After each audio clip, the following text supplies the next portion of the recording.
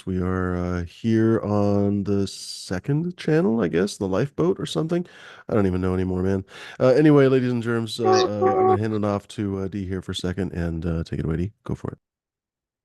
What's going on, everybody? This show is for educational and entertainment purposes only. You have to be 21 and over to be here. If not, you have to get out of here. That means you, little Jimmy. I see you back there. Back to you, Fumi. Perfect timing as always, like a well-oiled freaking machine here. Thank you very much, Steve, for always being very solid here. Ladies and germs, I'm trying to do all this, excuse me, all this stuff here. A little bit out of practice with the bigger computer here. But in the meantime, I really prefer this experience because it's a lot easier to see chat and stuff. Anyway, folks, oh, I probably should have stopped that video so I don't just pointlessly play my video here. There we go. Boom. Ladies and gentlemen, welcome to the show. Thank you very much for joining us. Like I said, I'm going to post the link here in a second. Robert Benjula is already in the house here. He might actually be first. He's first here in the chat. Look at that. Robert Benjula is first in the chat. Congratulations, Robert. Very, very well done. Am I getting a feedback in the background? You guys hear like another voice? No? Okay. Um, Zoom is super good at that then.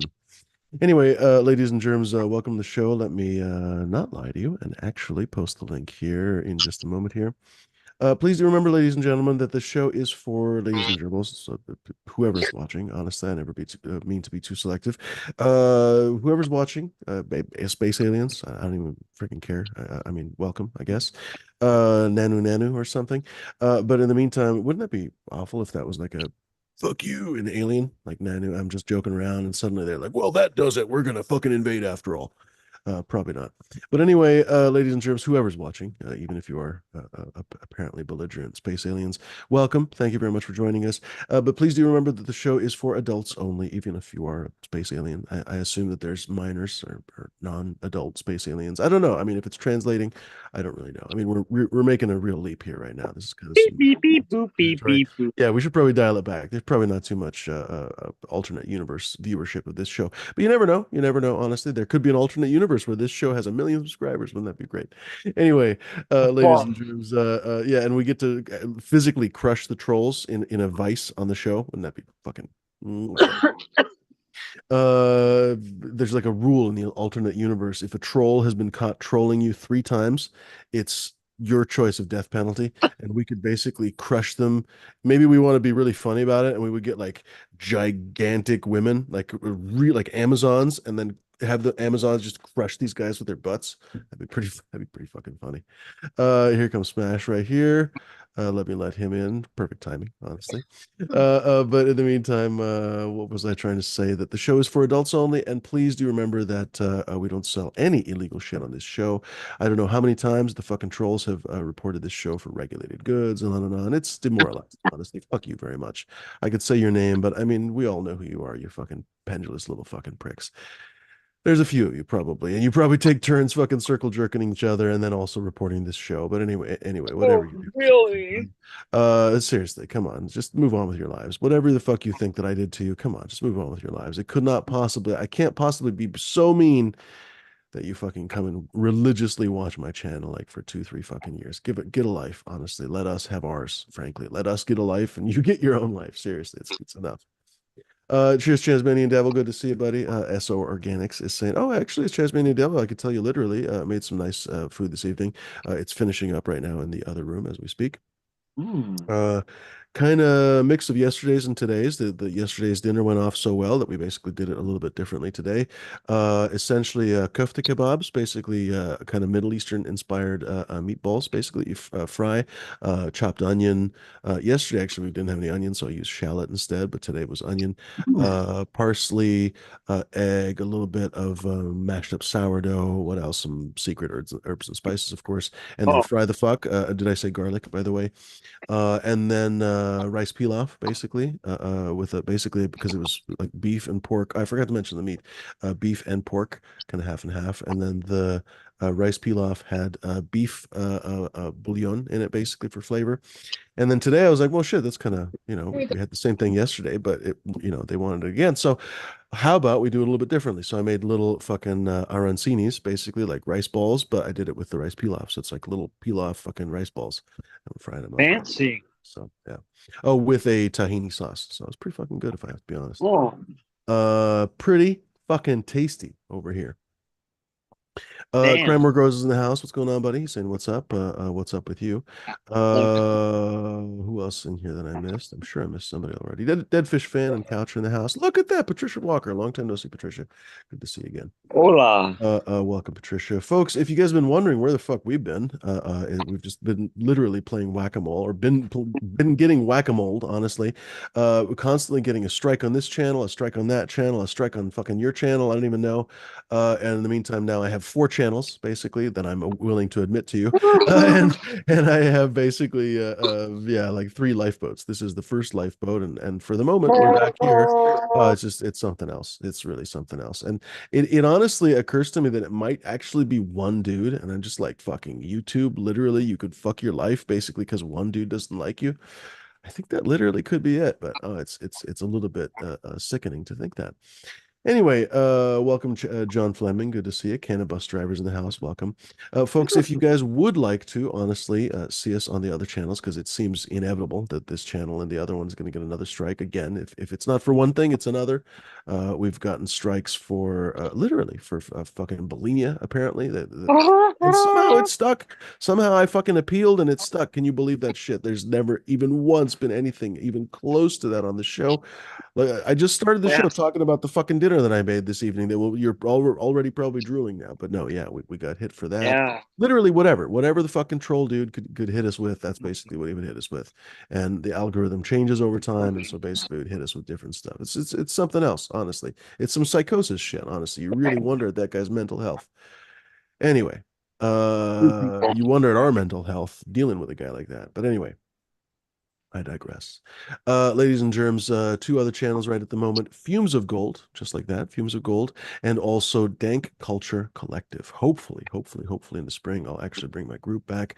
It used to be called the Portland Cannabis Tasting Society, but I Like realized that was, dogs. first of all, kind of a long word and everything else.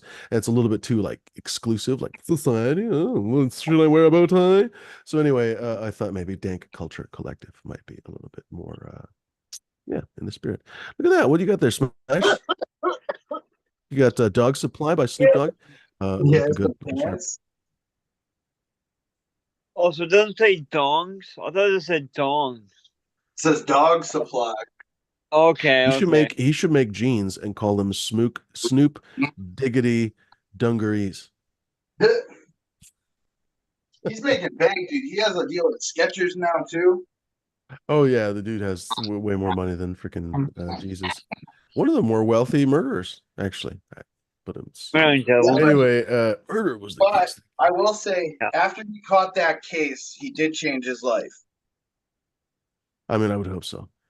He was in Yeah. the gangs in the Nothing streets. like a murder case to wake He- you right up. he's a known crip. Mm-hmm. Um, Crippin Thanks, through the Robert crip Benjula. dog. Robert Benjula. I didn't post the link. No, I did post the link, but I didn't pin it. Yeah. Thank you, Robert Benjula. He's saying already sub to the other channel. Um, well, crime workers, we're gonna be right over. He's saying not much, just eating chicken wings. That's awesome. Right. I mean, come on. Oh, Wouldn't want to be doing that, honestly? I guess a your vegan, probably. So skip stuff that if you're sounds vegan. good too. Right? Hardcore's in the house. He's saying, cheers, nerds. Cheers yourself, freaking super nerd. I think maybe that's the appropriate response there. Chasmanian Devil's saying sub to D as well. And I know you have too. You're one of the most legit viewers. Honestly, you're always on all the channels. Every time So, if I tune in on Smash or anybody's channel, Chaz or Crime More Grows, a lot of you guys are always watching. Too legit to quit, I tell you. Ladies and germs, do hop on though. It's a conversational show, so if you are new to the show, for example, you probably aren't. But if you are, Please do hop on. We love to talk to new people. We'd love to have conversations with folks. I'm probably gonna hop off in maybe, I don't know, 15 minutes or so and have some dinner. But then I'll hop back, hopefully, because I don't know, this is the regular night. I am very much I don't know, for a year and a half now. I've probably been telling you, oh, I don't know what to do with the show. And man, it's just it has not gotten better. It has not gotten better, and especially with the trolling and everything else. So don't know where to take these conversational shows. I don't want to take them away, but I also don't want to commit so much time to them and, frankly, so many resources and everything else. So, very much open to ideas. Maybe if we want to rekindle the whole bud tender, or what did we even call it? Not bud tenders. We called it fun tenders. Fun tenders. If we want to rekindle the fun tender idea, that's a possibility. Because it occurs to me maybe it would be fun to do, I don't know, 1 or 2 hours of these shows, but then just leave the show running basically for whoever wants to keep the conversation going, or split up the show. That would probably be a lot better. I know that these long form shows really do poorly on YouTube, frankly. So it might be more advantageous to do a pre-show and a post-show or something, especially now that we have so many fucking channels. Maybe take advantage of that for a change. I don't know. It's something else that we have to constantly run away scared. Maybe we can actually take advantage of all these channels and maybe do a regular show and then a post show. What do you fucking call a post show? Why can't I think of the fucking word for it right now? Well, I've been Pre-game, doing post-game, the fuck, the after party. There we go. That's the after word I'm looking party. for. So pre-game and after party. Fuck, we could do a pre-game too for all I care. Well, that's what I've been pretty much doing on my channel. Actually, that's true. D has been doing pre-games. Pre-shows. That's right. What's your channel, by the way, D? Speaking of which, say hello and tell us your channel. What's going on, everybody? I'm D Zombie. You can find me on Instagram at D_zombie_. Also, subscribe to my YouTube channel, D Zombie_745, where I do go live now more. Especially now before these shows go on. So I can give you some information like where we're gonna be or where we are. I hope everyone's having an awesome night. I'm smoking on 3 different kinds of cannabis. Get to it later on. That's about it. Hope everyone's good. Cheers. Cheers, D. Oh, Good to see you. cheers to all you lurkers and people in the background Amen. watching and doing some work or smoking a joint. Cheers. You know how hard it's to find swim trunks in the middle of the winter? How hard is it? I don't know. I couldn't find them today. It was at Walmart. No, I believe you. Most of the stores don't. Oh, this microphone has a lot of feedback. Or what is it called? Need to put a thingy over it. Anyway, That's what she said. wind noise. There you go. Nice, D. Fuck was I trying to say before that? Fuck, my neck hurts a little bit.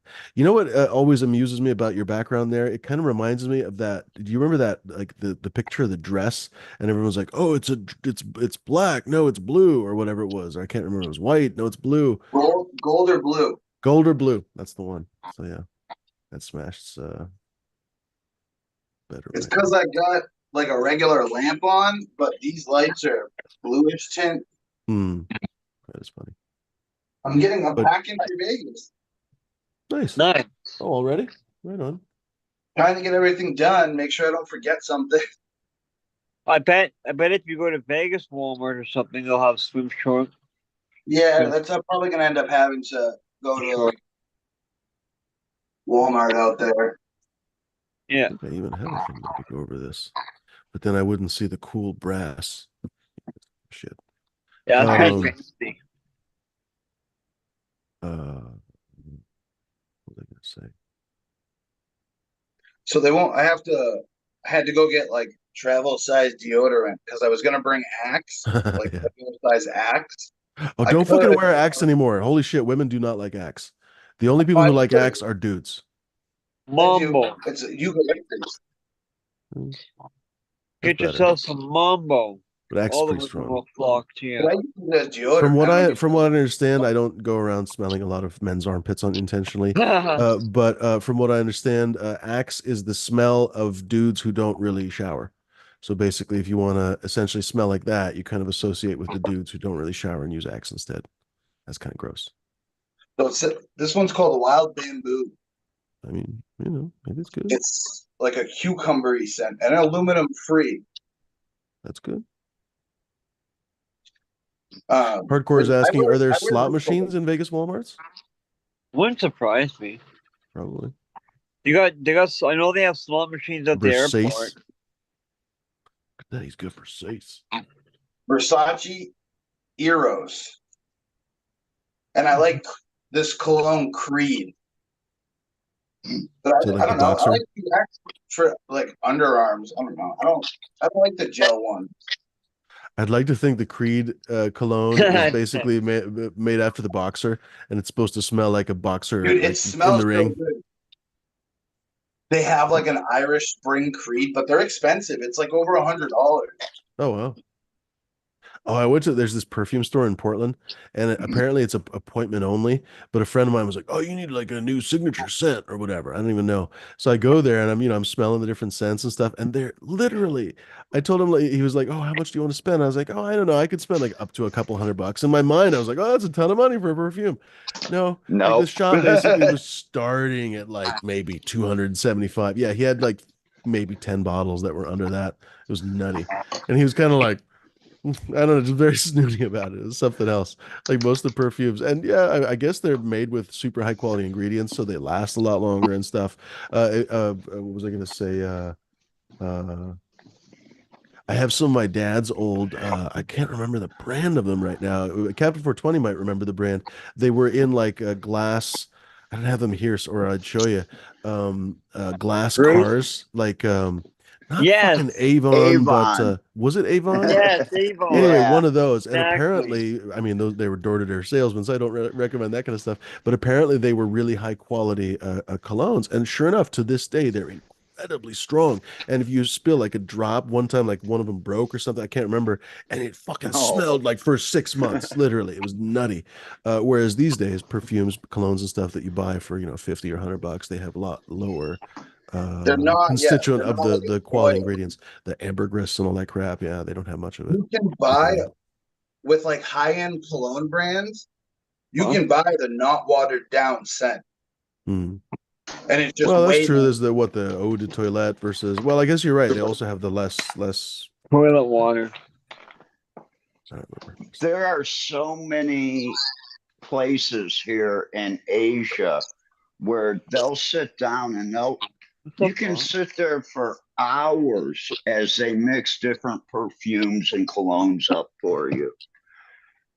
And yeah, when you were talking $200, yeah, no, they start at like 250. But it's because of the oil and the alcohol that they use. It actually lasts a lot longer. Oh, actually, Jimmy, it's funny you say that. I usually don't use the spray Axe, but I had Axe like physical deodorant, and I ran out. Oh, don't take it too personally. I just read it the other day. Like it's not a big deal. Probably 50 of the people in the fucking chat use it. But I remember I was talking to somebody the other day. They were like, "No, no, Axe is gross. Don't do that." Oh yeah. I mean, you can do whatever the fuck you want. Honestly, I got like a gift set with swaddle your balls and I don't even know what. I'm with Bud Kilowatt. They're in chat. He smells like weed.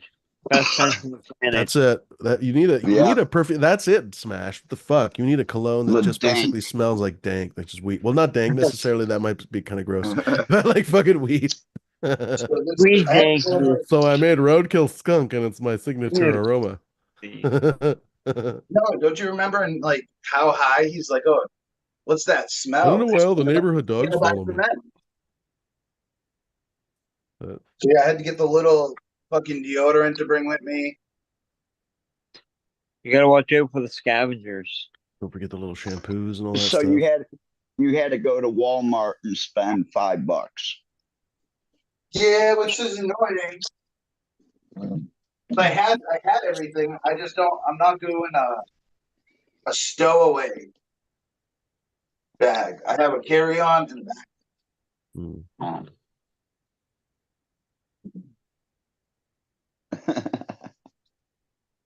By the way, what's going on, Captain? I get on a plane with a backpack, man.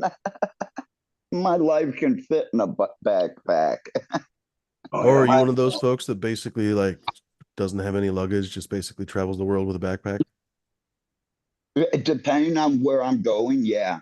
If I'm just Yeah, I've been like when that. I go to Cambodia, I literally take a carry-on bag, and on the way back, it's a 20-kilo check-on luggage bag because I go and I buy stuff in Cambodia and I Yeah, but just throw it in a bag and let them throw it in the bottom of the plane.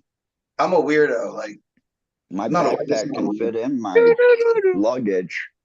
I have like extra shoes I'm bringing in shit because we're gonna be Why? going to like the club and stuff. So I had to make sure I had like dress attire. Okay, what's if that my thing? tennis Liquid? shoes don't get me in under my dress attire, fuck you and fuck your dress attire because you didn't tell me suit and tie. But oh yeah, I'm bringing this little bag too. Is it liquid? There's a club called Liquid or something, or Loud. Apparently, it's supposed to be the club to go to. I think I'm gonna be going to Omnia. It's like an EDM club. Get out the E. Dude, I gotta make sure I got like a grinder and shit in here. Papers. That's fine to take. Is it? If it's clean, right? Yeah, it doesn't matter. You're flying from one rec state to another rec state. Yep. I mean, like if I was It, on the it, plane, I'd be I'd be linking papers together for rolling up big joints. I'd be doing that shit on the actually, plane away. I've rolled a joint on the plane before. That's Shit, awesome. you got if you go back on my IG page, there's a video of me rolling a joint in a goddamn hospital here in Bangkok. And the whole Yeah. place reeked. Believe me, when I opened that up, it reeked. Has anyone ever tried these? The just nicotine pouches? No, Nope, I don't don't need smoke. to. Yeah, I'm trying not to smoke a cigarette the whole time I'm there. Oh, it feels so good. Oh, I can't wait to have these again. Oh my God. I got cartons of those. My mom smokes those. Yeah, thanks. You could have shipped me a carton. You're a really good bud. You didn't tell me? I didn't know you smoked Senecas. That's such a random dude. So I was driving Dude, through everybody on here knows I smoke Senecas. I've always talked about it I because they're told you, $25 a carton. my mom called me and she's like, "Go get me a carton of Senecas." And I stopped at like Hampton Beach. I stopped in like Seabrook. I stopped at like 5 different places and they didn't have them. There was only like a certain couple stores in New Hampshire that actually carry them, which is funny. I was actually having a problem like that with my players' papers. All the convenience stores and everything didn't have them, so I had to go like to 3 different stores. But it's cool. The 7-Elevens here just pulled out all the 6 packs of like Pepsi and Coke now. They don't sell any 6 packs. You have to buy it by the can or by the 2-liter bottle. I'm gonna try to make like a travel vlog. Like, Jimmy, you know when people make videos that they're like going on the airplane, they do like short little clips up to the event. I want to try making one Just of don't those. do the TikTok influencer shit where you're in the aisle seat and you're like Oh dancing to no, the I secret just music. like quick clips of like you walking on through the terminal What the fuck? and then walking. Oh, you have to watch that uh Smash. You're not allowed to video and do any of that in certain parts of the terminal. I had a big fight in Vietnam about it because the ticket agent was giving me a hassle, so I started recording him, and it turned out to be a 30-minute argument. Oh I shit! mean, we had military there even. Wait, Yeah, in you Vegas? can't film like you can't film like No, in security checkpoints and Vietnam, stuff. flying Oh. back. Oh, well, Smash is not going to be in Vietnam, I don't think. Not You can't tomorrow. film like the security checkpoints. I don't think like. No, this wasn't even a security checkpoint. This was where I checked my bag in. And he was telling me I couldn't record. And I said, I'm having a problem with you. I'm recording your ass. Yeah, I'm not gonna film a lot in the airport. I might go live. I go live in the airport. I'll go sit before my plane at the terminal. Usually go live for a little bit. Oh, yeah, you can do that. I think I've gone live once from a terminal. Oh, Tony Greek is and saying big, absolutely no cams in any airports. No. and can I add an addendum to that? Be careful when you're filming in the casinos too. That's a big Mm. no-no too. Don't get Around the it depends on gambling tables, especially. it Yeah. depends on what casino because the MGMs have decided that they will let some filming happen. I've already been looking into it. Yeah, Right on. contact them beforehand. That is the best. Not like the day you show up or the day before you show up. Give them like a So I week know in people advance. that go into Resort World in Vegas and they're sitting there. They all you can really see is the slot machine that they're playing, but they record the whole like slot machine and them winning and stuff, losing.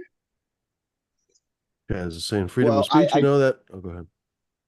I think a slot machine is a little bit Yeah, different than card games, you can't table really have your games. phone at like a blackjack table. I heard. They wouldn't allow me to even have music No. on at the blackjack table on my headphones Because you could be because they thought getting secret information signals. from someone and they banned already. What about butt Crazy. plugs? Vibrating butt plugs. That's only in chess. Sorry. Actually, what you do is you sit down with a really good dealer and you start talking to him, and he knows that you don't play a lot, and all of a sudden he starts playing your hands for you. How you like that one? Yeah, I do when I go in. $50 hand of blackjack. As by the way, we're saying freedom of speech, you know, that paper called the Constitution. Thing with freedom of speech is it's very widely misunderstood, honestly. No, seriously, it's very widely Yep. misunderstood. Like basically freedom of speech in terms of the Constitution, it protects you from the government. Basically, the government's not allowed to infringe on your speech, but that doesn't apply to you necessarily in Me or private you. residences, for example. If you go to somebody's house and start yelling about something, they can just remove you. They can take you away. You don't really have any, you have civil rights, so to speak, but you don't necessarily have the freedom of speech to talk in their house. That's their private property. Same thing with Vegas. Those are private casinos, honestly. As much as you would dislike the idea, they're private casinos, they're private businesses, and so they control all the speech. It's kind of grim, honestly. Employees are not allowed to say what they want. Customers are not really allowed to say what they want.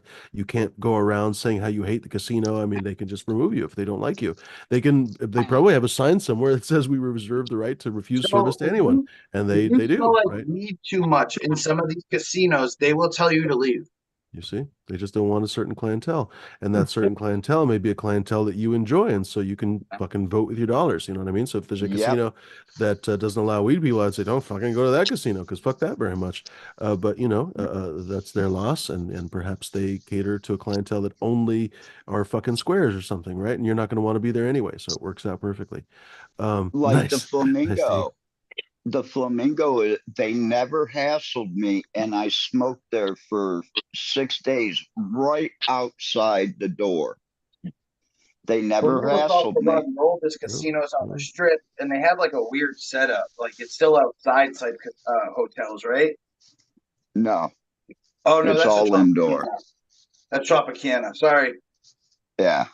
Mr. Scott, by the way, is saying that Smash looks naked. You shaved up, and they're like, "Oh, you look naked." Oh, How many cards I've got numbers of people in Las Vegas, but I don't call those people when I go out there. How many Why not? cards? I'll call them if I get in trouble. I'm gonna bring like 50 Captain, cards. you never call. You never care. Are you selling cards out there? Yeah, I got a whole bunch of business. I got some more business cards, and then Oh, I gotcha. I gotcha. I put hit me up for a free pack on like 10 of them. So if I hand it to you and you like look at the back, they're like, "Oh shit! Now I gotta hit them up That's because cool. I got a free pack of seeds." But I do have. Hold on, I'll show you my little bag. Where is it? Oh, right here. All the seeds I'm bringing. Where did that All all right. go? I And then am I tired have. of waiting for dinner, so I am gonna go Oh, do that. So folks, hop on. I've made these guys co-hosts, so you guys are welcome to hop on here. Please do, because that obviously continues the conversation. The conversation involves you people, frankly. So hop on and join the fray, so to speak. We're not here to freaking bite. We're not here to start any fights with anybody. Well, D might be, but the rest of us are not really here to attack you or anything else. If you have a contrary opinion or anything, you're more than welcome to bring it. You're more than welcome to share a different story or something, a different perspective on life or whatever else. You're more than welcome to disagree, basically. But just don't bullshit. Don't be a shithead. Don't be a dick. Don't show your dick, as we always or pretty much always say. And other than that, yeah, don't report the show. Don't be a bitch ass motherfucker and report the show. Come on, seriously. Like we're just trying to have an interesting conversation here. We're just trying to goof off and enjoy ourselves. So please, come on, like have some fucking pity on us and just let us fucking have our goddamn smoke session, would you? In the meantime, do tell your friends, ladies and germs. Do tell your bud tenders. Do tell your fucking fellow farmers or your medical growers or whoever you know that enjoys weed about this channel, Fumidoro, about the main channel. It will hopefully be back soon. Fumidoro and the Flavors. Of course, the two new channels, Fumes of Gold and Dank Culture Collective. Look those up and sign up, please. Subscribe if you can. I'm going to go have some dinner, ladies and germs. So I'll be back hopefully in the not distant future. Enjoy the conversation. So, talking about business cards and things like that, let's see, are we on page here or do we still have there? Here's what my stickers look like on my brownies. I These know it's small, hard to see. looks good. Right on, Cabs. That all took 1 hour to create. Nice. Actually, I got one of the guys here really high, and he kept on sending me stuff. And I Oh was man, like, you know what? That one will work. I know a guy like that. Well, I gave him the text that I wanted on it and kind of the style and where the text should be. Mm-hmm. So I basically laid it out and he just came up with the artwork and placed it all. so I made some graphics today I put on Instagram. I love making logos. It's fun. Especially easy. It's easier now too with AI. Yeah, I don't use any of that. Sometimes I don't know. I find it easy to come up with my own idea, especially art wise. Like word wise is a different story for me. You'll catch me using AI to send emails, but I love drawing. So Hey, that's a smoking pot plant with a swashbuckler's hat. Arr. I would have never came up with that idea. Let's turn that on. yeah, look, Captain, I had to make sure I had wired headphones. Oh, look at it. Funny that I say I draw a lot. I made sure I brought pencils and a pencil sharpener so I can draw on the plane. That's okay. My mom gave away to my daughter all of my drawing stuff. And when I was in Cleveland last time, I took her to the art shop. They might not actually And let this go. and I actually went into the art shop with my mom and took her around and showed her all the stuff that she gave my daughter. And she goes, I didn't know that colored pencil set was $289. I Wow. said, no, you just seen it as something in your house that wasn't yours and you got rid of it.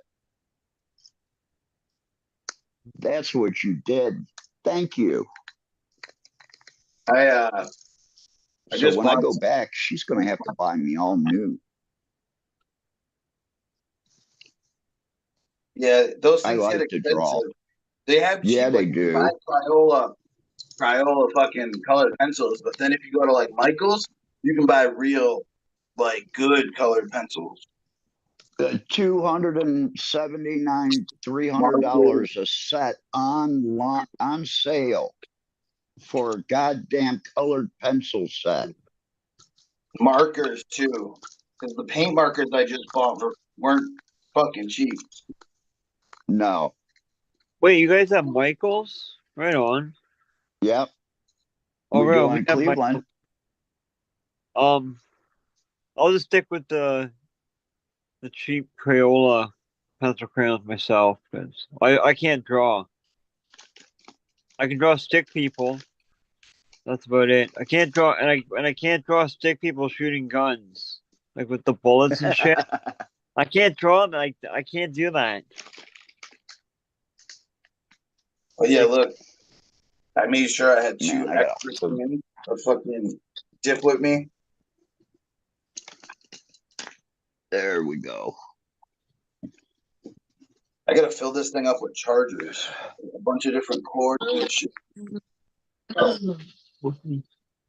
Yeah, that's gonna be your weight right there are all the different chargers.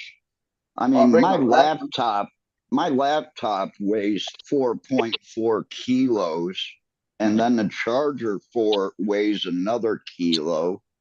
I'm already up to like 11, 12 pounds. What the fuck? I'm bringing my old computer too, not my new one. I'd bring the one that was the lightest. Well, you're a big guy and you can walk around for an hour with some weight. But when I'm traveling, no. When I'm going to shows like that, backpack. See, When I go out for a free seed day, it's going to be a backpack. see when I get to the hotel, I'm bringing my old laptop because I'm just gonna leave it there in my backpack.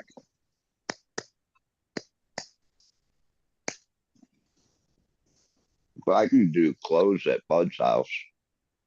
Damn, I don't want. I'm trying to think of the best way to bring these pencils.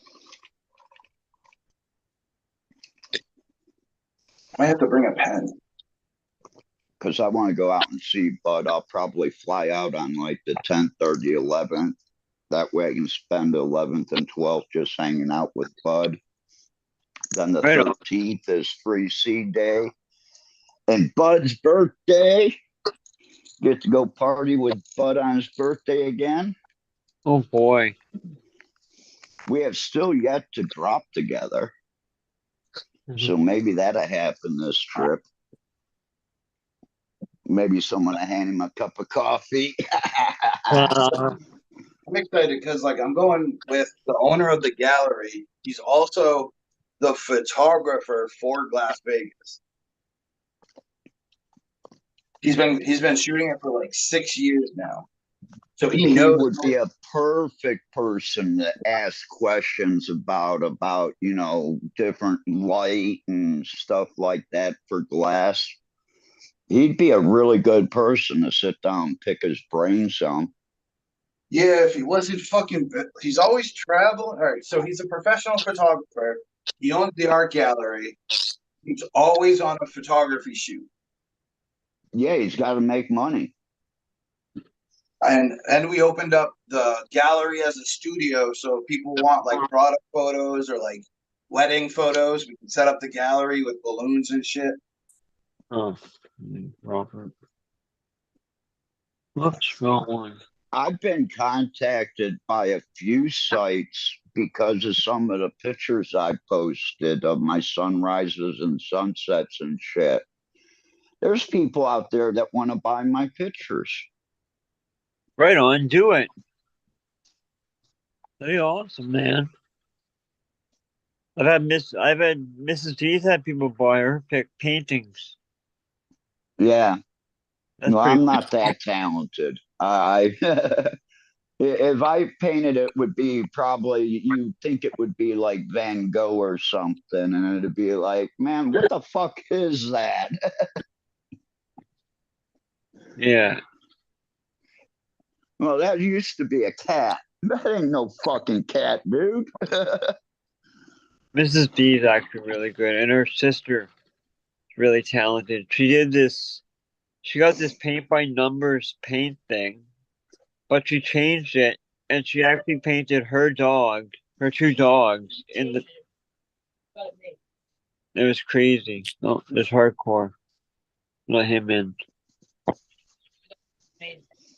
Cheers on I that. was I was with a friend the other day, and his niece is like 4 years old, and she's drawing fucking mandalas. Yeah. 4 years old drawing mandalas. She is going to be a prodigy. Right on.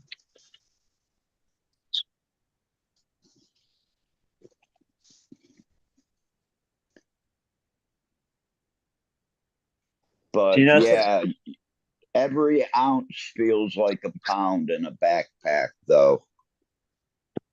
Because yeah. I wonder why my backpack feels so heavy at times, like going to Cambodia. Why is this backpack 5 kilos? All my clothes and everything are in the little carry on. Where the fuck is my lighter? Dude, I lose a new lighter every day. Take that, night bot. I've You just got got to a wear layers. You got purple to wear like 10 layers of Bic. clothes to the airport. Not when it's fucking 92, 93 degrees.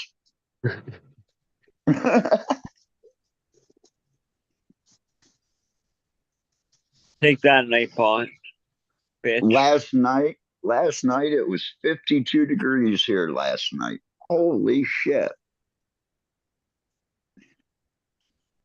Yeah, we've had minus like 23 or something like that. It's crazy. The last couple of days, it's crazy. Well, when 25 you here right go now. out and the sun's out and you're at like 84, 85, and then the sun goes down and you leave 2 hours later and all of a sudden you're down into like the upper 50s with shorts and a t-shirt on a bike. Yeah, it gets cold. See, I can up to like 40 degrees. Maybe, 40 degrees. I could wear shorts. Now, come on, Smash. That's you. You've been living in New England. You haven't been living in Thailand the past 7 years. It's And funny. you also have to understand, I went from 186 pounds to 164. It's So funny. I've lost all my insulation. I was looking. It was supposed to be. They were predicting the week I'm going to Vegas. It wasn't Wow. going to get above 60, but I looked today, and there's a couple of like 70-degree days in there. Yeah, that's like between 11:30, and 5:30.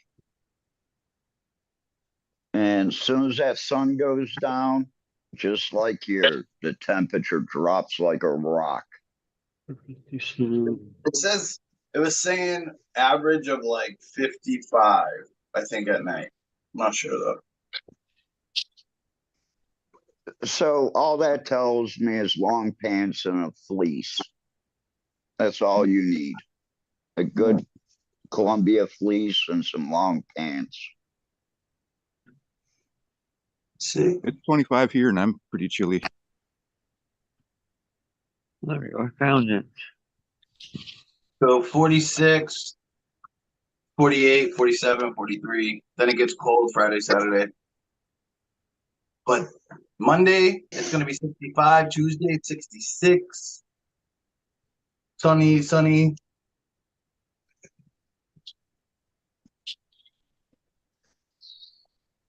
How many days is that from now still?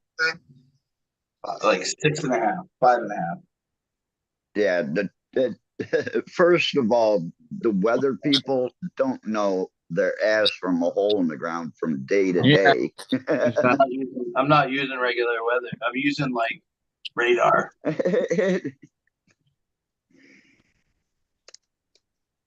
And I'm sure our U.S. military trained you how to read radar properly, right?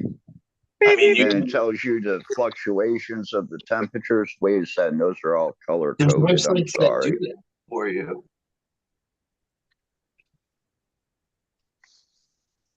Some of the best weather tracking apps. It's like the Weather Channel's pretty good.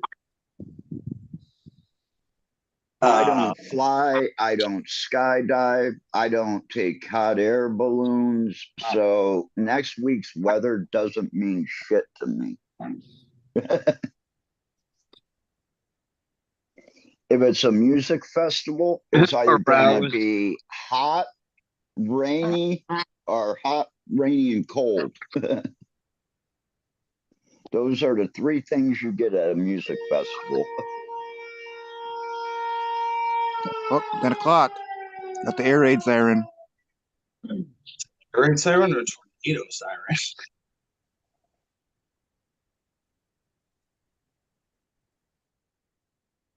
It will sound like an air raid. It is. Their tornado sirens. Use air raid sirens for tornado. It goes off at noon and 10 every day. 10? Really? That's kind of late, I feel like. Nah, that's to tell you to come in out of the fields because it's been dark for 4 hours already. I'm trying to think of what time the church bells ring. I think it's for just curfew or whatever.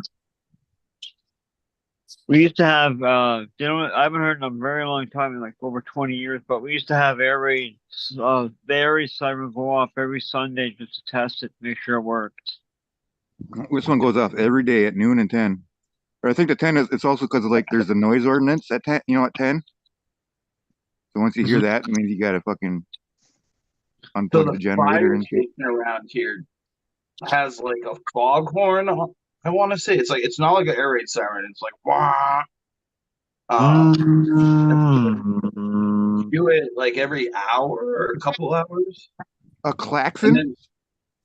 And then into does their bells every couple. I can't remember the times though. I moved away from that city. They don't do the bells here anymore. I got in trouble in high school because we had a nuclear siren go off and I wouldn't do shit for that.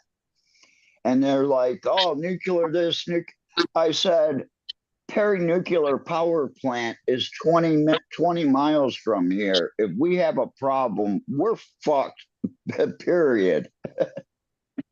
There ain't no place we can go that's safe in this school.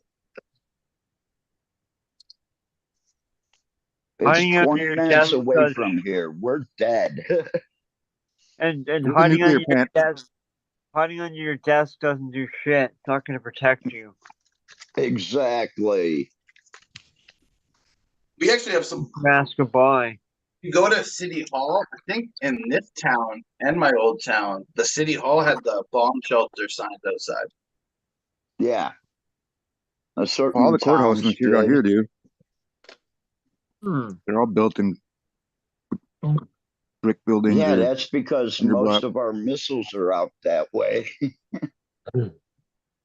Yeah, they're on like The South Dakota close, and shit. Well, I feel like the where closer we can get to Russia, no matter what way it is, either over the polar ice cap or straight across the Pacific. it's gonna hit the Yeah. East Coast. Either gonna hit a coast. Like it's gonna be hard to get them all the way inland if they ever do anything.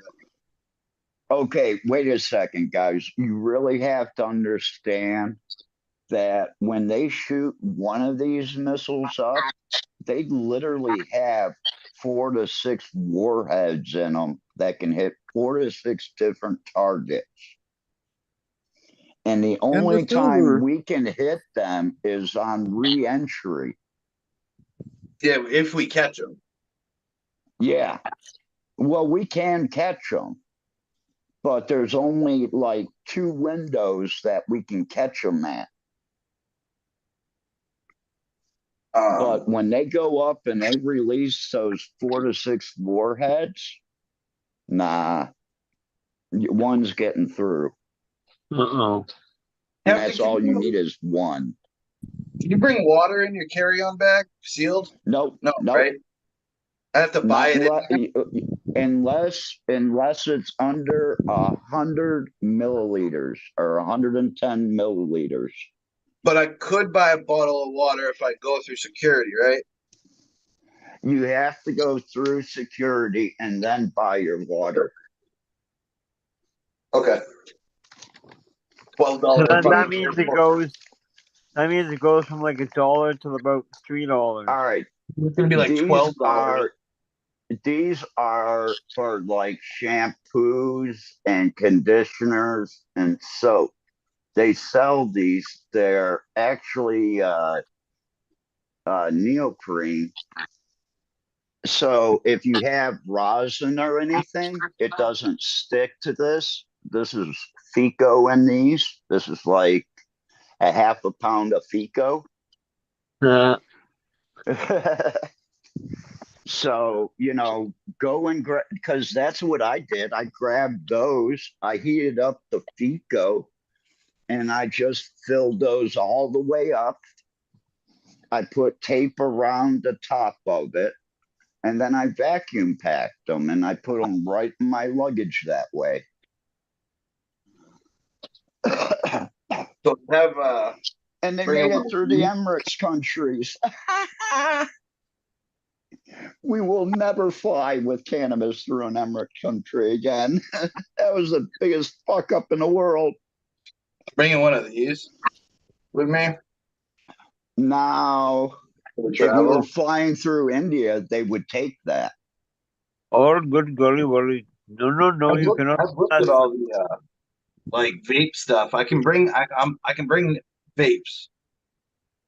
Don't put them in your check-on luggage. That all your vapes and everything have to be in your backpack. Yeah. All your batteries have to be in your backpack. So, Captain, I haven't heard from you since they outlawed weed again in Thailand. Or how is that? What's that about? They haven't outlawed it yet. There's no no law new in king yet. weed, period. No, there's no law about cannabis, period, except they deschedulized it. I'm gonna say why have I been seeing all these posts about it's shut down again now? I posted. No, not from you, from the big sites and shit. The guy that I actually posted, the guy that they were interviewing, I actually was with him on Saturday. And we were talking about this. And, you have to understand that Thailand is Thailand, but the northern part where I live wasn't Thailand until 1936. And to the Thai people up here and the Aka tribes and stuff like that, they let those people rule up here. The only people that have any force here in the north is the military. If you're a cop, they laugh at you. But military, man.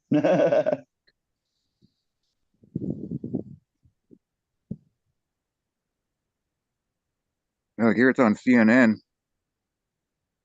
Yeah, well, they're want to go back to medical. That'd be fine. I'm a Thai medical patient. You can get Thai medical just Canada. like getting one in Michigan. Yeah, but Anything and everything will get you. A dentist here in Thailand can write you a prescription for cannabis. A dentist. isn't your medical program only oils? For concentrates, but they're going to open that up to the flour because they've realized that the flour hits people immediately, where the oil could take up to 30-45 minutes for a person like me. So So we've this had hasn't came that into law yet. This is the draft.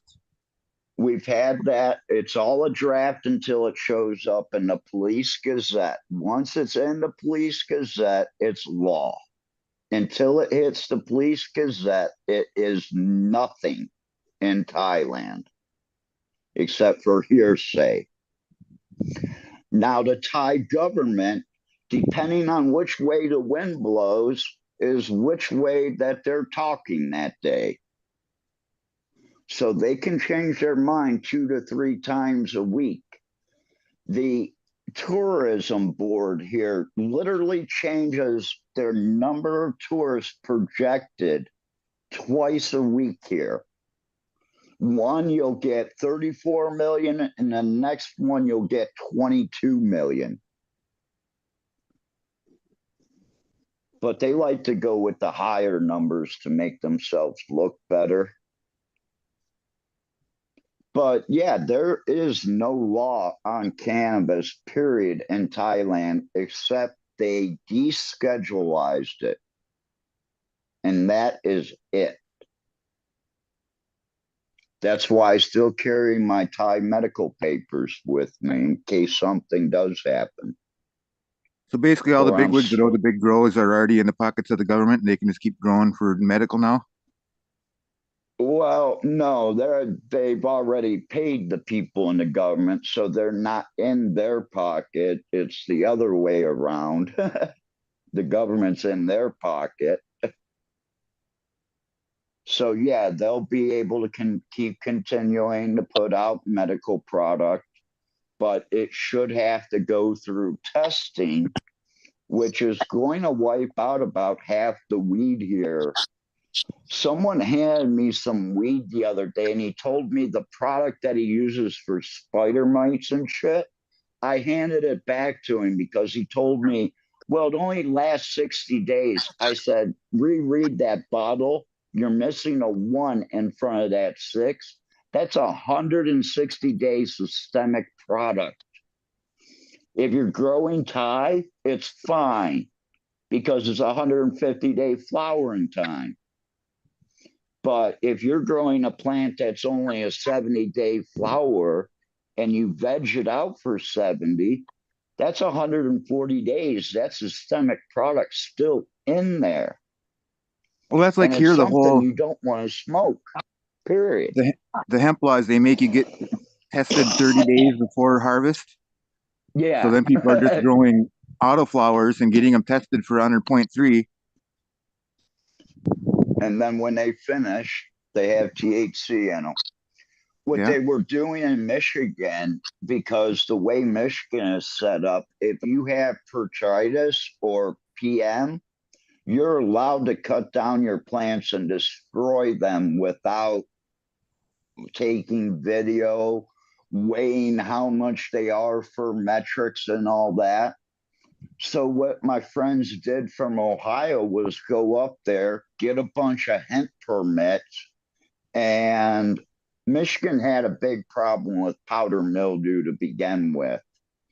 And they would go through, and 1/3 of their crop would be CBD plants.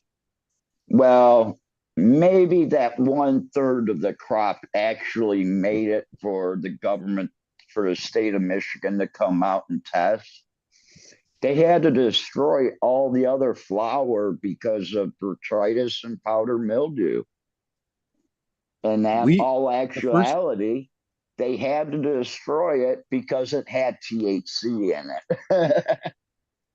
hypothetically the first year that I was growing it for my commercial buddy or whatever, a third of his crop that he had that was cherry wine Was strain hot.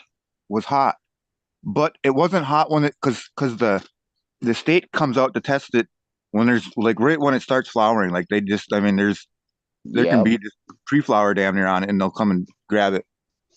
That's But the way Michigan does. but they grabbed it and everything past the state.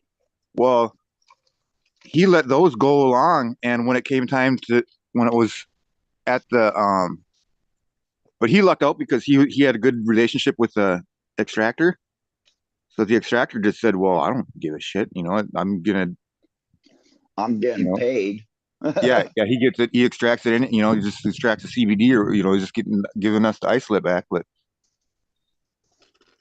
no, like there's a lot of companies. Like if I were to tell a hypothetical story, it'd be like a bunch of bankers and shit went and grew hundreds of acres of it up here of hemp or whatever, and had the state all involved, and all the neighbors knew quite well that they were growing it, and fucking then one year they decided just to not get any licenses and grow a couple hundred acres that they could take for extraction that wasn't hemp, make a quick buck and get out of town. Yep. Fuck over a Well, well, that's grower while all you're at it. Thailand's gonna be, is just for extraction. I mean, you're not gonna want to smoke Thai flower, people. Okay, unless you're a connoisseur and you enjoy smoking exotic strains, you're not going to grow Thai. It'll be in something that we cross, but you're not going to want to grow Thai because at 150, 160 days flowering, you're going to look at the plant and go, why did I spend the time growing this?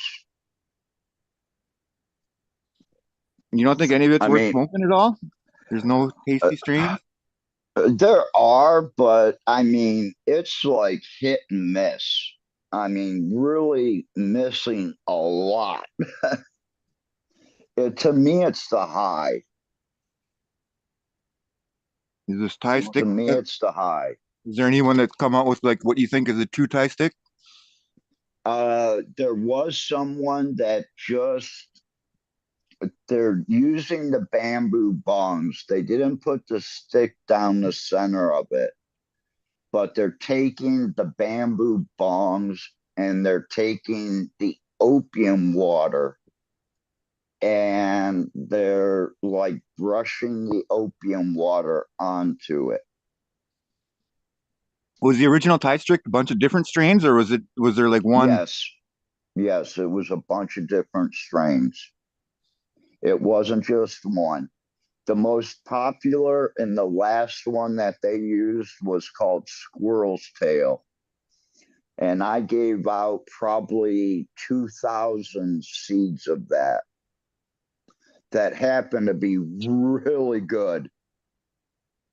I mean, hardly any intersexual traits at all.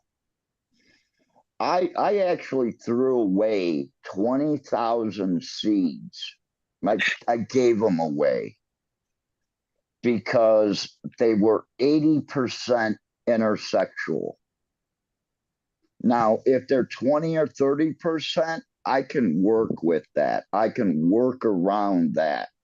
But when you're talking 80%, nah, I don't even want to fuck with it because it's going to take 3 to 4 years to narrow it down, to hunt them out. And I don't have 3 or 4 years to go hunt a bunch of 150, 160-day flowering strains. I got a bunch of Cheryl to hunt through. I just popped some of the seeds I made, trying to get through them. And then people are sending me pictures of some of them. Crime just got my apple fritter cross.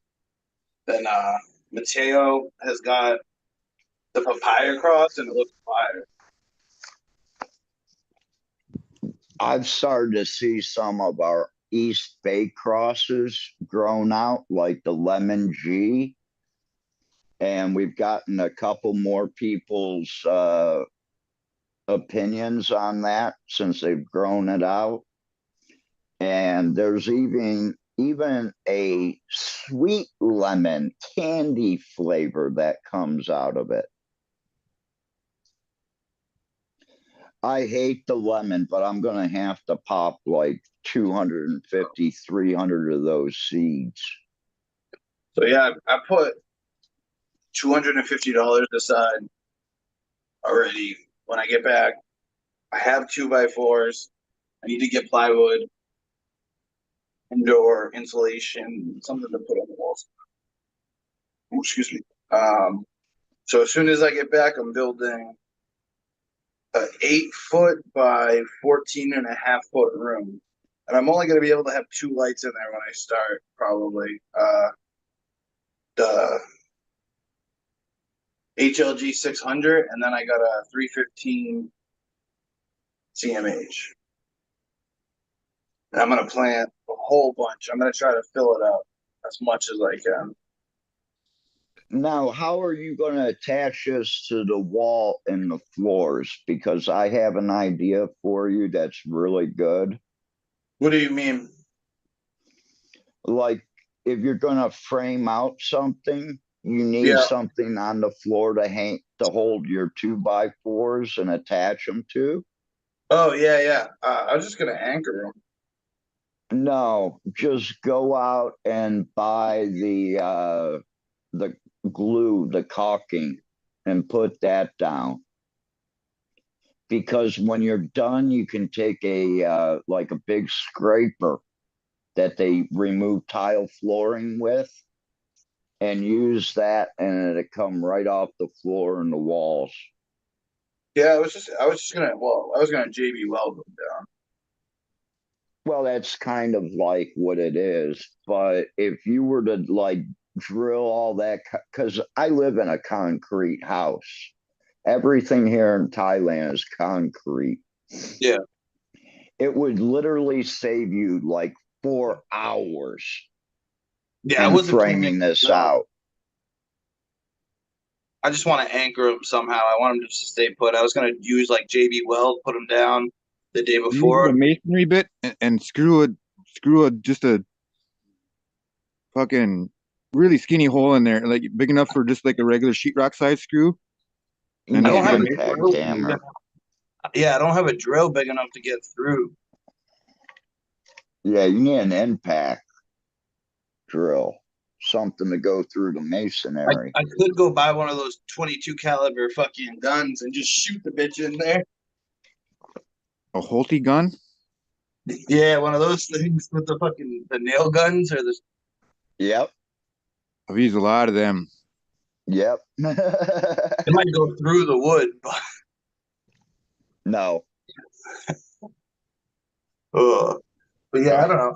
I was thinking of just JB welding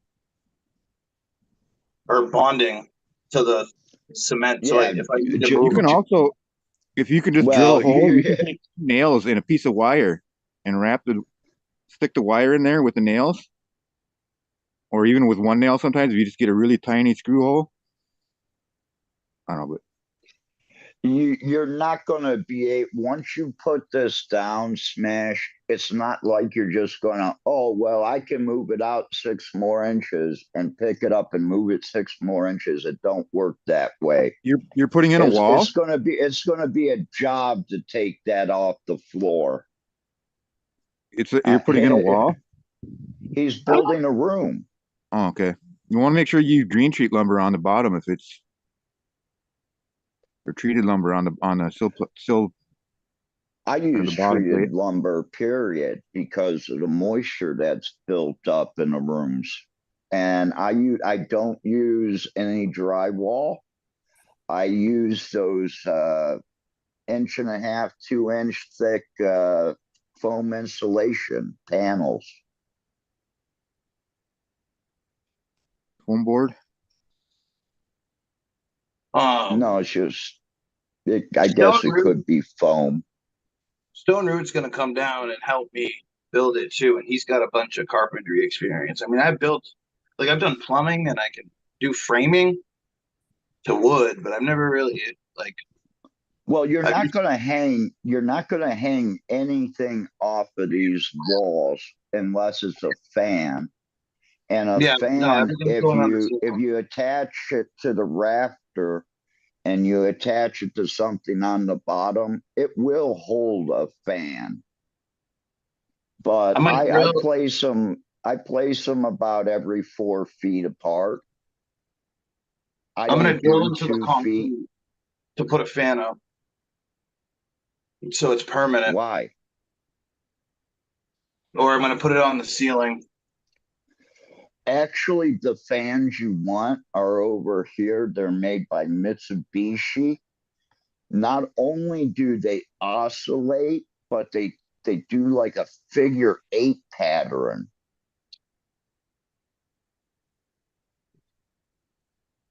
Yeah, I'm just gonna start When with I a couple oscillating. I got a when bunch I of. seen those over here and they were on the ceiling, I went, wow. And I sent pictures to all my friends that had grow shops and said, you need these fans in your shop. But yeah, Stone Root's coming to help. I'm only building one in like.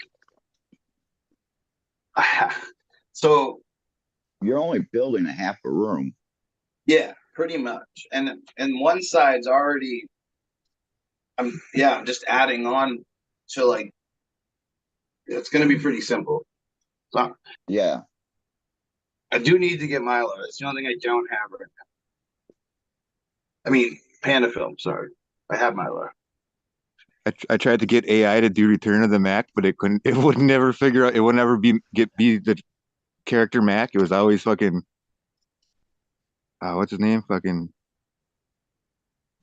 Oh, it's been too long since I watched Sunny. I was able to Charlie. get that insulation with a silver backing to it. You may want to look around for that instead of just the white and blue print. They have a silver back. I think it may have red print on it. So I'm gonna put the 2x4s up. On the outside layer is gonna be Panda Film, and then I got Mylar for the inside layer for the first little bit. When I get some money, I might put up like actual like mold Are you proof drywall. using LEDs or are you just using a mixture? Because if you're using LEDs, you really don't need the Panda film. There's gonna be a mixture. I gotta seal it. See, It's gonna need the Panda my Film. my LEDs on the as they reach the outer part, left to right, and top to bottom of the lights, the diodes are actually on different angles of degrees. So I actually get 6 feet wide and 8 feet long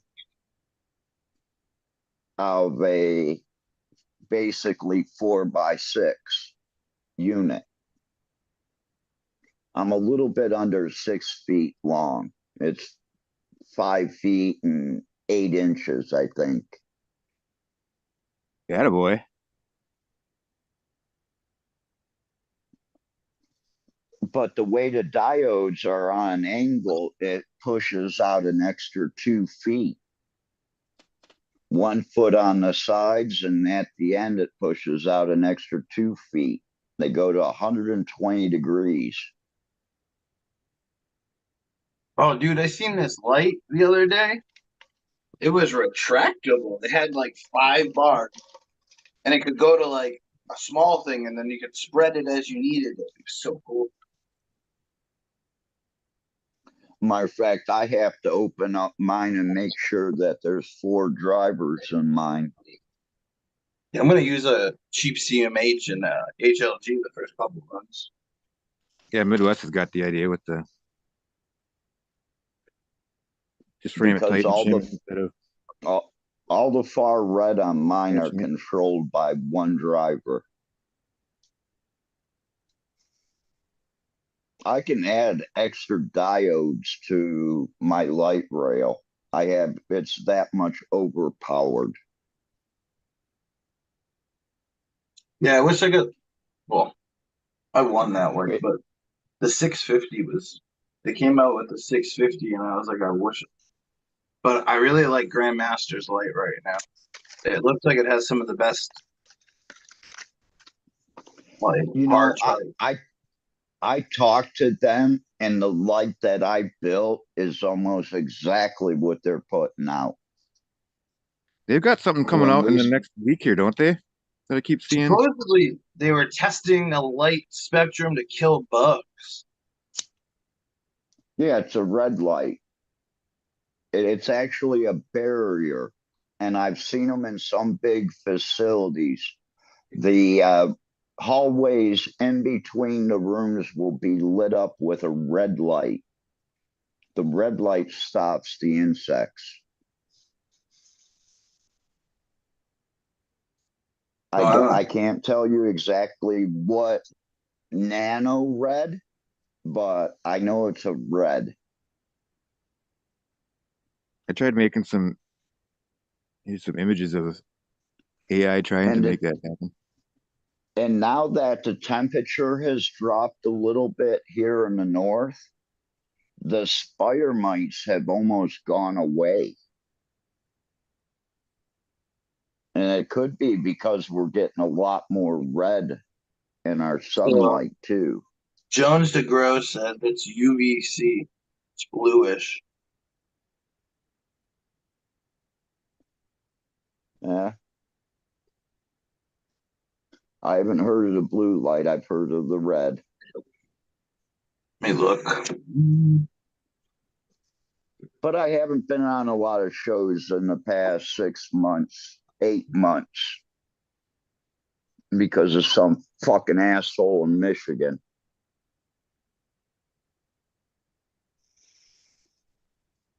And since we have so many strikes here, I ain't even going to mention any of it.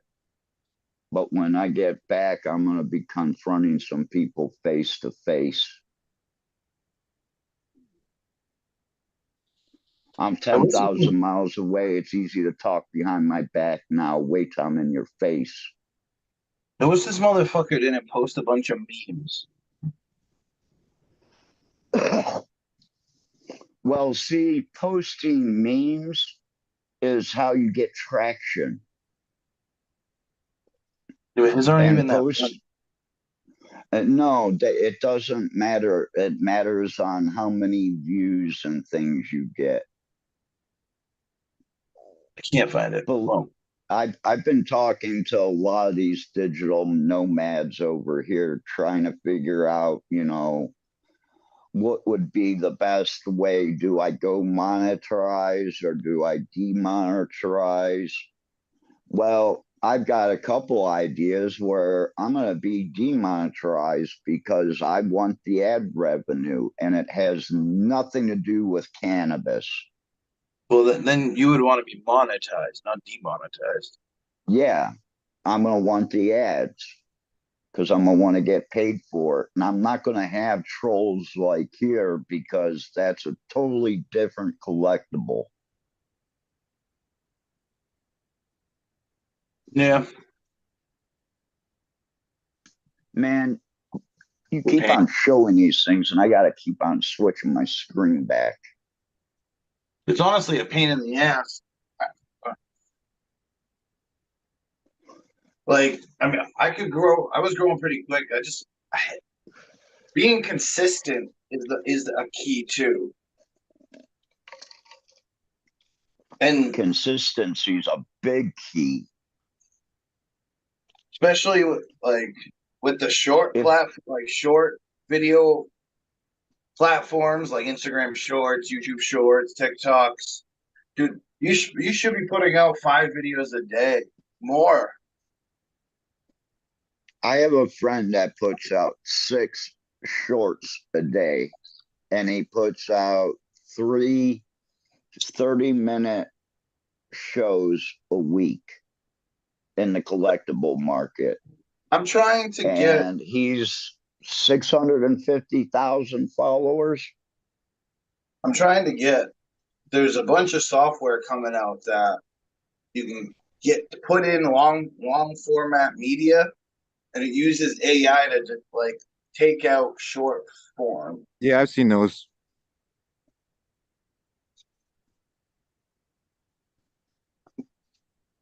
I've got someone back in Ohio. When I get back, we're going to sit down and have a talk about doing all the media for me.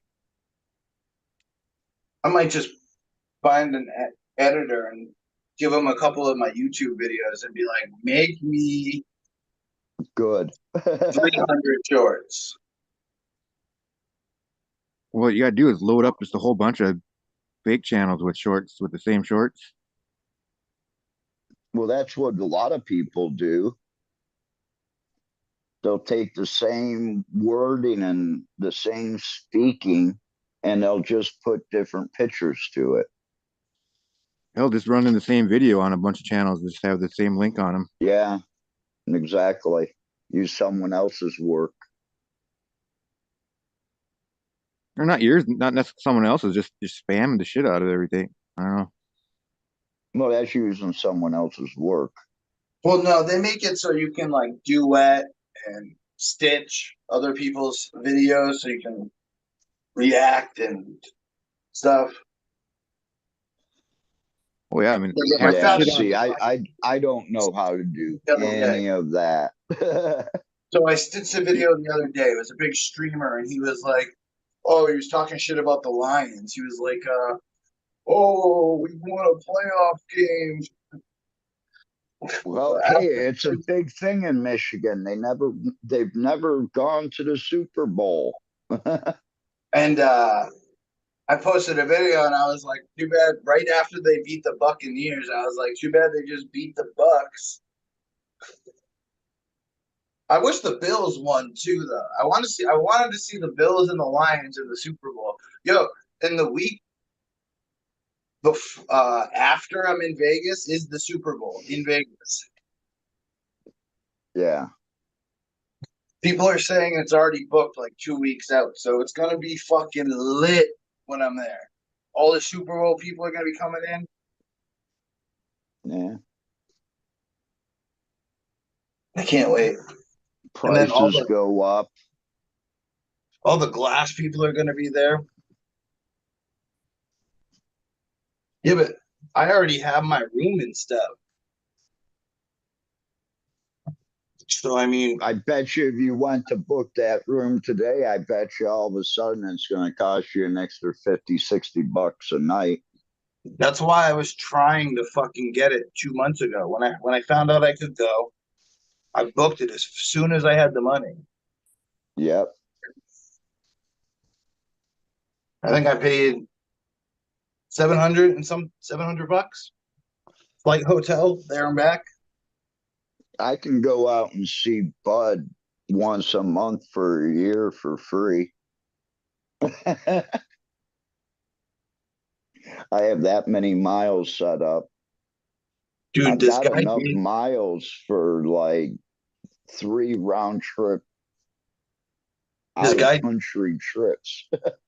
Dave Portnoy was at, I think it's Walgreens, and he scanned his Amex card to like buy something, and it showed him how many points he had, like travel points, and it was over 1 million.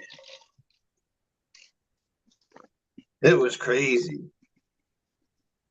It's almost 1 million points for me to get a round trip from Cleveland to Bangkok.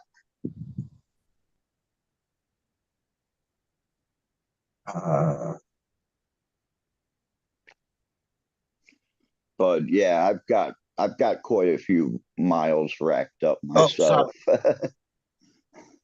I can How can Dave spend his 44 million Amex points? Yeah, 44 million. Buy gold. That's crazy. You could go everywhere you wanted to for like a year. He can redeem it for.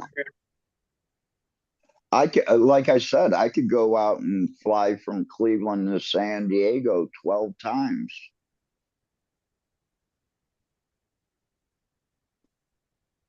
That's like $6,000 savings. San Diego is much, much more expensive than flying into LA. But I want to go hang out with Bud for a few Fly days. first class round trip from New York to Doha 111 times on Emirates. 211 times.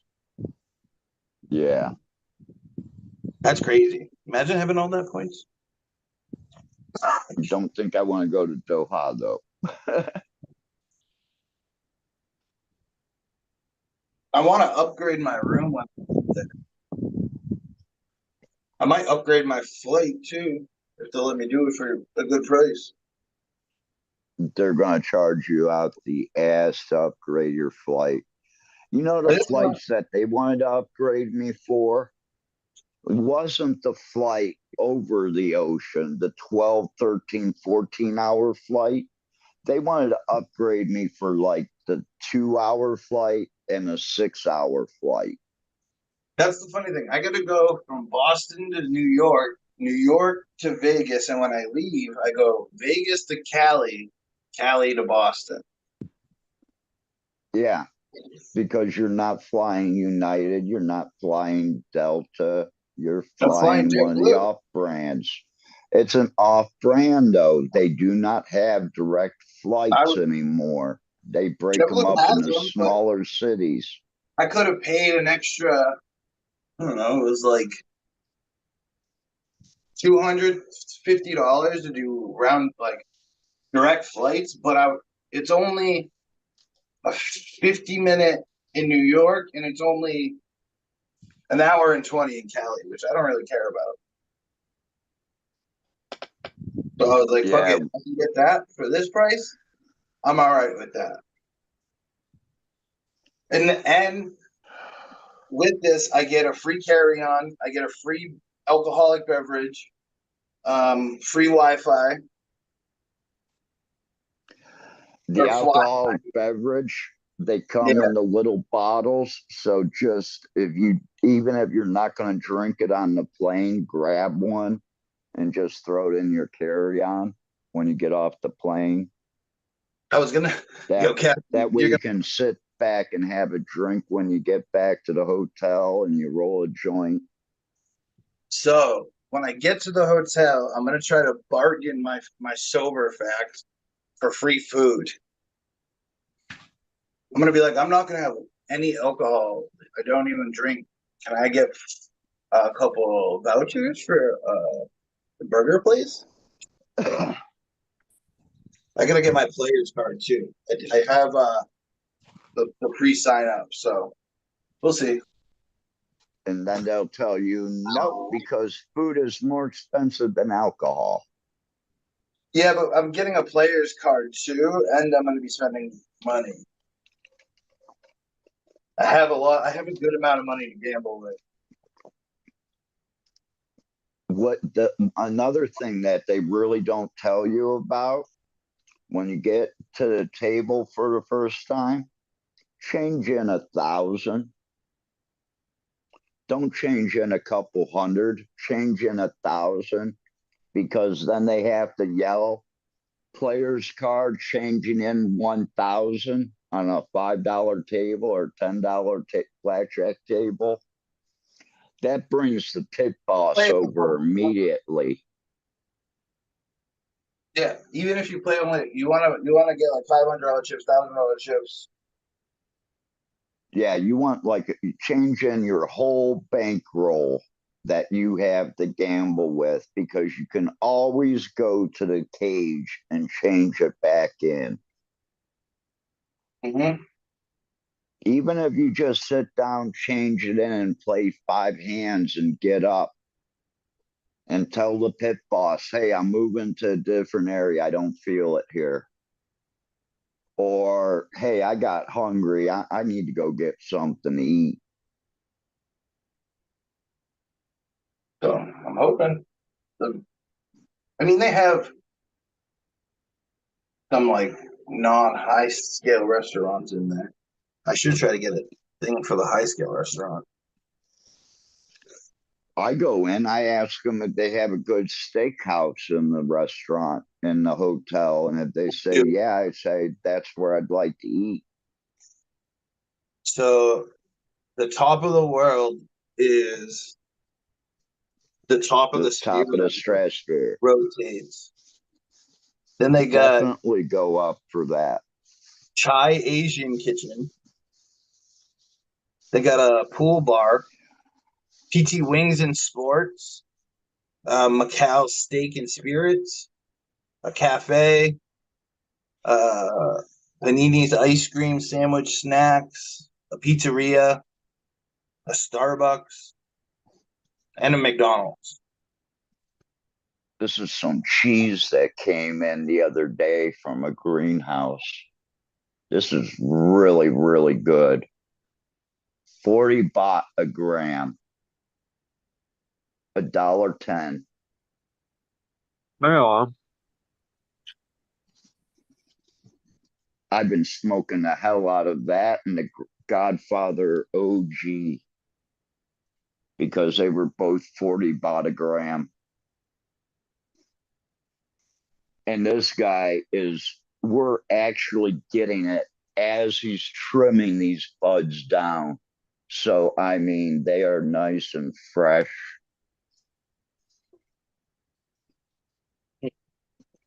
He didn't dry them out too fast or anything like that.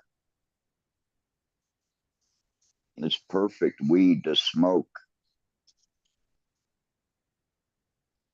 Gotta get out of here. Getting kind of late. I got Thursday. I have a cornhole tournament I'm attending.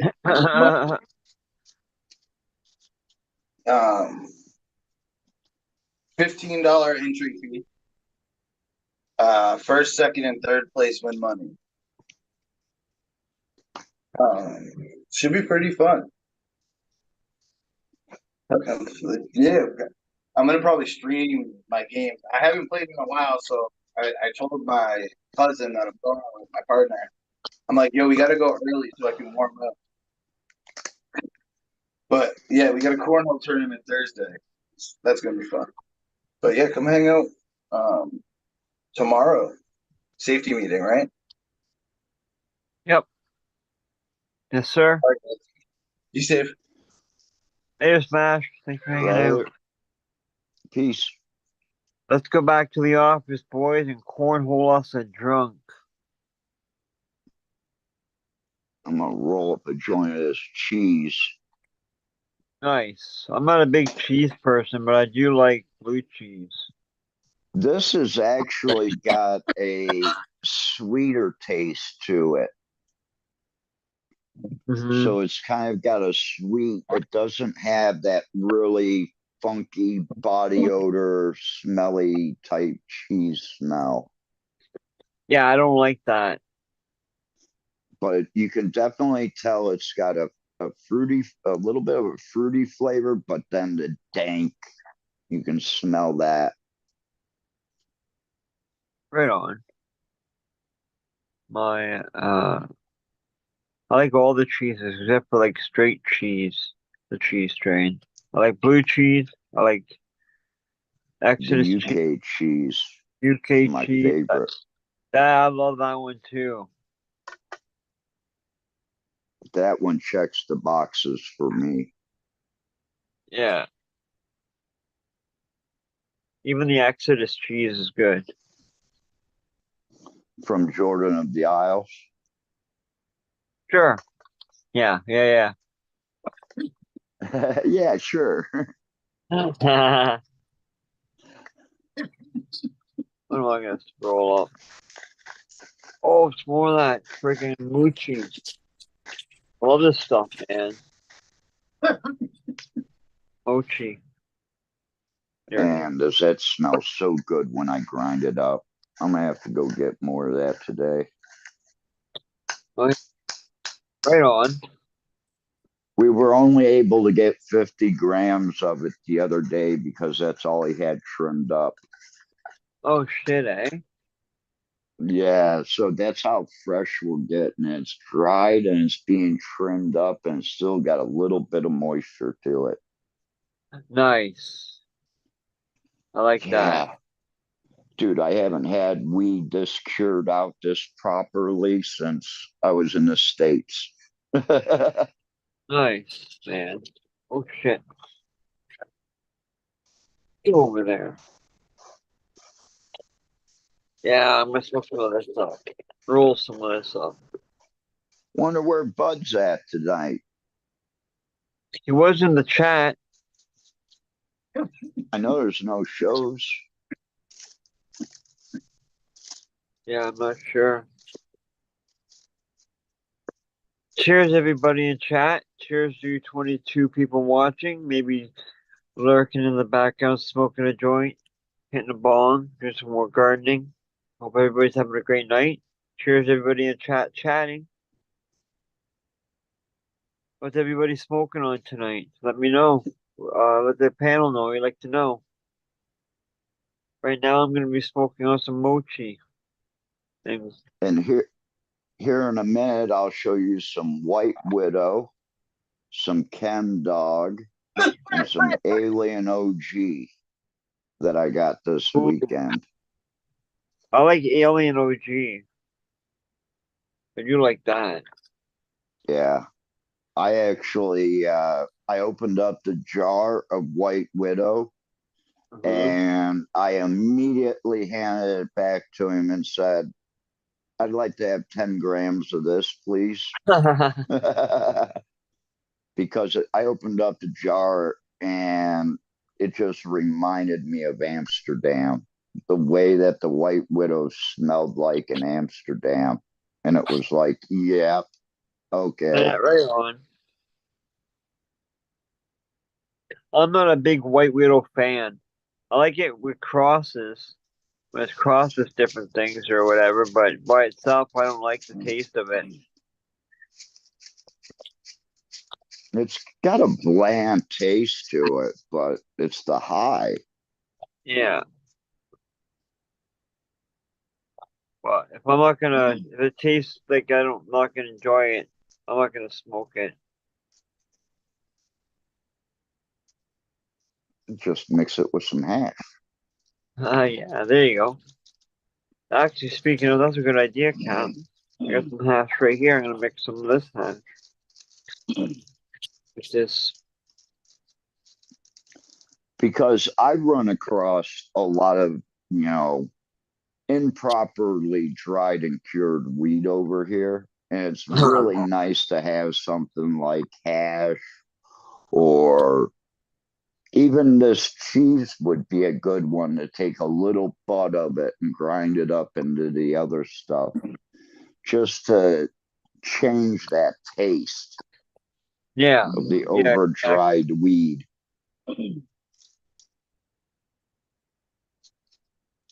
Yeah, man. If you ever get weed from me, it's probably not going to be completely dry. It's going to have some moisture. I'd like trying to keep about 15% moisture in my flower Uh because I don't like smoking dry flower. It's hard on my throat. I smoke too much. huh. Yeah, man. I do too. I smoke a lot of cannabis every day. But all the cannabis that we get from a lot of these places, if you're not getting it directly from the grower, it can be 8 months, 9 months old. Yeah, And that's no good, especially if they don't cure it the right way. Cure it properly. Well, here in Thailand, their idea is, well, we'll just dry it really quick. That way we don't have any problems with it. Mm-hmm.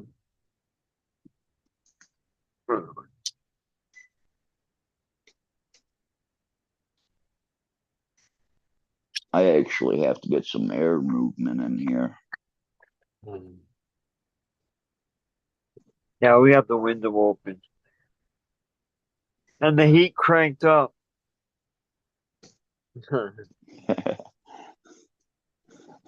Kind of defeating the purpose there. Well, as long as the smoke goes out, we're good.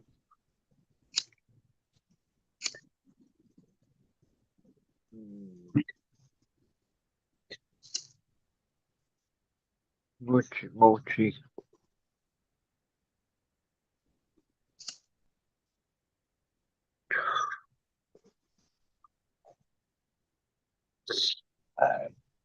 Now that my dad's tied to his oxygen machine, he can't go up into his loft anymore, Mm-hmm. which is kind of nice because they really don't say much, but every once in a while it's like, man, it smells like weed downstairs. And I'm like, well, I got the door shut. Yeah. I'm up another flight of stairs. What the fuck? Yeah, man. I said, imagine if I was growing it. Yeah, man. Because I'm sorry, I'm done buying charcoal filters and shit like that. Yeah, we don't even use that. I don't even use that here. I'm a grow. Well, when I do did indoors. I get ready for Yeah, outdoors. you're legal. You're allowed to do it. But when you were a red state or a red country and it was illegal, you bought the hell out of can filters, ozone generators. Yeah. I've got an ozone generator that's made for 15,000 square feet. That was weird. I couldn't hear you guys for the longest time. Can you hear me? What? Yes. Oh, right on. That's super weird. I was trying everything and just the Zoom like unclicked suddenly, and then boom, I could hear you again. That was super weird. What's going on? Nobody's on the show tonight? What's the story? And Ryan just dropped off. Don't know what happened to him. Well, fuck it. Yeah. Smash is normally his 1 hour and done. Oh, there we go. There we go. There's hardcore. If you guys don't want the show anymore, we can totally freaking bag it. Holy shit. I always assume you Well, guys want the show, and then I feel bad about, thinking I about freaking canceling, but I'm like, well, shit, if no one's on here. What's up, Ryan, aka Jesus? Minnesota Jesus? Welcome Going Go on, bud. back.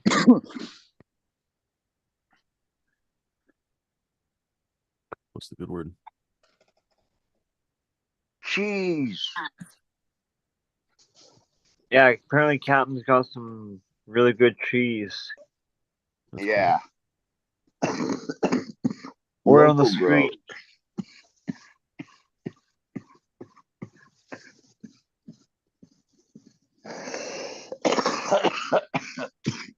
Here's some popcorn buds. This is Sensi Star times Star Dog. Nice. Oh, that's what it is. Everyone's watching Eagle. 10 baht a gram Who's on? for popcorn. That's like Everyone's 7,000 in dong. cooperation. That's an eighth for $1. Oh shit, eh? Tim Blake. Who the hell's that? I don't even know. Yeah, He I founded don't want. the Emerald Cup. Oh. I guess he sold it, but he was the founder. Let's see. I don't mind popcorn buds. That means there's less stick and stem in it. Chem D. Right on. Nice little bag of Chem D there. Uh, what's left out of the alien? Nice. I like alien. And these were all 100 baht a gram if you're a shop. And then the White Widow.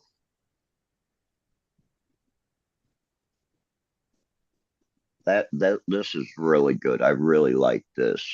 The Chem D is kind of eh. The alien is kind of eh. But Oh, the really? White Widow was like, yeah, this is exactly what I remember. That more head high with a little bit of body feeling to it, but that clear head high Enter that your you own can go out and get interface. shit done.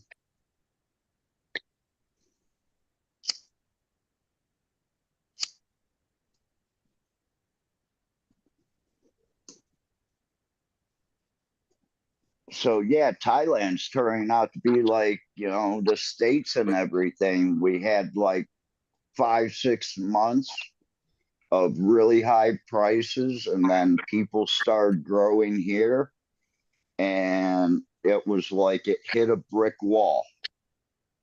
We were literally at 320, 350,000 baht a kilo.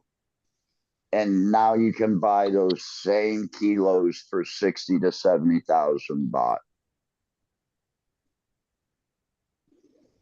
So less than $2,000 for 2.2 pounds. Mm-hmm. And the quality is going up every time because they're learning every time from their mistakes. And there's plenty of them. I made them. Everybody else here in Thailand is going to make them too. Learn by your mistakes.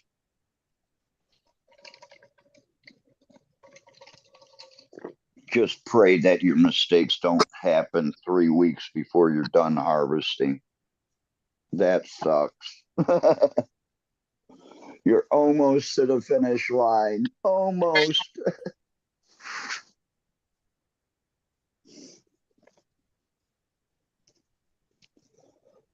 And all it has to do is, oops, did I put nutrients in that bottle or did I just put double into the water? Do I dump the 40 gallons out and start fresh, or do I just feed it to the plant and watch them burn? I've seen that happen before too.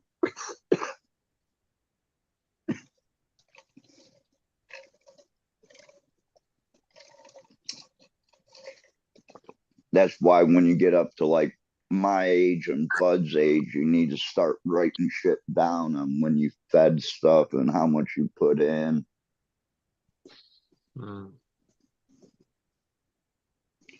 Because we forget from day to day. But we remember that show from 1981, August. We just can't remember if we put the nutrients in the water yet or not. And that was only 20 minutes ago. I got stoned and I missed it.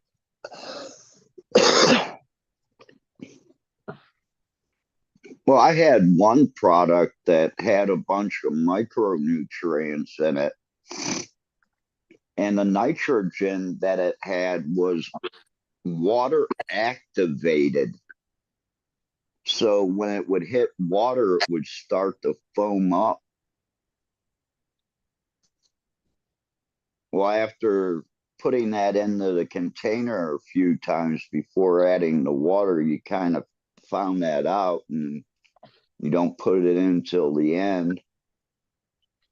because 40 gallons of water takes you like 3 hours because it keeps on bubbling up. You get 15 gallons of water in it, and you've got 35 gallons of bubbles.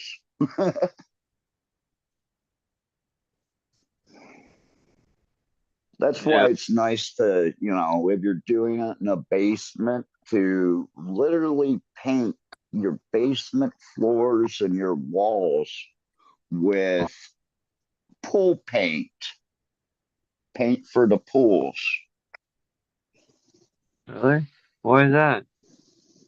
In case you have spills like that and you just don't care about the water runoff, so it don't seep into your cement. And when you have a fuck up, you just go, oh, well, instead of, oh shit, I've got to clean this up before something happens. Yeah.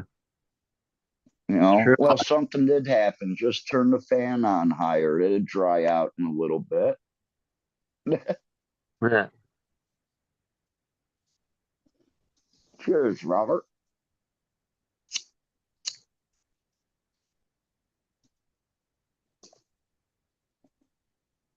You're muted.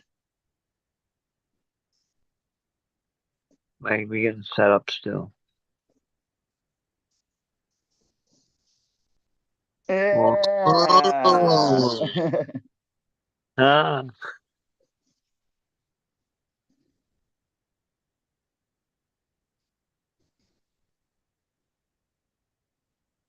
Now unmute.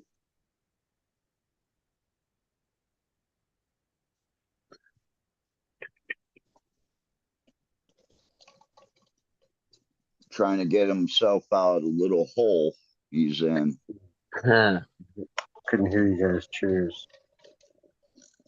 Hey, Green Fingers. My Bluetooth keeps trying to take over, and I gotta keep pressing it on my phone to stop it. There you go. Jesus. Cheers, bud. The camera was way too big. What the hell happened? That's what she said. Gotta put it up towards my roof. I don't know why this wide screen is going. What the hell is going on? I'm making it small again. I'm staying in my hole. Staying over. How you doing? All right. Just finished some in and out. I'm just ready to smoke now. What are we getting ready to smoke? I'm not sure yet. I got a batch of Gelato 41 from the store, which doesn't look like mine, but it smells exactly like it. I can see where people grow it in a different area. It's not going to look the same, but it could smell the same, pretty much, like very, very similar. Did I have 41 before, or was it 45? I can't remember. Yeah, the 33 was really popular. The Larry One was super Bird popular. and the Gary Payton. And then a couple other ones. 35. I got delivery, so I can look back. Yeah, we on the back of our coupons from our stores, you read on the back of it, fuck, delivery service 20 or whatever, however many hours. You can see the delivery service on the back of the receipt. Crazy. It's like, what the hell? That's from the regular store. Yep. Get your weed after you go shopping. They'll deliver it. It's funny as hell to see that shit now. Like, whoa. We have our legal store. I know a guy that owns one of the legal stores here, and he has to do deliveries. Because he has the delivery. He bought the store from somebody else, and it's already set up. The delivery was like $1.50 or something to drive like to the next town. It was like so not worth it for the guy. It was like a bag of gummies or something stupid. That's crazy. Yeah. He's actually losing money. Yeah, $50 minimum. That's what ours is. We have Grab here. and they're like DoorDash or Food Panda, you know, but they can also pick up from grocery stores, from other stores, electronics, whatever. That's crazy. And you can actually order your pot from the store, then have them go pick it up. They'll take a picture of it as they're picking it up in the store and send you the picture. And Wow, then within 15 minutes, it's at your house. nice. For me, it And it takes 3 costs you $1. Nice. I get free delivery because I spend over 100, but it takes 3 hours because you put in a queue because they're so busy. Well, that's fine if you're going to Yeah, get in 3 hours. yeah, I don't mind. That's What better am than I- 3 days. Yeah, yeah, That's crazy. I was just like yeah. 40 minutes or less. I was just like 40 minutes or less. I loved our delivery. We had so many different shops that would deliver back where I used to live. Now it's like nobody. There are no deliveries. Wow. If Ohio doesn't have delivery, that would be something for someone to come up with. If you're a medical patient, we can do deliveries for you, Where I live, I but wouldn't only trust do it anybody. for medical. Yeah, I wouldn't even trust that out here. Having somebody come to your house in the middle of nowhere. It's like, yeah, come to my Oh house in the no, middle of nowhere. you pay for it up front and everything. No, I just mean like maybe later on, or you might not go home type of thing. They might not make their delivery all the way, or you might get, like out here is not a Well, fun place to get lost. So, Ohio is one of those states where you don't even need a permit for a concealed weapon now. oh man, There's no concealed weapon permits needed in Ohio. You can have one underneath your jacket. yeah. I mean, people out here carry a lot. Like I seen people just And walking through the desert with a rifle last week to go hunting somewhere. But, yeah, we're an People- open carry state in Ohio. You can strap your 6-shooter right on your side. Just yeah, that's when you cool. go into a bar or a bank, take it off. Yeah, take it off. And at least that Just place make you can sure see you're not someone. wearing a bandana over your face either if you're going to a bank. Shit. Uh, Yeah. couple years ago, they wanted you to go everywhere with a bandana over your face. You could go anywhere. to tell you, Remember that? I was like, go anywhere, like looking like how we didn't want you doing before. Don't show your when face. I'm back, Cover when that I'm shit. back home, I wear my mask still because of my father. I go out with my mask. I'm not leaving my property without it. Just I don't want to get nobody sick. Just kidding. I'm not sick. I don't want to get you guys sick. I'm staying with two elderly people. I don't want to get them sick and have to deal with more shit that I'm already dealing with. Yeah. Okay. I just would rather have less people see my face when I leave. So Exactly. So that's why Well, the facial hair, the for glasses, the me, hat, all the stuff I don't really need, all the Okay, Ultra. just a disguise.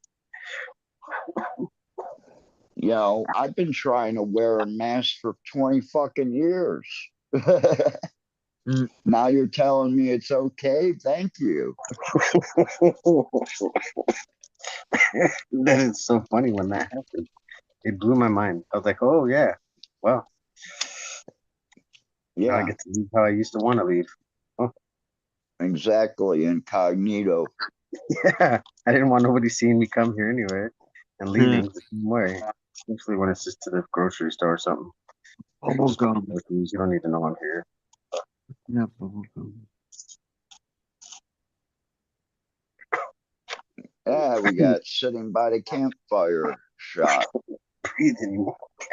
You have to have a wood burning stove? Damn, that's cold. At 23 degrees. It's badass. It's only like 55 Oh, that's degrees, but Bud. yeah. Yeah. Fucking 50 something degrees. You don't need it though. I mean, If I didn't have my heater right now, I'd be freezing right now. It's at like This 76. thing looks My badass. heater's nice and hot right now. I'm sweating, literally. I got sweat on my forehead. Like, There's my little heater on the floor with a pan of water on top of it. nice. Because yeah, I'd be freezing my ass off at night. About 4 o'clock in the morning, 5 o'clock in the morning. It's really cold here. That sucks. Then don't warm up until like 11, 12. Got nice and warm today, then it got really cold. So It's What I going to be like about 87 today.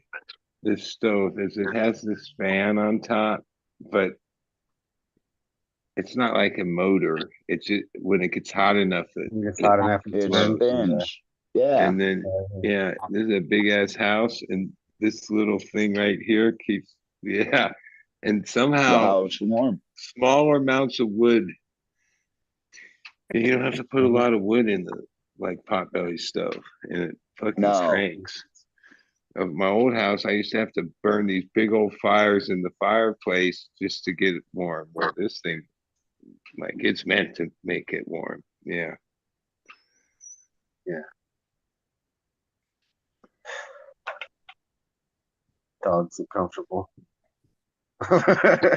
Oh, Hey, Yeah. there's my bed. Aw. never get to see the big ones really. Well, these are my boss's dogs. This Okay. is Ani. There's a sisters, her and Opal. This is Onyx and Opal. I call them pit bulls, but they're not. They're American Terrier, or wait, Bull Terrier, or whatever. They act like pit bulls. Yeah, they think they're You, pit. you got These things are crazy. how they getting along with your dogs?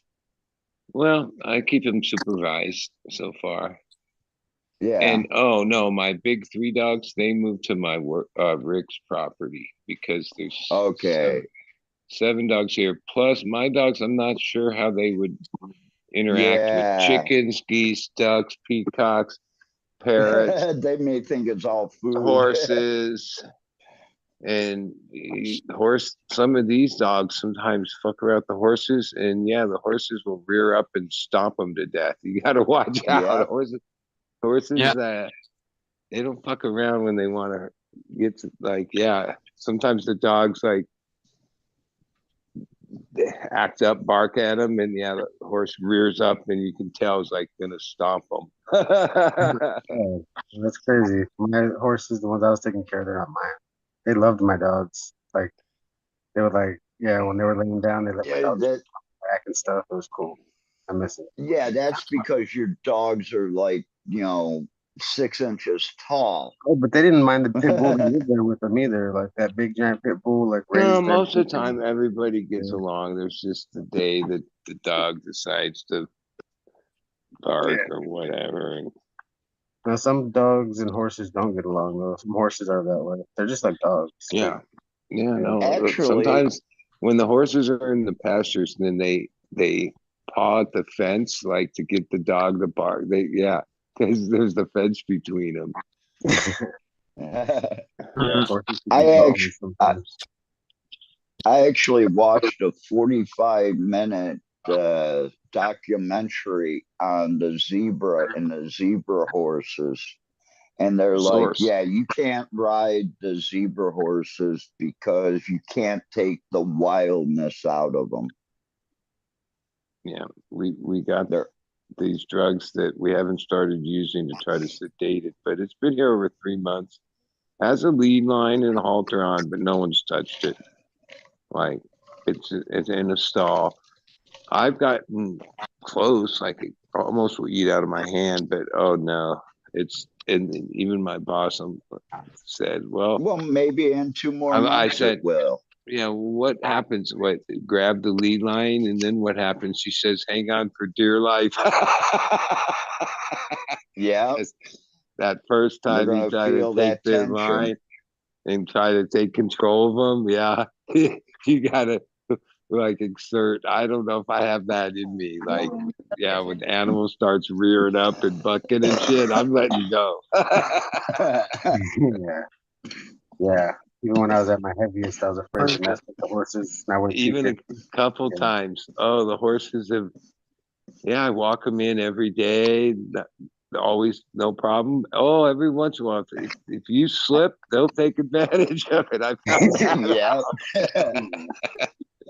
Yeah, you leave the door open for too long with these ones that I was taking care of, they would run out on you. They would Boom. just go to Yep. pasture, but still, they would just run out on you. Be like, you left it Yeah, open for me. well, they run out, and what they really want is patches of weeds that are growing along. Like they Mm. they just go right to wherever they can munch, and then you can just get. The horse's life right there. Just find something. Well, yesterday was record-breaking rain in San Diego, and in 3 days we got 3.5 inches, which ranch life in the fucking mud and rain is a whole different fucking animal. Oh man, but today it stopped raining, cleared up, and yeah. Yeah, it was beautiful today. Man. Smelled like rain all day, but you couldn't see it. It was like, oh, it smells so good.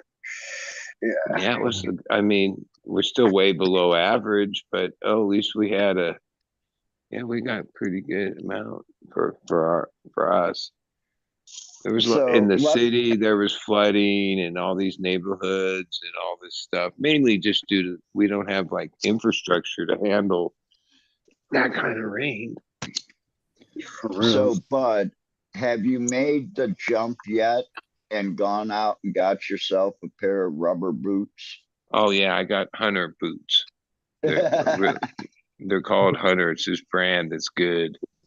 And actually, my boss got them and ordered them, and then they came yesterday on Monday when it was the rainiest day, and yeah, it changed the game as far as things Yeah. I was able to do. I was just wondering if you had moved to that stage where it was like, Oh yeah, okay, I need to go get rubber boots. yep. I have the ones that are meant for this, and the one thing is she has a pair, and she just slips them on and off, right? Because that's how they are. Well, I have size Yeah, 12 no, foot. The hardest part it of it, don't the work. last 2 days, is getting those things off of my feet. like, oh, they're comfy, and you can just go through any puddle or muck and no problem. Like they go up to your calf. But yeah, it takes like a little bit of effort to get my big ass foot out of them.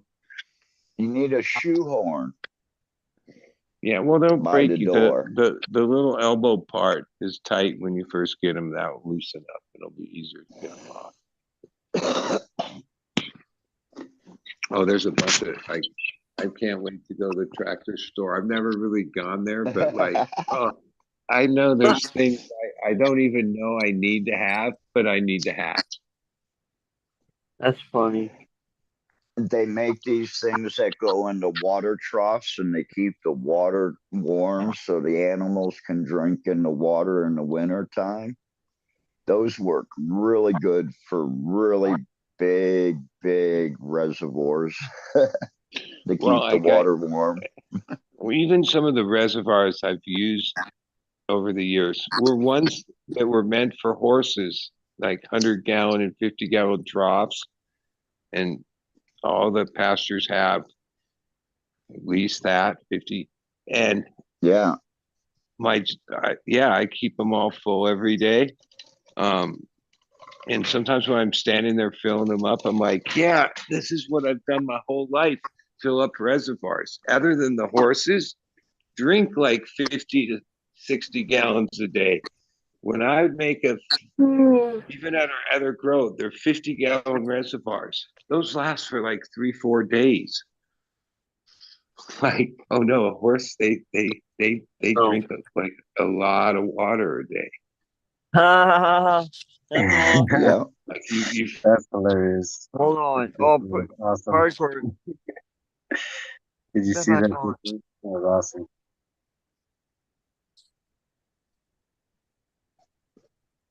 Did everybody freeze, or is it just me? No, I'm No. here. In the I'm water, here. their mouth. I thought you guys And- all froze. I was like, holy shit. And you can look at their There you go. I love that picture there. It's like one freaking saddle for both of them or something. He's just like, that's awesome. Oh, that's pinched out now. Fuck off.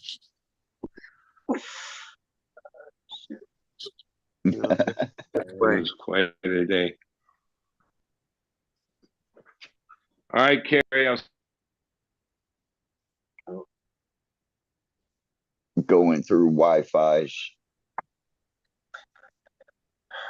What was I gonna say?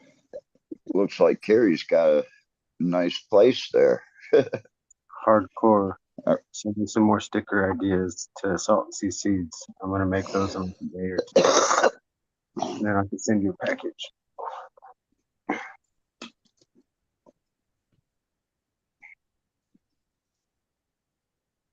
Yeah, I spent $50 on stickers the other day. Yeah, if I don't make stickers like in the next day and get new packaging, I'm not gonna have any more packaging. So I'm like, I need more packaging. Holy shit, I feel like this. Crazy. I give away all this packaging. I have like I fed him 100 tonight packs. before we Give left. them all away.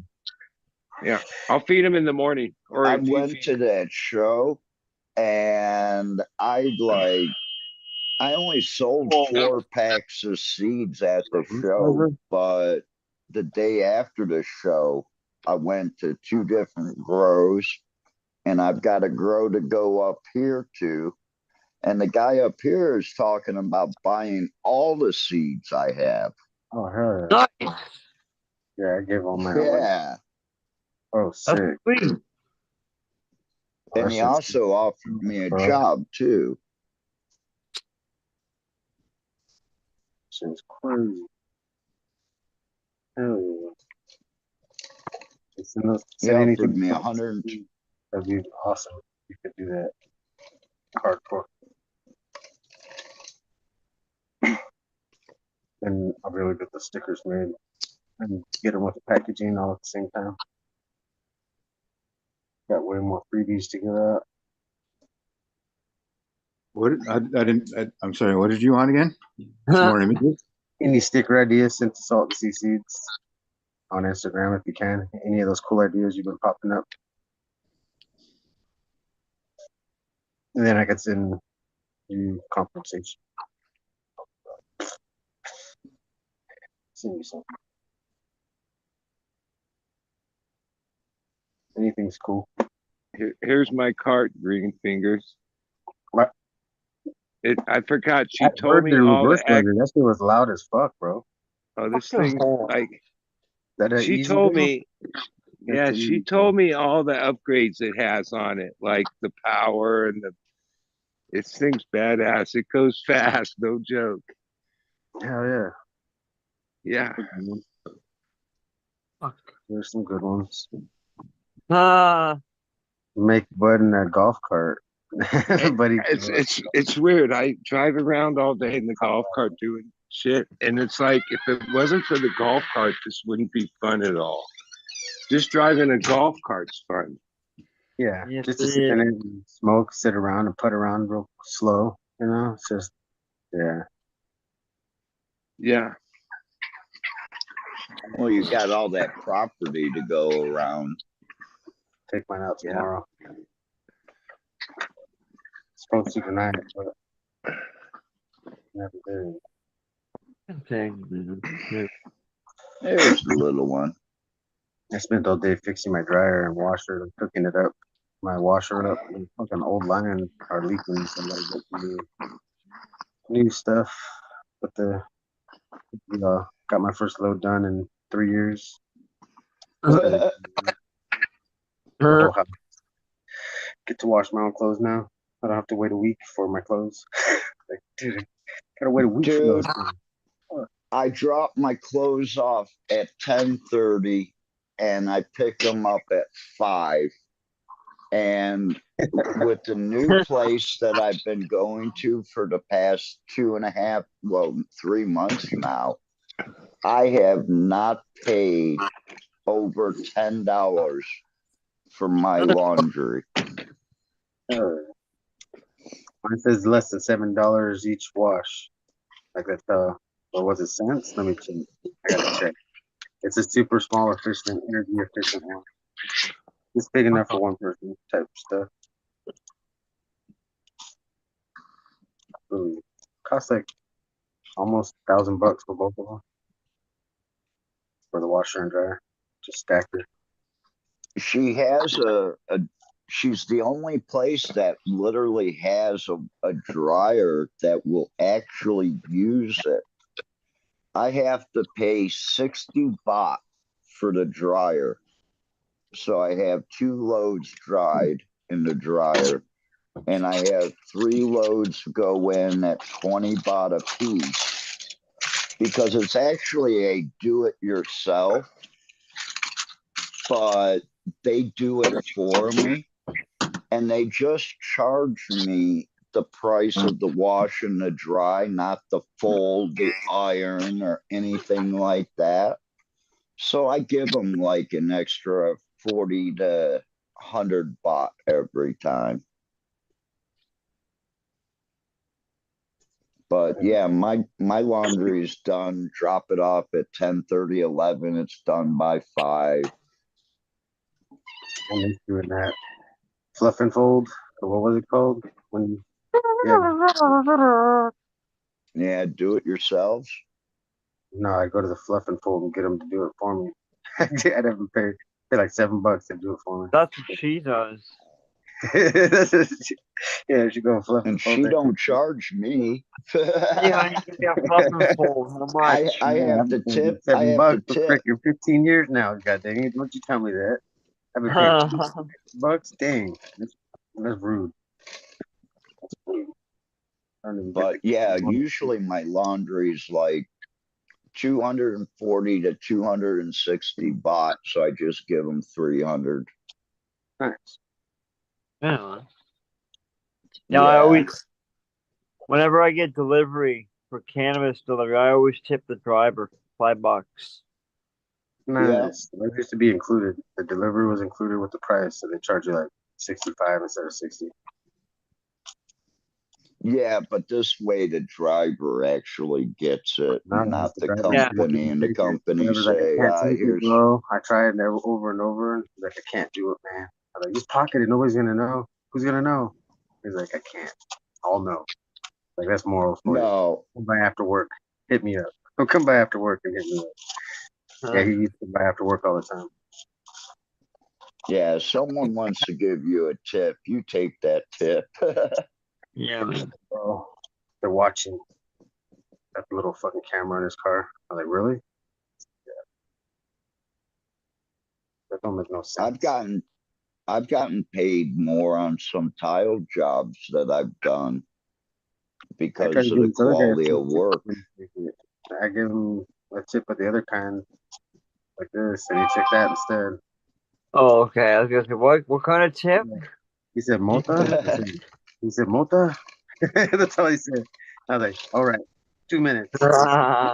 It was so Multi, yeah. funny. I get you, bud. That was like 2 weeks ago. I should have given him something like better, but who keeps messaging me? What the hell's going on? Oh, sorry about that. Just kidding. No more pictures, D. No. Dang. Another one? No. I needed an address for 2 people. Okay, never mind. That's what the. I don't know.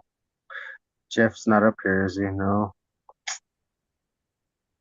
I got a funny phone call today. I got a phone call from the Chinese embassy saying they have money or something. Give them a call. I'm like, what the fuck? Are you serious? Yeah, I'm not Holy kidding, dude. Chinese embassy. Yeah. Oh shit! Look at the golf cart's killer, dude.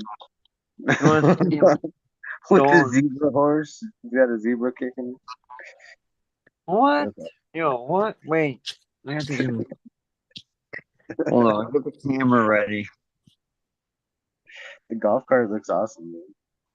I like it. It's got the split windshield too. That's so cool.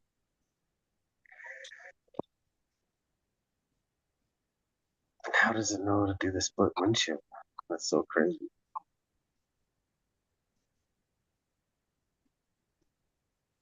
That's awesome. Oh, there's another one.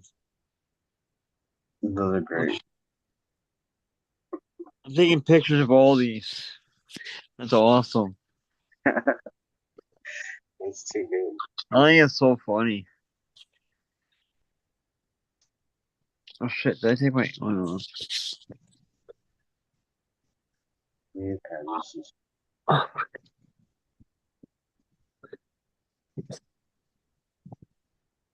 Oh,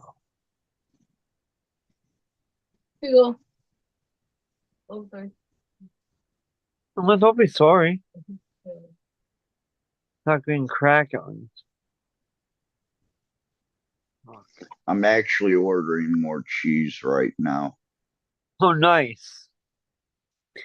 Are you gonna get it as Well, fast as your laundry? no, but I just seen what I said, well, maybe put an order in for 50 grams. And he had just sent me the price breakdown. And I said, okay, 100. Nice. Where's my glasses? Put my glasses on. How come my camera's not working?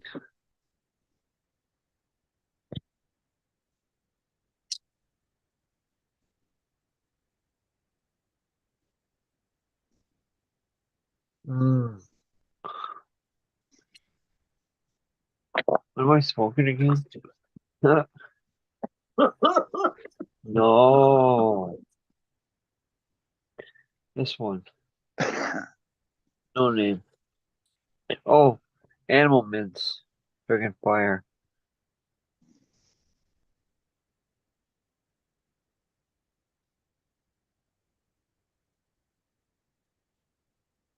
Still going.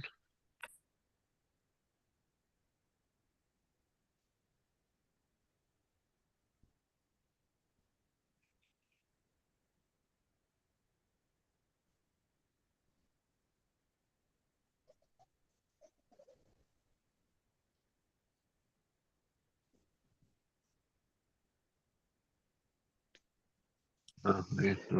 Yeah, so 100 grams, the price actually dropped to less than $1 a gram.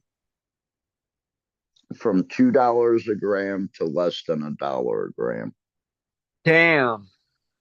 What a good deal. Yeah. Usually here, you'll pay like 70 baht for a gram, and then they'll want to charge you for like 10 grams.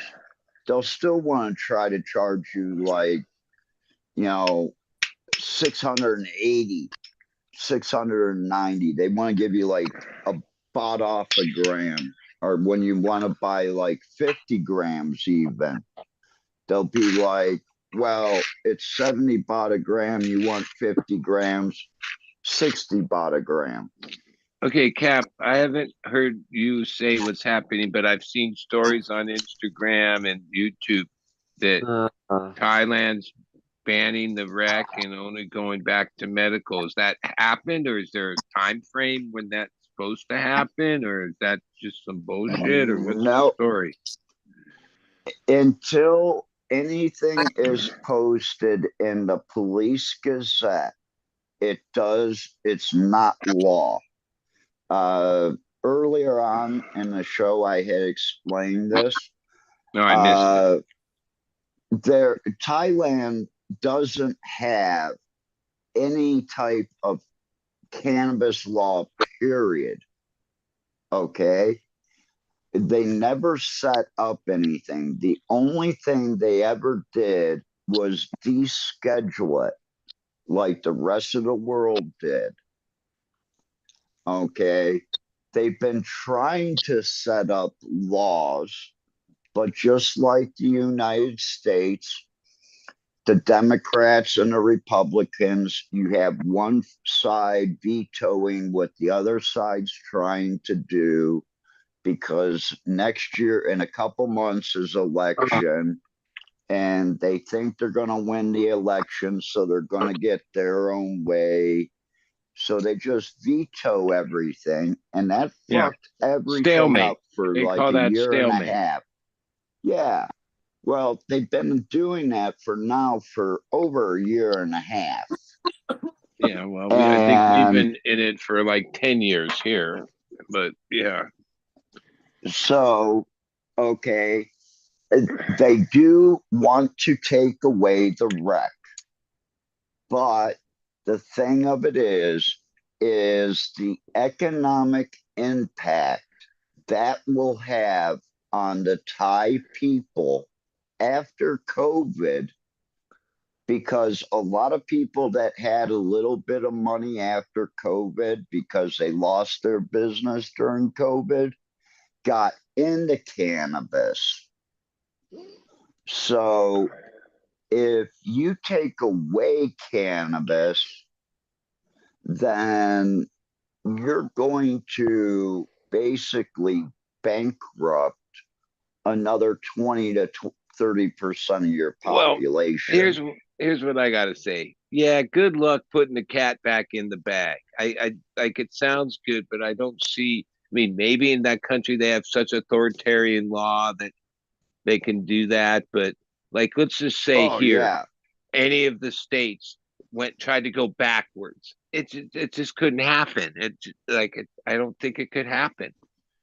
But Like, here in Thailand, it's a subservient type of population. So, the military and the police and the king saying this could lock things back down. But like where I'm at here in the north, we didn't become part of Thailand until 1936. And the police up here, yeah, they have some authority, but when you get a little bit farther outside the city, no, it's the villages and the tribes that police themselves. If they have a problem, they don't send the police in, they send the military in up here because the people will fight them. but that one other thing said, oh, that also that this is gonna like whatever this is gonna do is gonna raise the price, which I don't know. They want to raise the price, but the thing of it is that's never going to happen. I mean, I think the only people you could possibly raise the price to would be the tourists. Tourists. But like the Thai economy, they can't fade that. So like, what the fuck are you talking about? That's why the talk was they wanted to tax it like California at like 30 some percent. And they were like, no, if you tax it that much, it would put it out of the reach of the Thai people and we won't have any sales. So that's why they're looking at like a 10% tax right now, which is 2.5% more than the regular tax that they already imply. Unlike California and some states here that the legal market really struggles against the black market, the way it went down in Thailand, it's just the market, right? It's not like, oh, there's the legal market, there's the black market. But if you start to fuck with it, you'll create a black market. Wait a second. Before Thailand went this way, I was charging 400 baht a gram. And I was getting resistance from people here at 400 baht a gram. I come back and people are gladly paying 1,000 baht a gram. What the fuck is wrong with that? When the black market was that much cheaper. And the black market is still there. It never went away.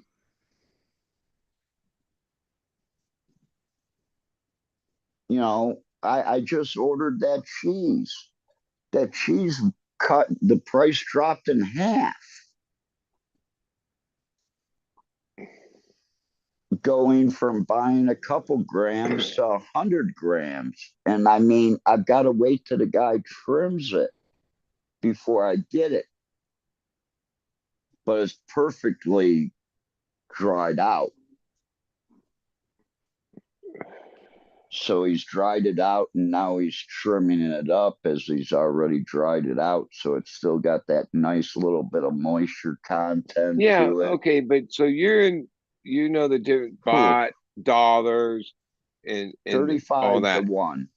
So all the money that obviously Thailand's cheap cost of living, right? Food, Yeah. housing, but cannabis isn't as cheap as those things. It's like cannabis seems like it has like a Western price tag in an Eastern Asian country. You follow what I mean? Like, wait, if a meal's only a couple bucks, how's cannabis so much money? You know what I'm saying? That Well, like, the shop around the corner, you can look, they serve food there, and you can literally buy for his 1 gram of his top shelf, which is 350.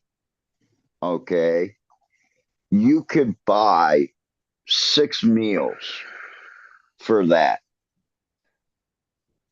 So yeah, when you look at it that way, is do I buy 1 gram of top shelf or do I buy 6 meals? yeah, we're like here, okay, so that's like 20 bucks.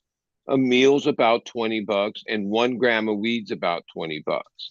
Do you know what I mean? Oh yeah, you could get a Yeah, meal for less, so you could probably get a gram of weed for less too. But like, yeah, 6 meals it's is, not 6 to 1. yeah, like you're not getting 6 meals for what you can get 1 gram of weed for. And I don't know what's, Yeah, like how that, what that math equation in economics comes to, but it seems like, yeah, the pricing is a long way from being it was all meant for tourism, but I think the reality is the tourist dollar spent is not near what they expect or thought it would be. Like they no, because probably the like tourists thought it was never just gonna, came back yet. yeah, and even when they do, like, yeah, it's, yeah, even a tourist, yeah, there's stoners amongst, there's a demographic, but like You're most talking tourists, 10-15%. yeah, And they then might, you're talking another 10% or 20% because they can do it in Thailand, so they'll do it one time. yeah, and they're there So for they what, can a take week? that picture or a They're month. okay, they're there and they consume a little cannabis when they're there. I don't think it fuels this giant industry they tried to build up. No, no. So then if they're going to grow that much weed, then it's the Thai citizenship, that are going to be the consumers. Well, they can't consume shit at those prices. It's not Nope. realistic. That's why my friend's shop around the corner, he has 4 or 5 top shelves at 350 a gram. The next down is 150 wait a second. Yeah, 150 a gram or 3 for 3.99. And then he has 100 baht a gram or 3 for 250. Which is basically cheap, right? That equates to a Yeah, dollar or so, right? yeah. And all that is like the smaller buds of the more expensive stuff, really. Yeah. So he's able to, his market is under 350 baht. The people that come in there they have 500 baht to spend for the evening for them and their girlfriend. So they'll buy 3 grams of weed and a couple drinks or some food. They'll split a plate of food and they'll each have a beer. And that's their 500 baht or 2 beers. Because it is lower price out here for everything. And I was going to mention that before COVID, Chiang Rai was like the second largest, it's still the second largest city in the north. But as far as tourism went, we were in the top 10 tourist destinations in Thailand and visited. So we had a big tourist population here. It has never gotten back to that. Well, And the I don't tourists that think are here, anywhere has they're in just the world. pointing. And the tourists that are here are just pointing at the cannabis shops. They're not going into them. You know, like we talked about, that 10%, 1 out of every 10 will go in. And a Yeah. lot of them won't buy anything because they'll look at it and go, holy shit, our weed back in the States is a lot better, or wherever they come from. This weed's brown. Yeah, and okay, they spend a few bucks or they get a little something because they're there for a week or a period of time. But that, like from the beginning, it was like I remember seeing these things in Bangkok where there was like malls that used to have all these different businesses that were like multi levels, and then they were all Yeah. cannabis dispensaries, like 500 of them in one spot. I was like, yeah, how's that gonna work? And well, that's how they do things here. When you go to the mall, it's just, okay, it's not 1 floor or 2 floors. It's literally like 5, 6 floor building, 7 floor building. And usually, like your printing companies, they're in like the basement. So, your basement are all your printing companies. Your first and second floor are going to be like your phones. They'll have shoes on one floor, women's clothing on another floor. So it's just like you have all these little local owned businesses in these malls instead of just, you know, big corporation shops. So you have mom and pop in all these malls too. And it's really cool to go into because you can get some good deals. But it's nice being able to like go 1 floor and say, I need a new computer so I can get off on 1 floor and I can go to 30 different shops. Well, I mean, I think the thing is all the tourist places, Hawaii, Europe, places that really relied on tourism, since COVID, tourism hasn't come back anywhere. Like, oh, it's come back a little, but oh, it's far from what it ever used to be.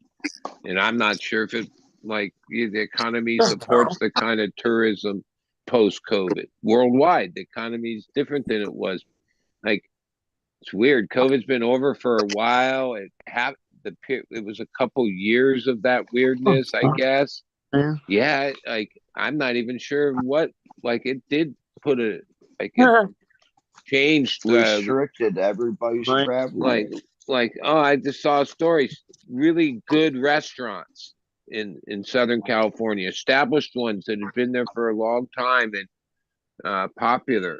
It was like an article about all the ones that hung on, did their best for as long as they could, but ended up closing their doors mainly even now post-COVID, business never really came back. Like people just don't have the money to spend like they used to. And if you had a restaurant and you didn't go to deliveries, yeah, you died really quick. Yeah. Yeah, yeah, and yeah, we're That's like going why I through a say, transition. Like, oh, yeah, I don't know. I guess in the next couple, yeah, it's not like a quick one overnight where everything changes, but oh, things have changed. Things have changed. yeah.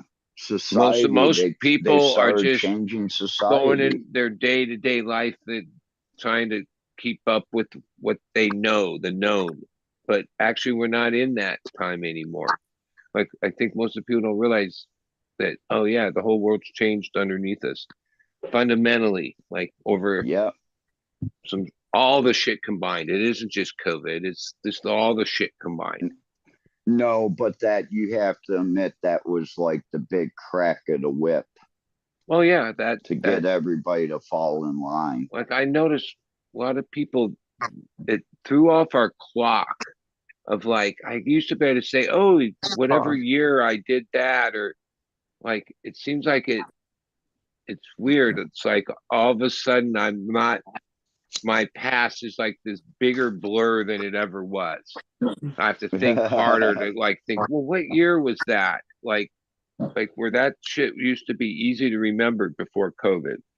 Where then, yeah, it took me a while to even figure out the time that COVID happened. Like when did that happen? What month and year to when?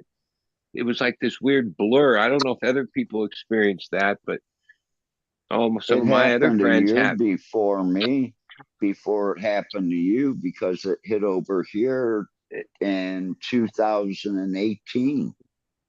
Even when you guys were talking about masks before I got on, like, yeah, now it would seem odd in my small town post office to wear a mask, but I loved the period of time when I could go in there with a mask on. I was like, yeah, this is perfect, right? Even though Yep. in today's world, that trust me, if you think that prevents them from knowing Knowing or who you nah, are. they got you coming in. They could trace you back to where you came from. Yeah. If they really want to investigate you, you're fucked. Bottom line, just hope that you are such a small fry, you stay under the radar. That's the best advice I'd give you. That's what I've always tried to do. Blend in. But yeah, but then there is a lot of people, even within our cannabis community, that like even would say, "Oh, I saw somebody wearing a mask, or they were driving their car by themselves." Like, who cares if someone wears a mask or not? But some people like think wearing a mask is some like the wrong thing. Like I don't care My what anybody father's else sick. does, as long as it doesn't fucking affect other people or violent or hurt people, whatever. Somehow we're always into what other people do. You know what I mean? Exactly. I Try to mean, my influence father's that. sick. I'm going to be wearing a mask when I go out in public, when I get back to certain areas,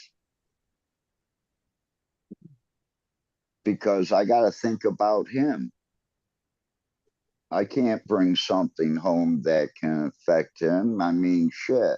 It's hard enough getting him to go out of the house to begin with because he's so afraid. Yeah, and even before COVID, that some people protected their elders with masking and other things because any number of things. Pneumonia kills a lot of old people. Yeah, Basic thing, every little thing is fragile when people are in a old health, fragile part of their life. So it's not. I don't know. It turned into this weird thing. You know what I mean? Like, yeah. Like I still don't understand how all that happened. and I'm in a country where 90% of the population wear a mask. Why? Because the air pollution sucks. Well, there's a lot of places here that's equally true, but people just breathe it in. Yeah. Like you can live in like the San Pedro, Long Beach area where all the oil refineries are. There's houses of neighborhoods right around there. Oh, it's a yeah, you're in like a Houses are refinery area, black. like over Long Haul. Oh no, they're not those refineries. They have their little towers with flame burning off because they're like burning off weird gases and shit they don't use, and that shit's in the air. And oh, below the EPA's thing. Oh, at times it goes over the EPA thing, and they like warn neighborhoods to, stay Yeah. indoors and shit. And that's just there. You go to another city and they are doing mining or they're doing this or like even green fingers, if they this lithium project that looks like it's full steam ahead, yeah, like they say it's safe and the water's going to be better because yeah, they've said that a lot of times over uh industrial shit that then turned into being toxic waste dumps that we're still trying to clean up. Yeah. I'm not sure how you're going to squeeze this lithium out of the earth without it having repercussions. Like, You mine it yeah, well, basically, mining has and it's repercussions. the lithium is where Greenfingers, from what Elon says, is basically just kind of sitting on the top of the earth layer. Yeah, of course, all So the they'll people just that are, go in and sift it out, and yeah, however they separate yeah, it, and with water, right? I don't know And then how. that runoff water is going to be reclaimed and safer and cleaner than ever. But of course, the people making huge amount of money on it and their business depends on it are going to say all that shit, right? Like, yeah, prove it. That's what they're Yeah, trying I to don't. do. They have like a small scale thing already up and going, trying to prove out this stuff before they go major industrial. Like they're talking about that area is 10 times the wealth of the Saudi oil reserves. That's a pretty massive number. But lithium is not rare. It's all over the world in massive quantities. Yeah, but I don't know. I guess it's how hard is it to mine? And one thing about mining things, you could be going after one thing, but you're also Get bringing to the getting other surface things. other things that then those are the problems that rainwater and messes up the water table because you've stirred up the pot. Silver is brought up mainly as a byproduct of gold and copper.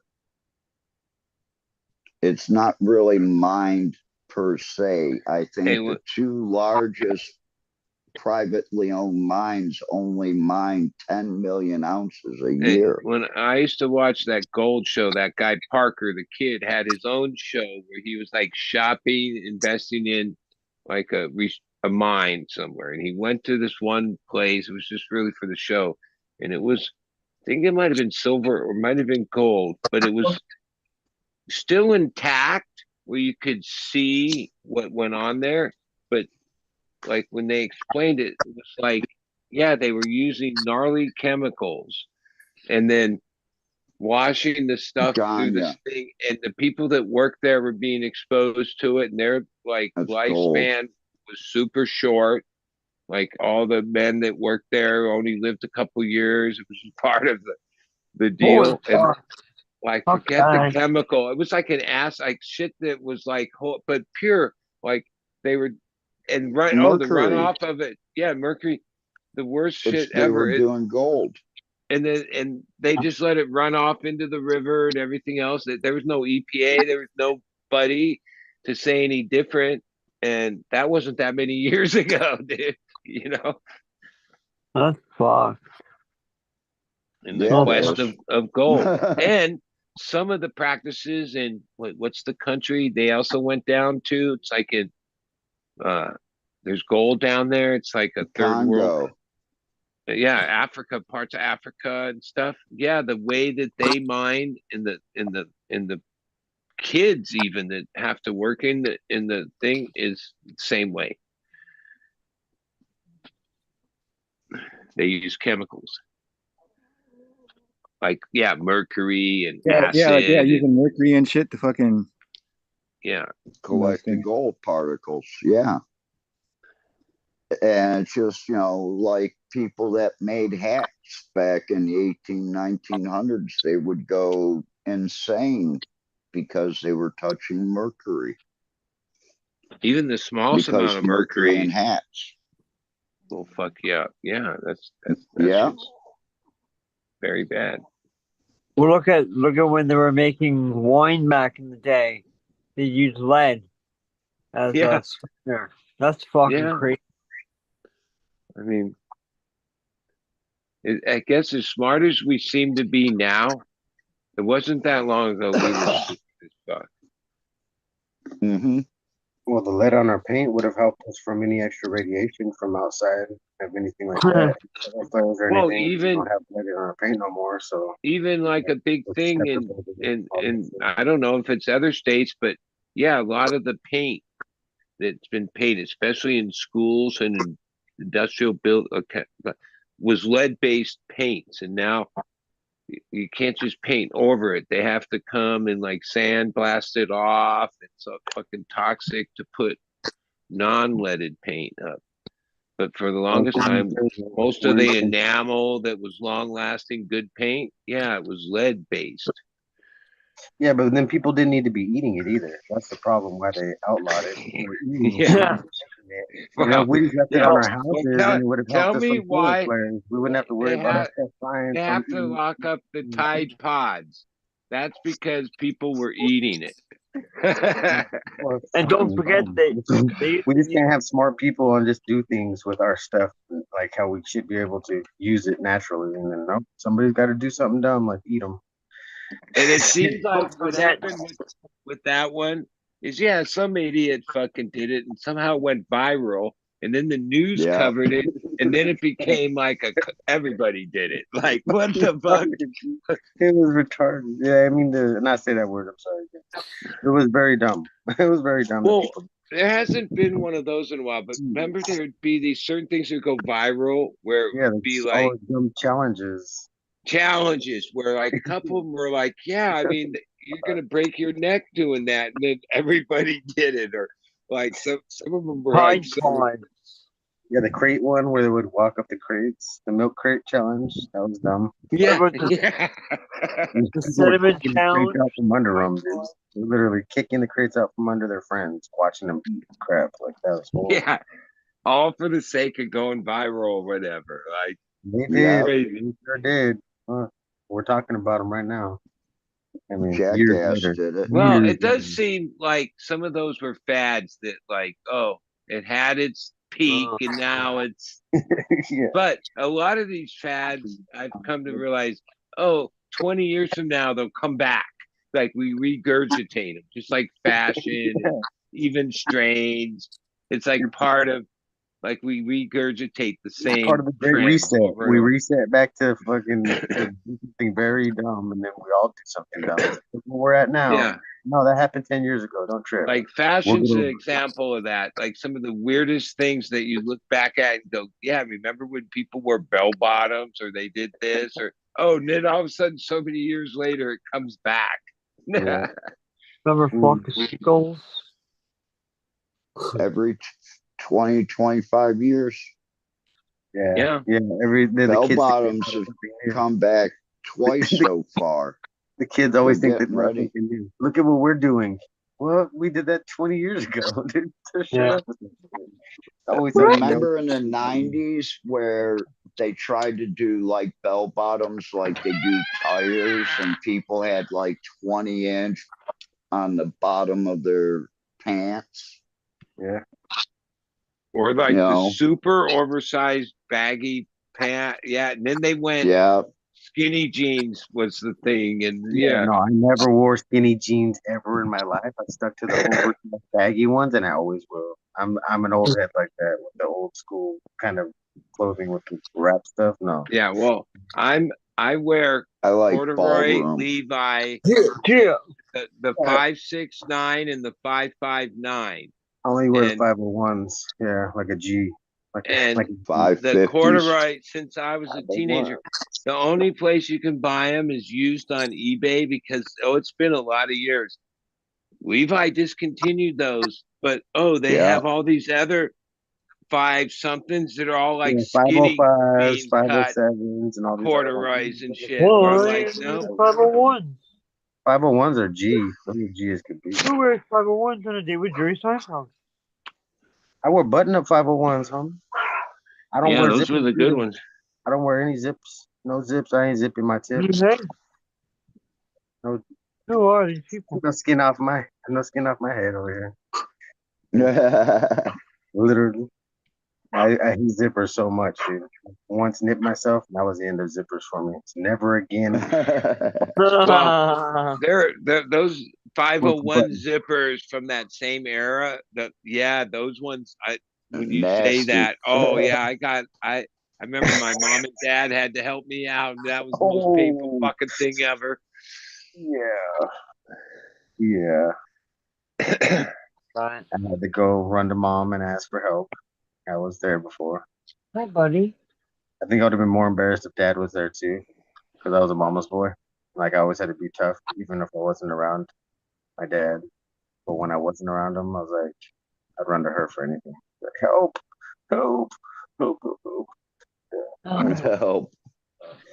He's like, what happened? Never mind. I already know. Hey, what happened? Yeah.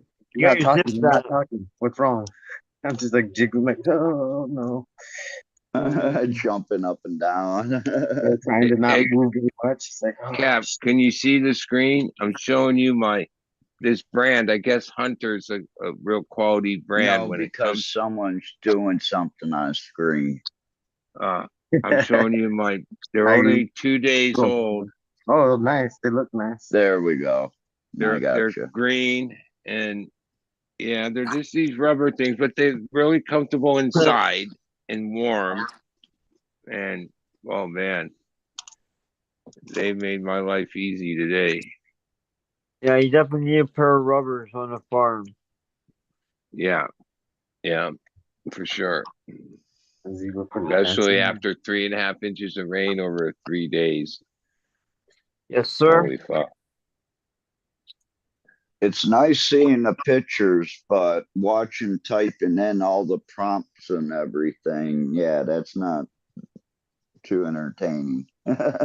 Thanks. Well, I've learned I've never quite gone as far as to play with it yet, but Yeah. at least I've seen the example of it through Fumi and Ryan and a couple other people. At least I probably could get on there and do it myself. I'm seeing other people do it, which Do it if I had time, but I'm like over here doing 20 things I shouldn't be trying to do all at once. That's the last I thing I ain't need. doing nothing except sitting back, watching you guys smoking a joint and relaxing. Yeah, I'm trying to get packages ready for people, all kinds of dumb shit. I don't know why. I have to do that tomorrow. Cheese on me, P.O. box. Just kidding. For real. See, I'll try. We'll try.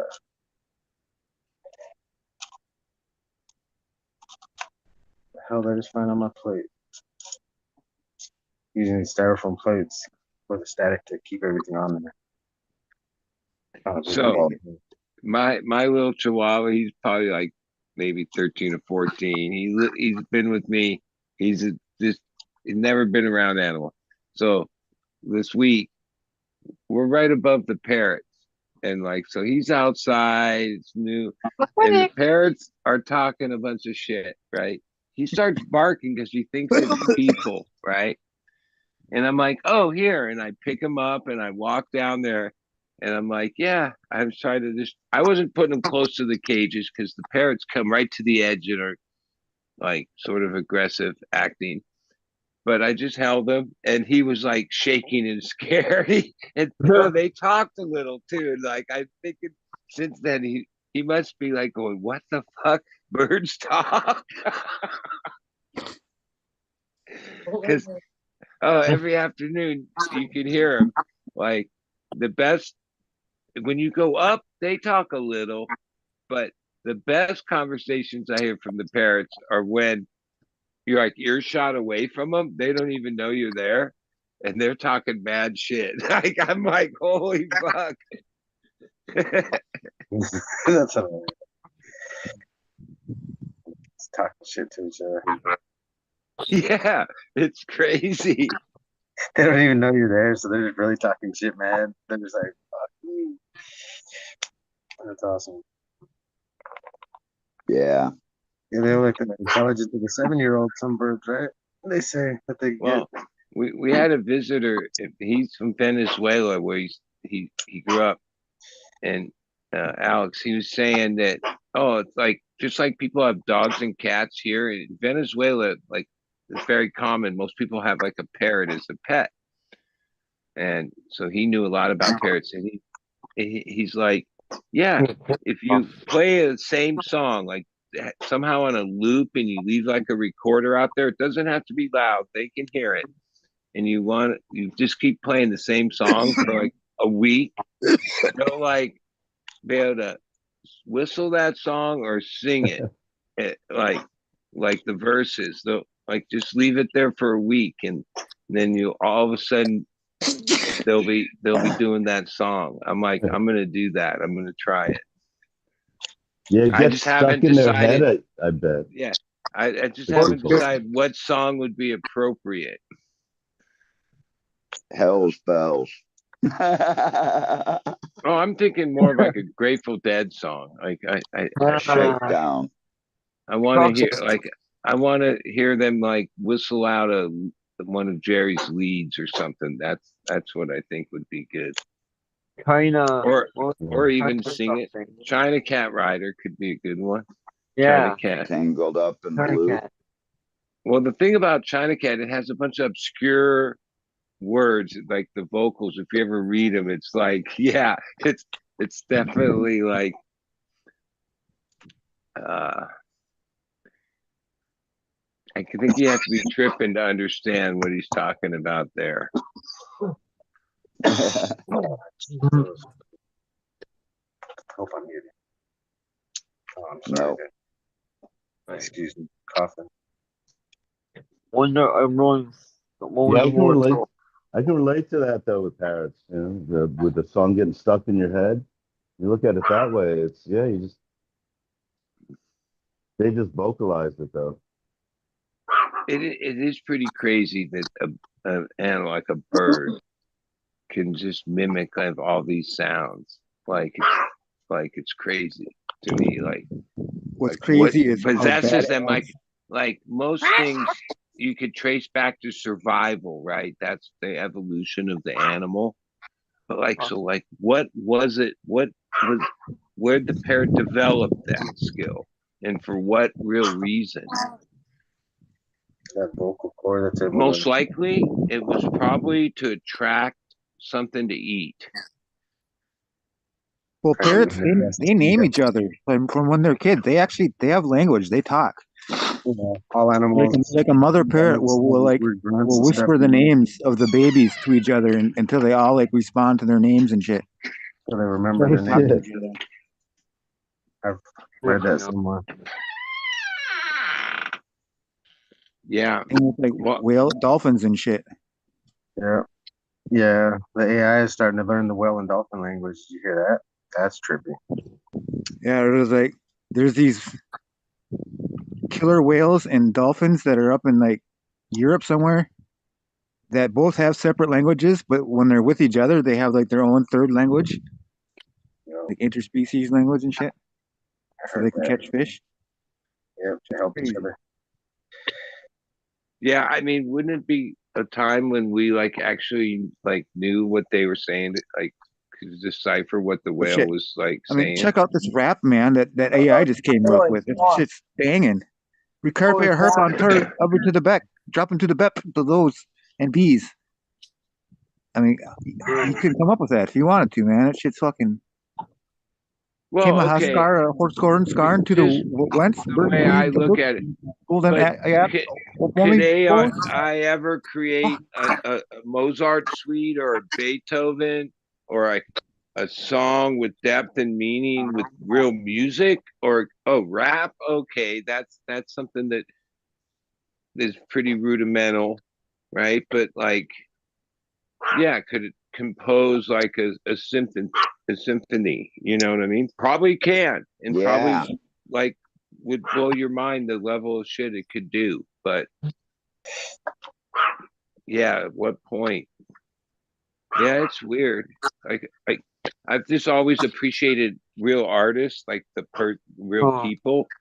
I don't know if I could Exactly. appreciate like even if it is mind blowing good. I don't know. Like if I might could appreciate it. What? Wait, what? Like I think we need electronic some. music, I I can't get love into electronic music. what I need to hear like a freaking Molly and guitar. freaking hell no, bro. Some dubstep and Molly, and you'll be a whole different person, bro.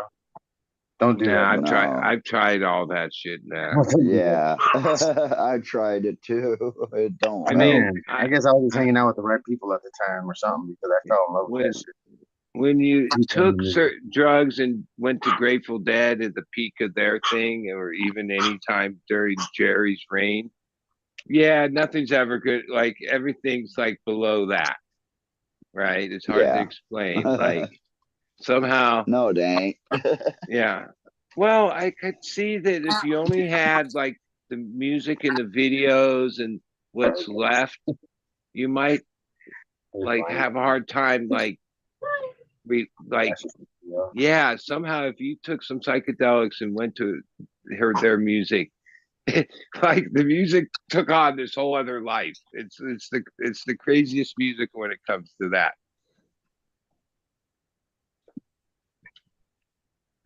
Well, yeah, it was all the improvisational. That's what made it so great for me, I think, was just all that improvisational music And even that a would lot of flow it, out.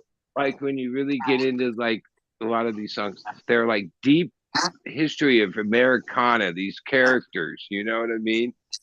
Like so they bring up all these images and from all the great stories of the past, right? Like yeah, mainly Americana. God, this thing works like shit when it's got a slow connection.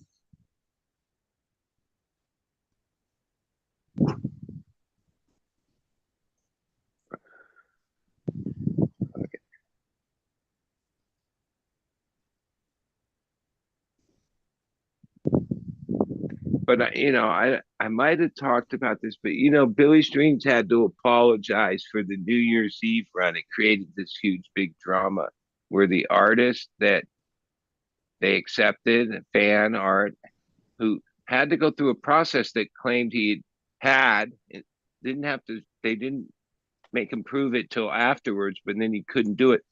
The real drawings were showing that it was original because fans when they saw the three posters and the t-shirts started saying online, oh, it's AI, right? And then Billy had to apologize and they pulled all that merchandise, which even makes it rarer because when that happened then they went to the artist and wanted proof that he could prove that he and Drew it. yeah, line drawings or whatever. Like there's different ways, but there's ways that artists can prove that. And he couldn't do it. So yeah. And he apologized. He was like almost in tears that it happened because like he's trying to make a stance against that, even though before all that drama started, I looked at those posters and stuff and said, "Ah, that's a cool. That was cool. They were killer, no question. It was a different character for each night, but the same theme. It was killer. It was like in the end when I found out it was AI, I thought, yeah, how you could tell it was too good. It was too good. Yeah, man, you've been muted. Yeah, but good stuff. Sometimes when I draw it, it looks too bad though. I'm like, come on, want somebody to do it that's really good. Like my SSS for Salt and CC does not turn out the way I liked it. So yeah, but it only took me sometimes 30 art's minutes. weird that way. Like something that like that could end up taking on a life of its own. Yeah. And don't forget that the most important part of all that is the colors, like like colors, like whether it's two colored, maybe three, keep whatever. But I would have yeah, never picked that for logo, a plant with a pirate's hat on it. If you have a ship out in the middle of the Salton Sea, I like that one. That was dope. yeah, that's a good one. Freaking mom thought of that one. She did that one on her own. She did all those stickers right there. She did all 3 of those stickers on her own. She got my Instagram ones. She put those one in a heart and one just like how it is regular. She's crazy. She's cool. Well, I like the fact that all these things are become much easier for someone to create something themselves, whichever way. Yeah. Even if they need the help on the actual that part, they're able to, because over the years, I know one thing when I had graphic artists that I had or other, oh my God, never was on time. They were the craziest people ever to deal with, right? It was always a pain in the ass, and the decent ones cost a good amount of money and was like a nightmare. That's all I remember. So if you can avoid all that, wow. Yeah, I guess. I just remember having so many friends who used to draw and write and do cool stuff, and now I don't talk to them, and it sucks because they could do some cool stuff for me. It's because they're my friends and they already know me. They already know what I like.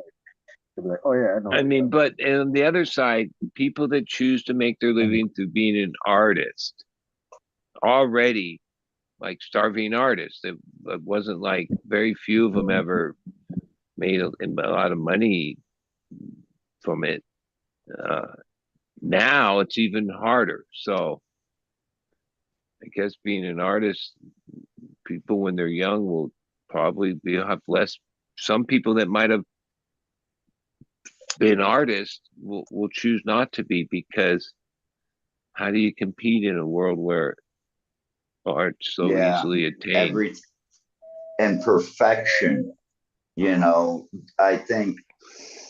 I think that's where maybe there be that distinction, because AI will be more precise, more perfect in what it's trying to create, where a human, he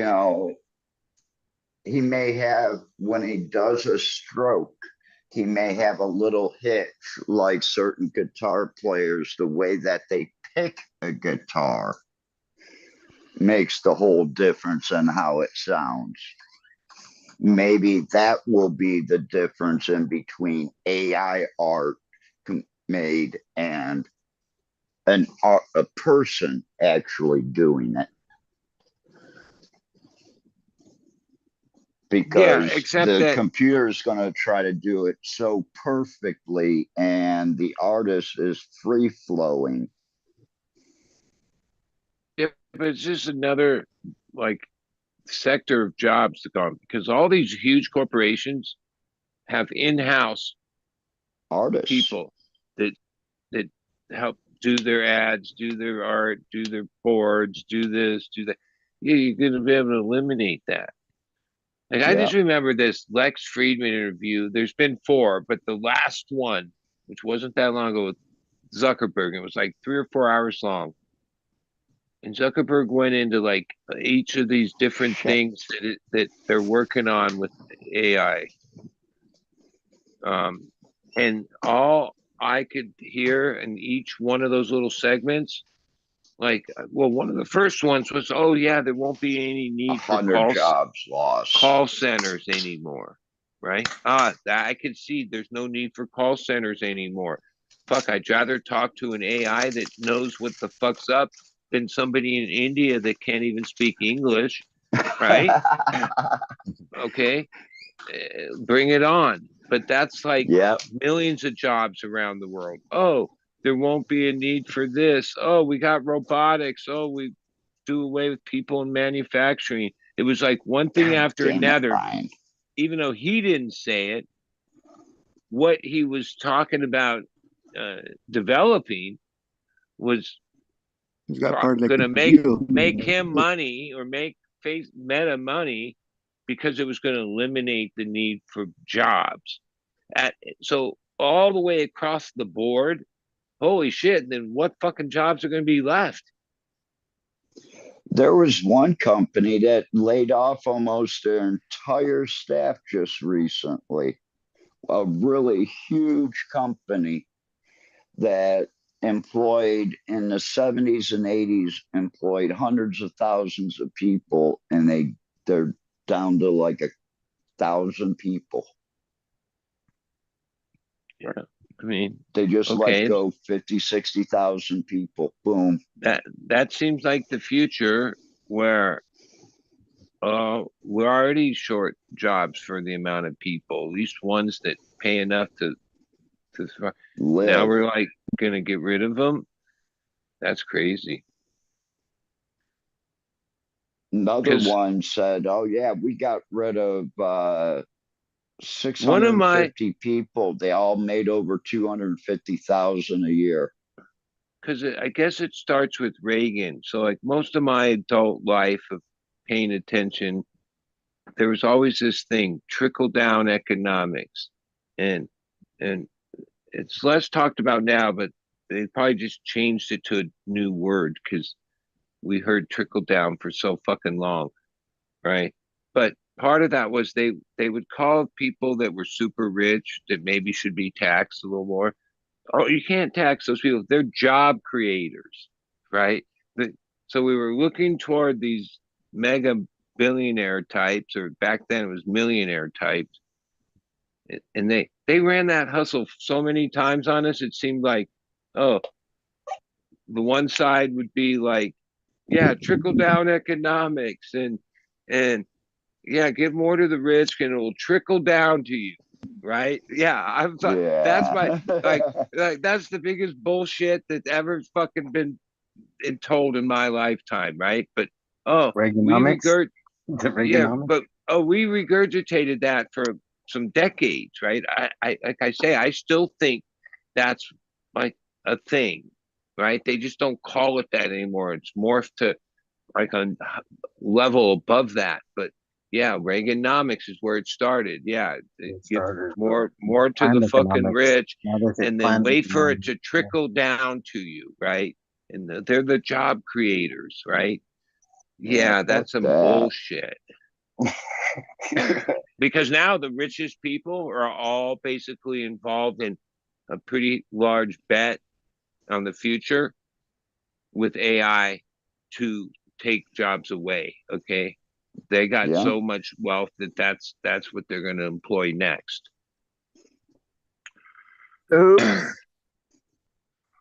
Backfired. See you later, hardcore. Speaking of backfired. Oh, did we just lose him? Or did you kick him off? Yeah, what did he do? He shut himself. Somehow, I think he shut himself down. The computer or whatever now. Yeah. How many did we get? Just kidding.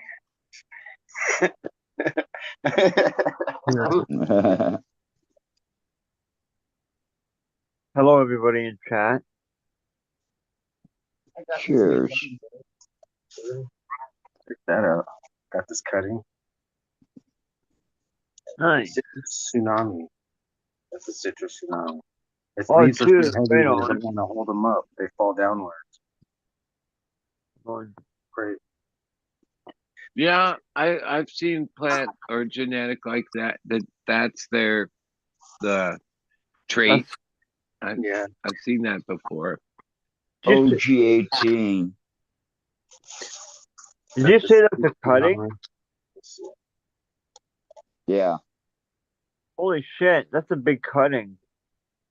Yeah, they had teens. They cost 25. This was 15, I think. Oh, nice. Well, that was 15. Then their teens, shit, you could veg Teens them are for 25, and they're 2 like, she weeks said and they were then giant flower already. them. So she said that they Yeah. were like 2 feet tall at least. Yeah. Yeah. Nice. Yeah, Zen Labs has some good stuff. Let me go put this away. Go put this away.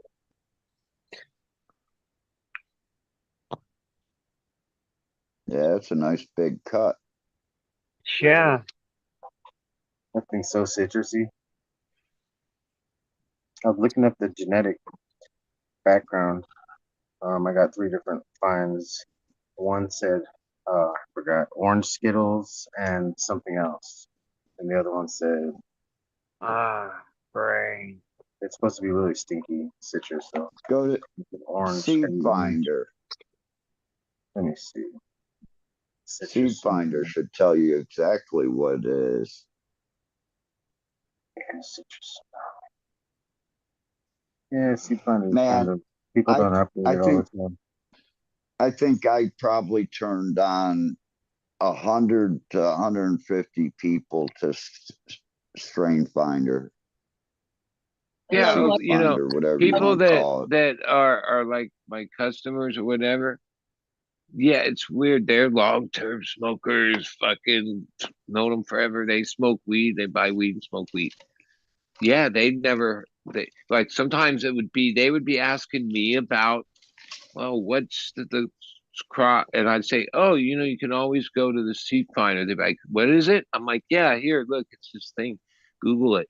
And then like weeks later, they'd call me up and say, dude, that's the coolest thing ever. I was fucking looking, spent hours fucking digging through because you know, a lot of people that are smokers, they aren't growers. They're not hip that they just think it's a bunch of names like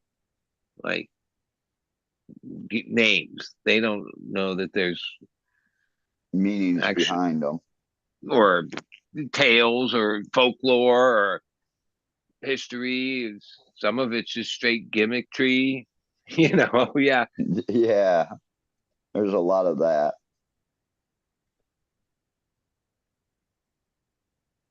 Well, there was a time that people just called things whatever, like like it was sold as one thing and like, oh, a pound was sold to somebody at this, but then he took it to his town and then called it this and sold smaller amounts, and then those people decided to call it this and sold it to other people like what.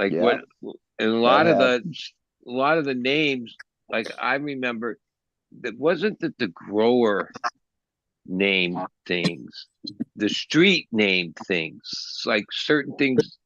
It was like, oh, the cat piss or things like that were things that like, oh, that's what people on the street or the consumers were calling it, and then that's what it got called. Because way back in the gnarly legal days, people that grew it didn't want any, like everything was about having association. Any association, like God forbid anybody had a brand or had a like label or put themselves behind it. That was like for sure no. Like yeah, you kind of knew where the weed came from, the area. And sometimes that was like they wouldn't even tell you that. Like they would say it's from Humboldt, but it was really from Mendo or from Oregon or you know, they didn't even want anything weed back to them. The people that actually grew weight. Eventually, you will get to see a garden of mine, or at least the veg parts of it. But, you know, that's still a long ways off because I need to be 100% legal. And it won't be done on my I'll have a specific channel. You could even go watch weed grow. I'm gonna call it watching the grass grow. And there'll be video cameras that are in the veg rooms, and it'll switch to a different strain every so often. But you'll be able to see it 24 hours a day.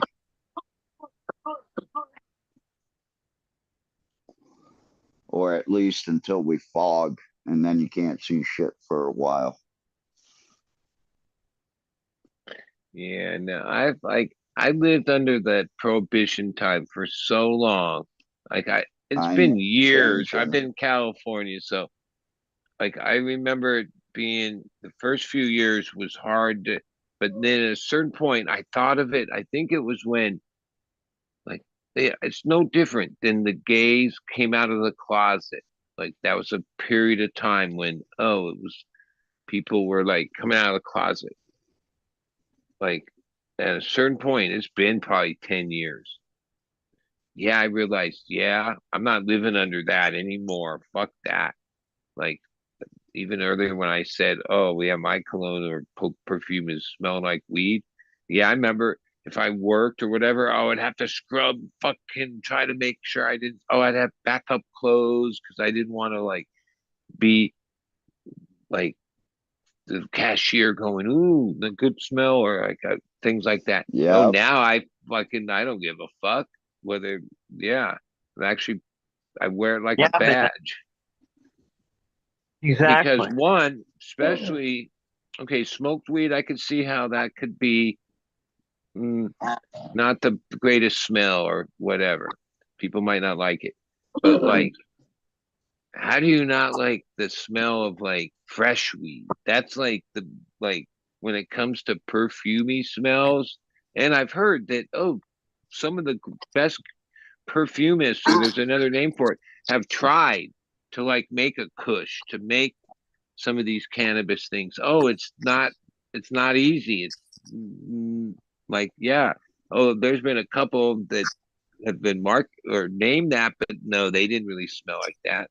Wouldn't Yeah, it be good if you had like, yeah, these essential oil you got flavors, like of all these different weeds that were like colognes? I think, yeah, if you could accomplish it, that would be a product. yeah, true Like, terpenes. If you use one of their terpenes, and it will smell just like what you're looking for, but you're not gonna smoke it like the terpene. You can, but it's yeah, not really because good. when it They comes to fuck like, oh, I expensive like though, dude. It's I fucking there's expensive, bro. certain flowers, lavender and all the floral, like roses, Holy uh, fuck. like, but cannabis smells as good or better than any. One has more variety of smells than anything else. Like uh, jasmine, I love planting jasmine. That's like when that's blooming, that's like really killer smell. Mhm. But Yeah. cannabis is, but then somehow, even in some of these legal states, legal operators have to like pass this thing where none of their smell leaks out, right? Where you can go a bakery or any kind of food prep place or chemical place, they can leak out smells like food places, fried. You go by restaurants, the smells wafting out. That's how they attract customers. But somehow weed that smells like bad. Like, Offensive. yeah,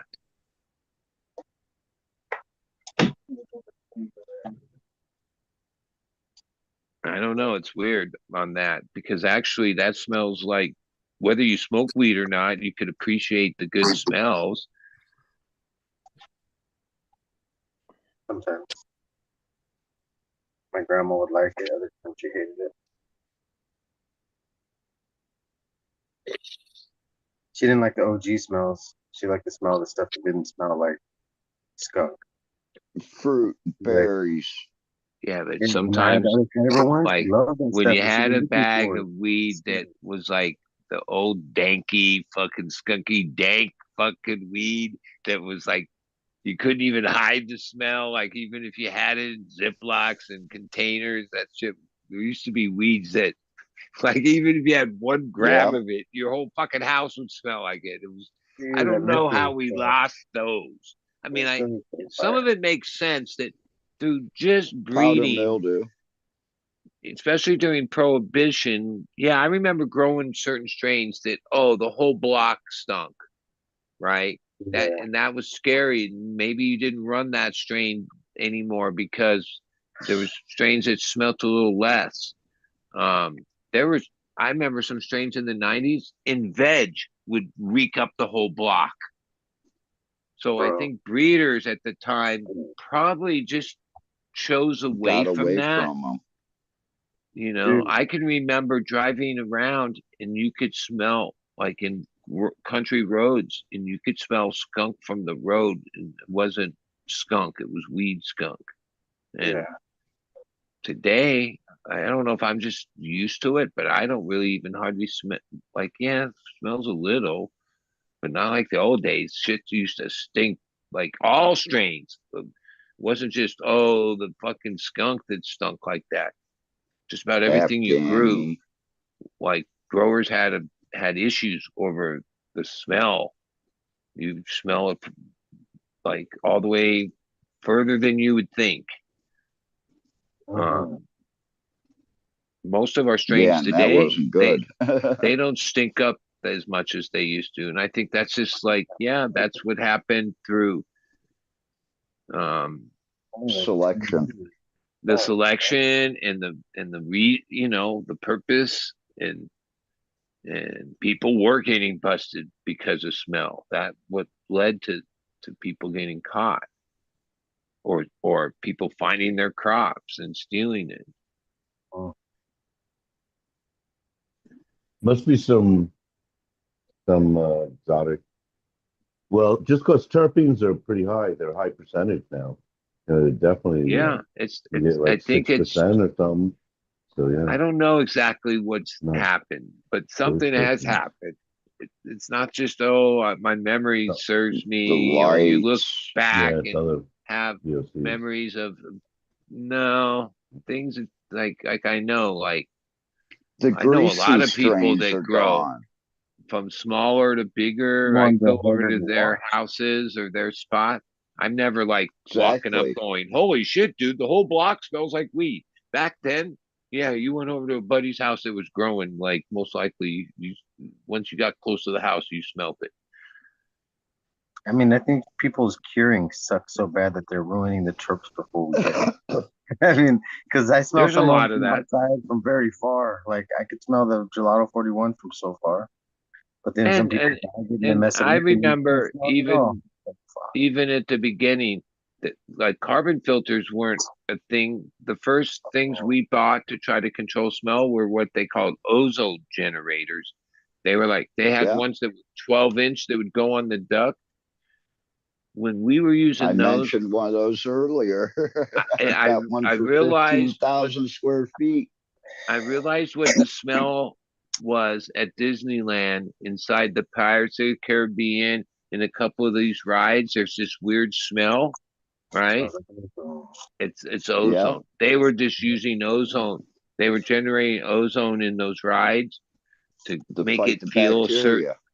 Maybe that too, but that was the smell you smelled. Like You still when we smell that started, smell sometimes, like when you go in Radio Shack back in the day. Like I used to smell that like ozone. Be like, what the hell, yeah. dude? It smells like ozone. But why can't I say it out loud? They'd look at me like I was crazy. I feel like it's not my. But the problem with those is air that's moving has what I call air grime. Basically, there's like even if you filter, well, back then there wasn't really filters, but so those ozone generators are basically black light. Like it's a little light, UVB. yeah, that it blows over. And oh, when the air grime builds up, which take a month or two later, the thing isn't. These things weren't cheap, and even if you cleaned them or whatever, no, they worked really good when they were new.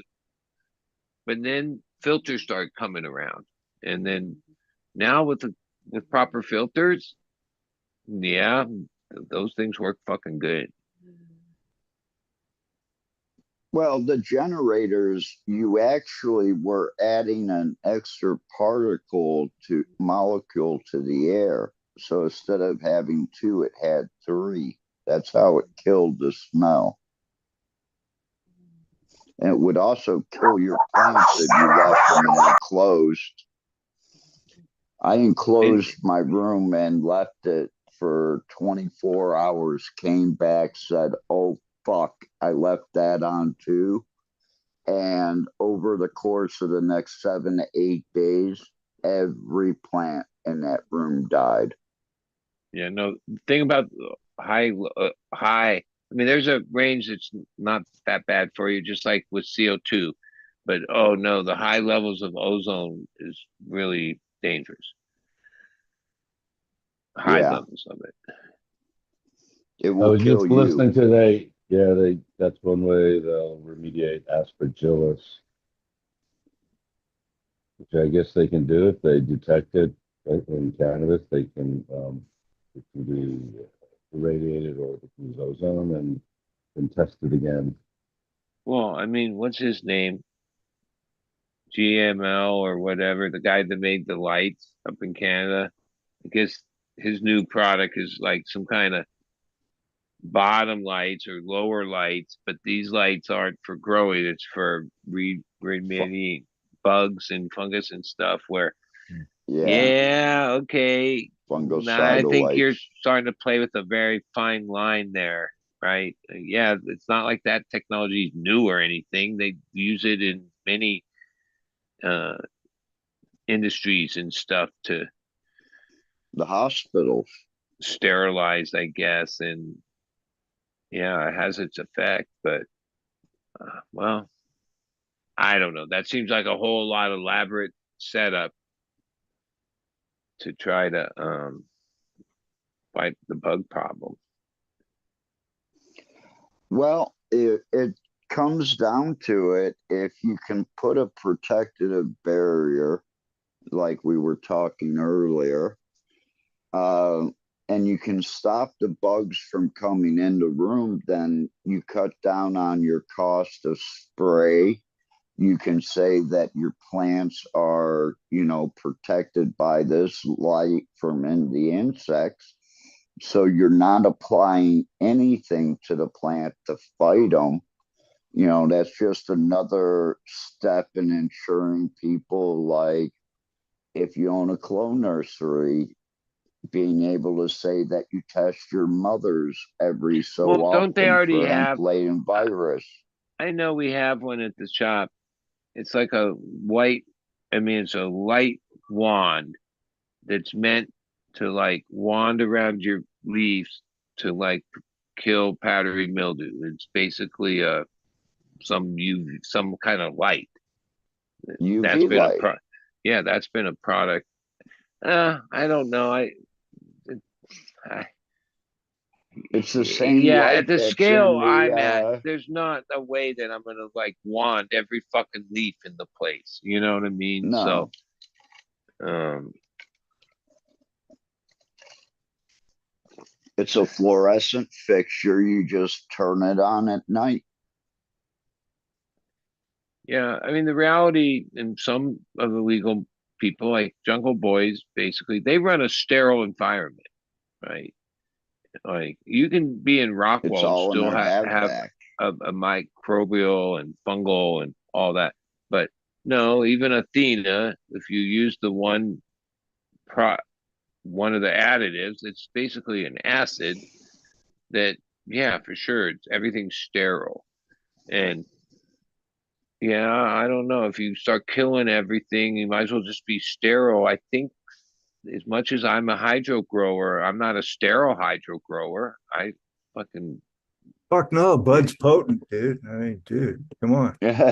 He goes deep. He doesn't fuck around. Well, like Rockwell is a great, just like biochar is a great place for microbial life to do its thing. So is Rockwell. It grow green on top.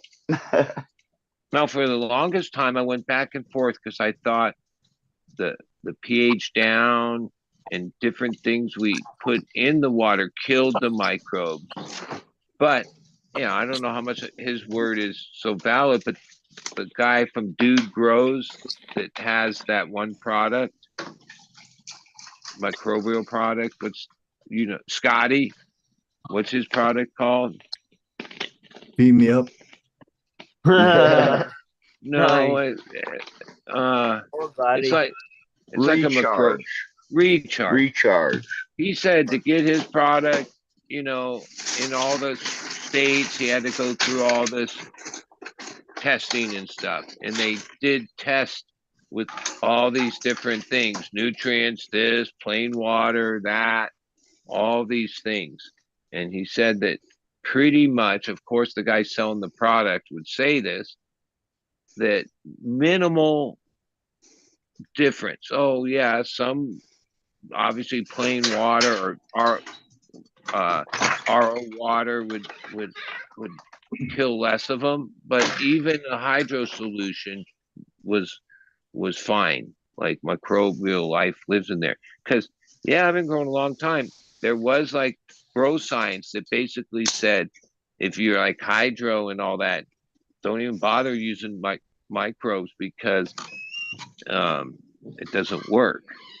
I thought that for a while and didn't use them, and then I thought or heard differently, and I've been using them for a long time now. And oh no, microbes work in hydro.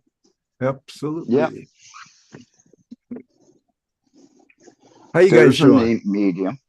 Now, Good. if How you you use doing, Athena and use that hydroxyl acid, that's one of their additives to keep the lines clean and it's sterile. Oh no, now that kills all fucking microbial life, good and bad. Dropping acid. What was that? Are we headed to a Dead concert? Well, no, I didn't pronounce it right, but the one to clean additive the lines. Freudian slip. I get it. It's no part problem. of the Athena line.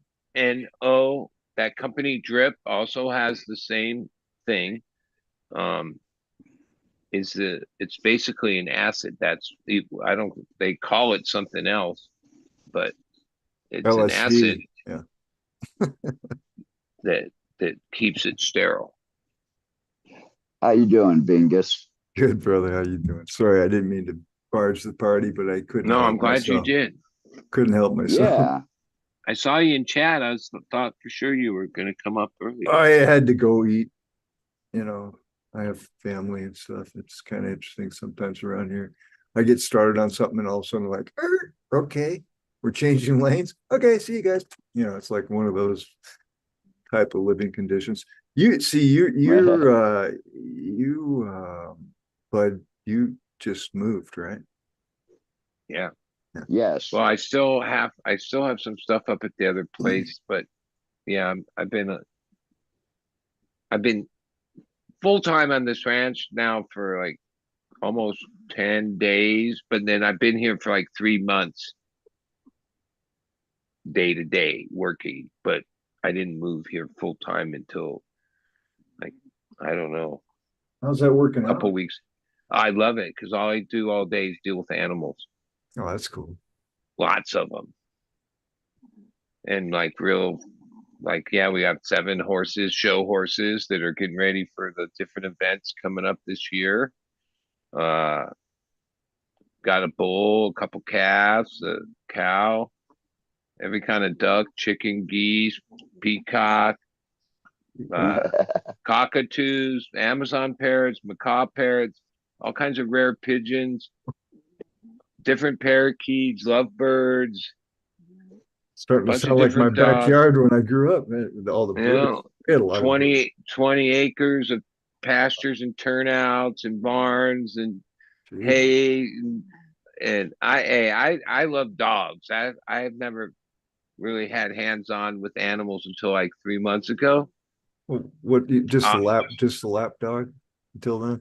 Oh no, I have all kinds of dogs, but I'm a dog lover, so I've had a lot of dogs over the years, but never like, I've rented a horse once or twice. No, I've never. I take take care of horses.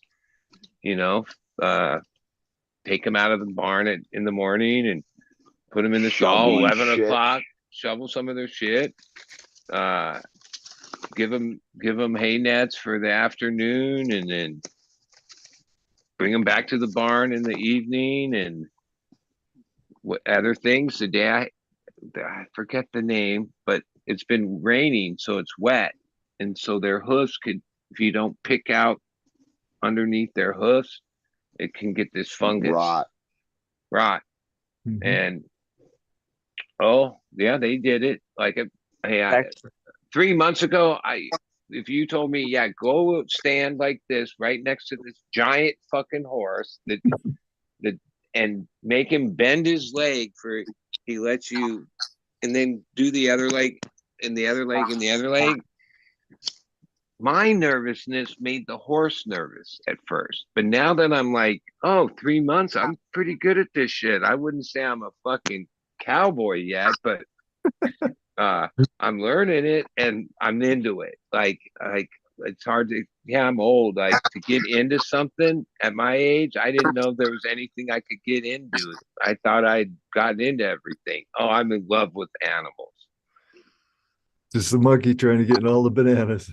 And like the one thing, the biggest, like if I had to boil it down to one thing, all those different animals, I just listen. I don't know why I didn't think they were so smart. Even the bulls, like, they're smart as fuck. Horses, oh my god, they have like all these personality traits, and like they know you. And the parrots, oh fuck, I can't even imagine. I can't even begin to this crazy conversations they have with each other, let alone shit I see them do. And one thing I've realized: the chickens, the ducks, and the geese, they have these two areas caged in. They're the nastiest motherfuckers. That's nasty. The ducks and the chickens, Yeah.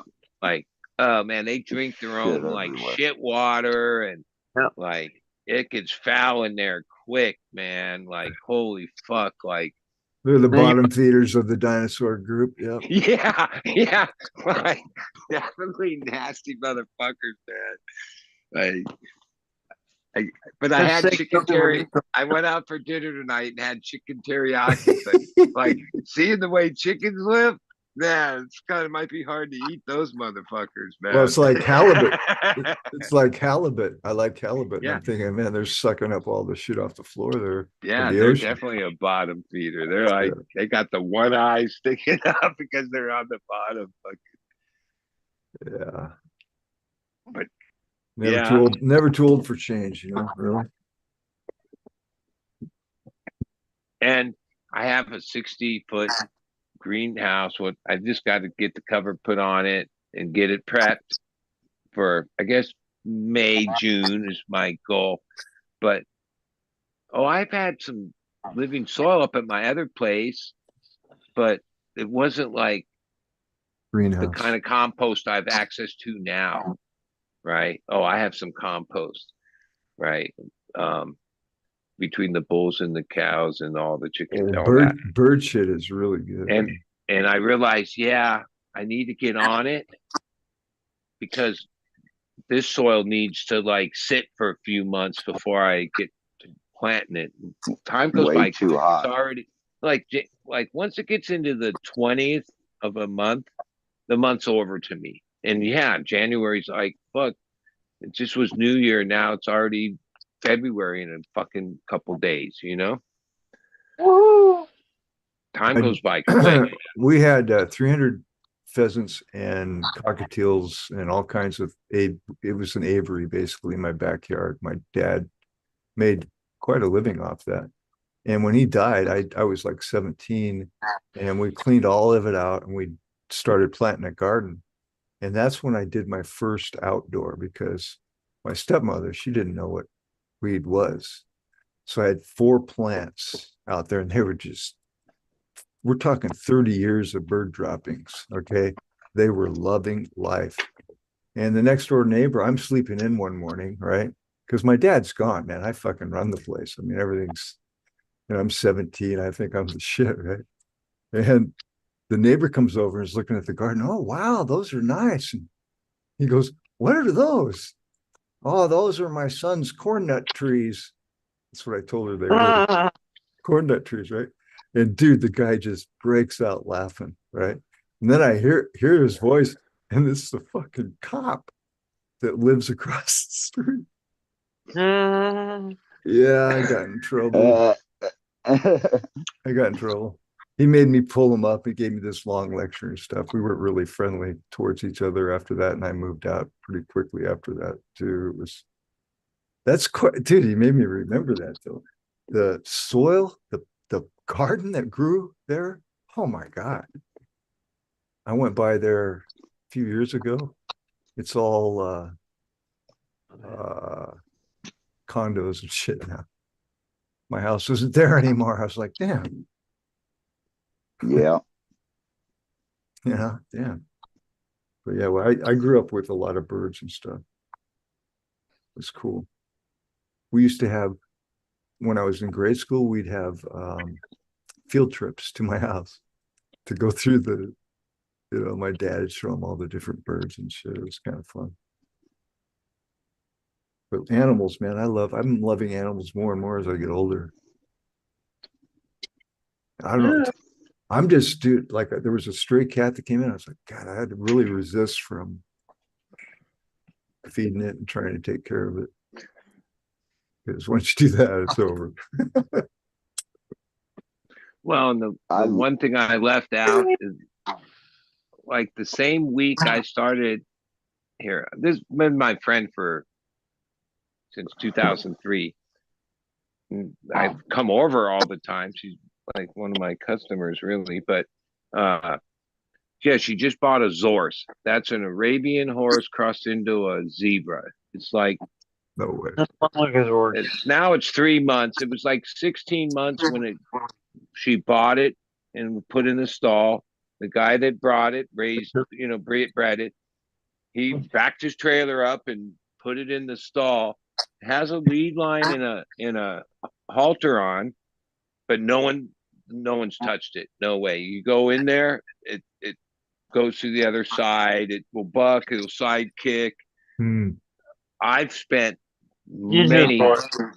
many hours slowly. Like I finally learned the way I've gotten the closest to him is I have to crouch down and get real low. If I'm standing up, he's not going to come close. But I almost got him eating carrot out of my hand the other day. Like he almost took it.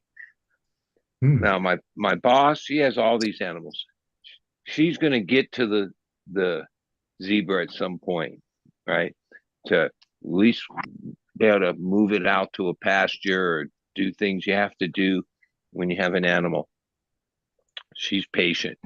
But she's noticed, oh, well, you spend the most time, like you're probably going to be the one. And I'm like, one to do what? She says, well, eventually we're going to have to grab his lead line and like start to tame him a little, just to not to ride, just to be able to control. Right. And I'm like, oh, okay, so what happens then? And she says, just hang on for dear life. Because when you first try to get an animal like that and take control of it, it's gonna put up a fight.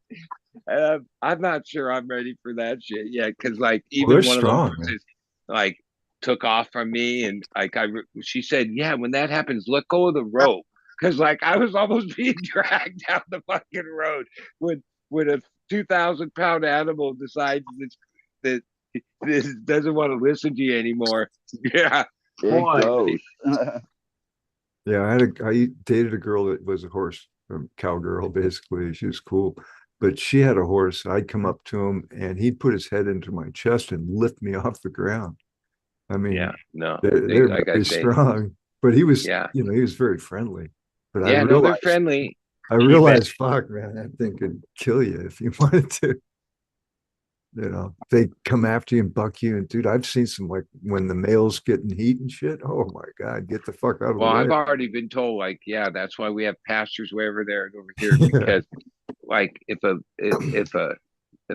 horse is in heat and you have a stud, it's happened. They will fucking like impale themselves on the fence. Like they will kill themselves to get out. Like they go crazy. And they'll kill you. They unintentionally, but Yeah. they'll just, it's Yeah, wild. no, yeah.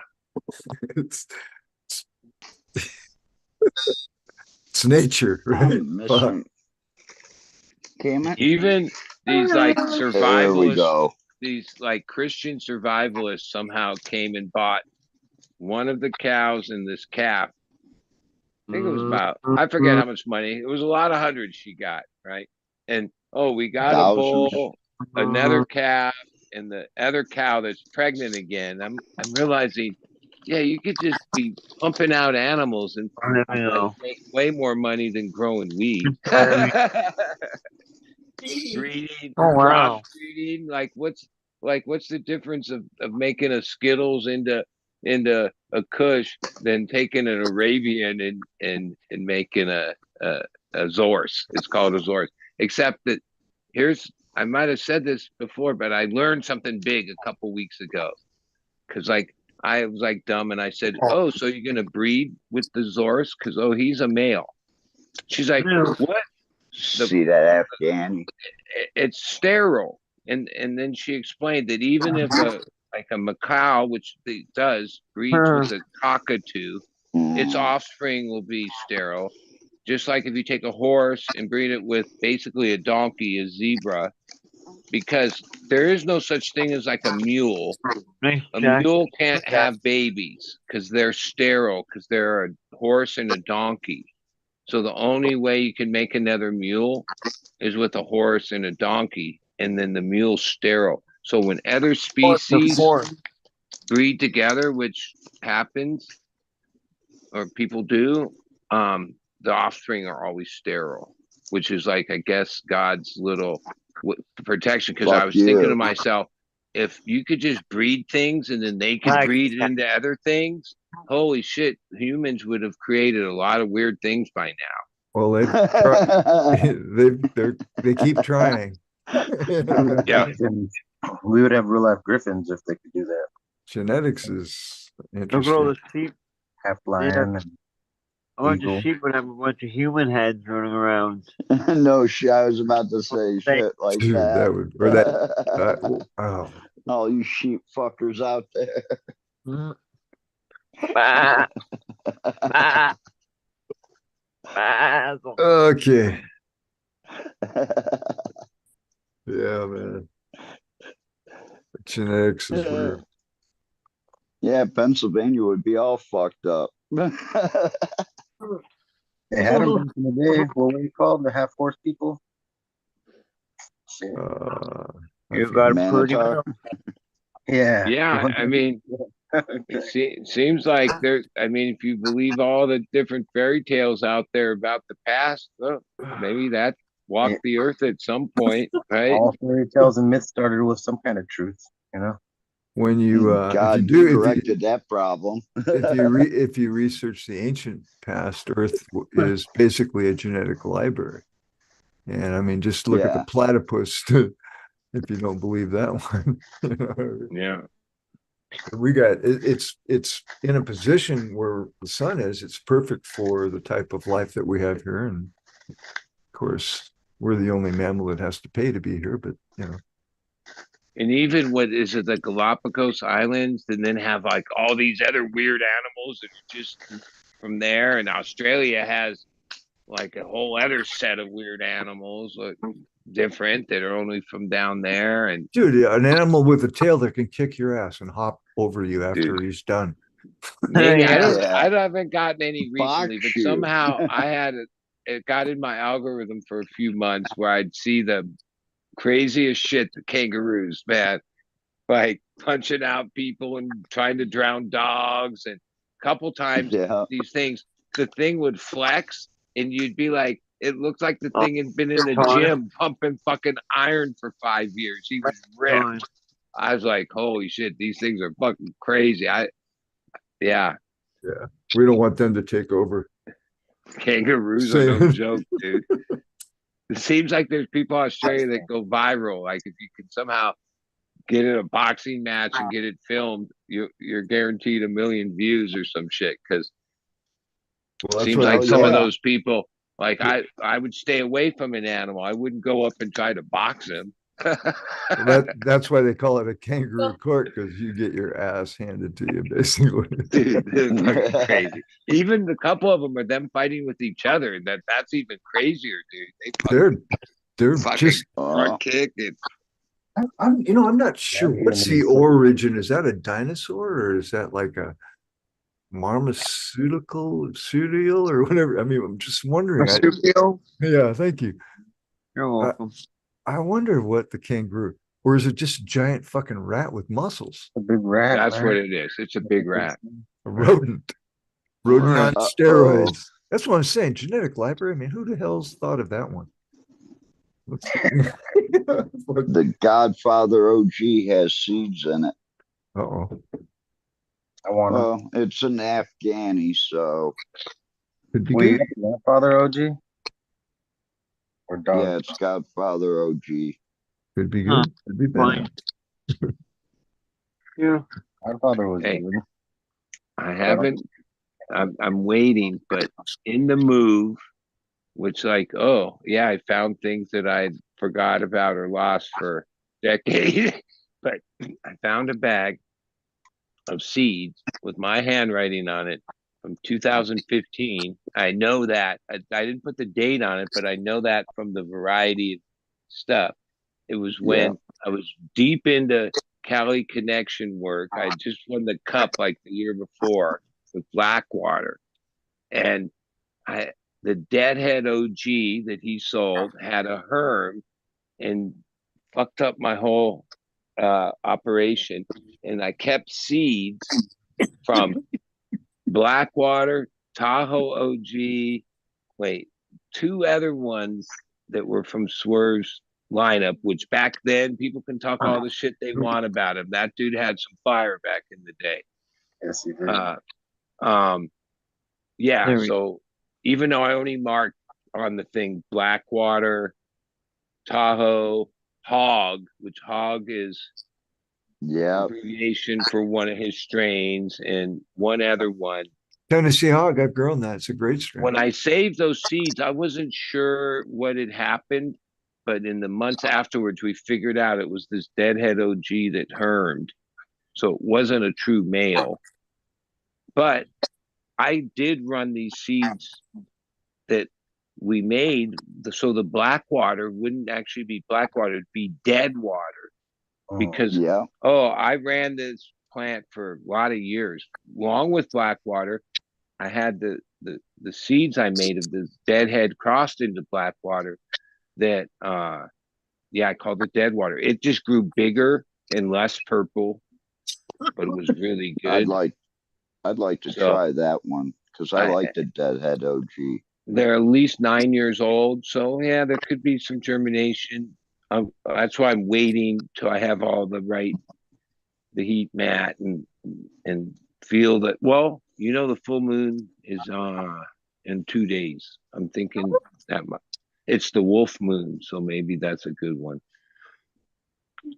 I might crack just a few of them. Oh, they're a decent amount of them, probably 100 of each one. I forgot all about it. I totally forgot about it. Sounds good. I found a bag that you gave me with your handwriting that says Mendo Old. Is that Mendo breath? It says Mendo. Probably the original Mendo.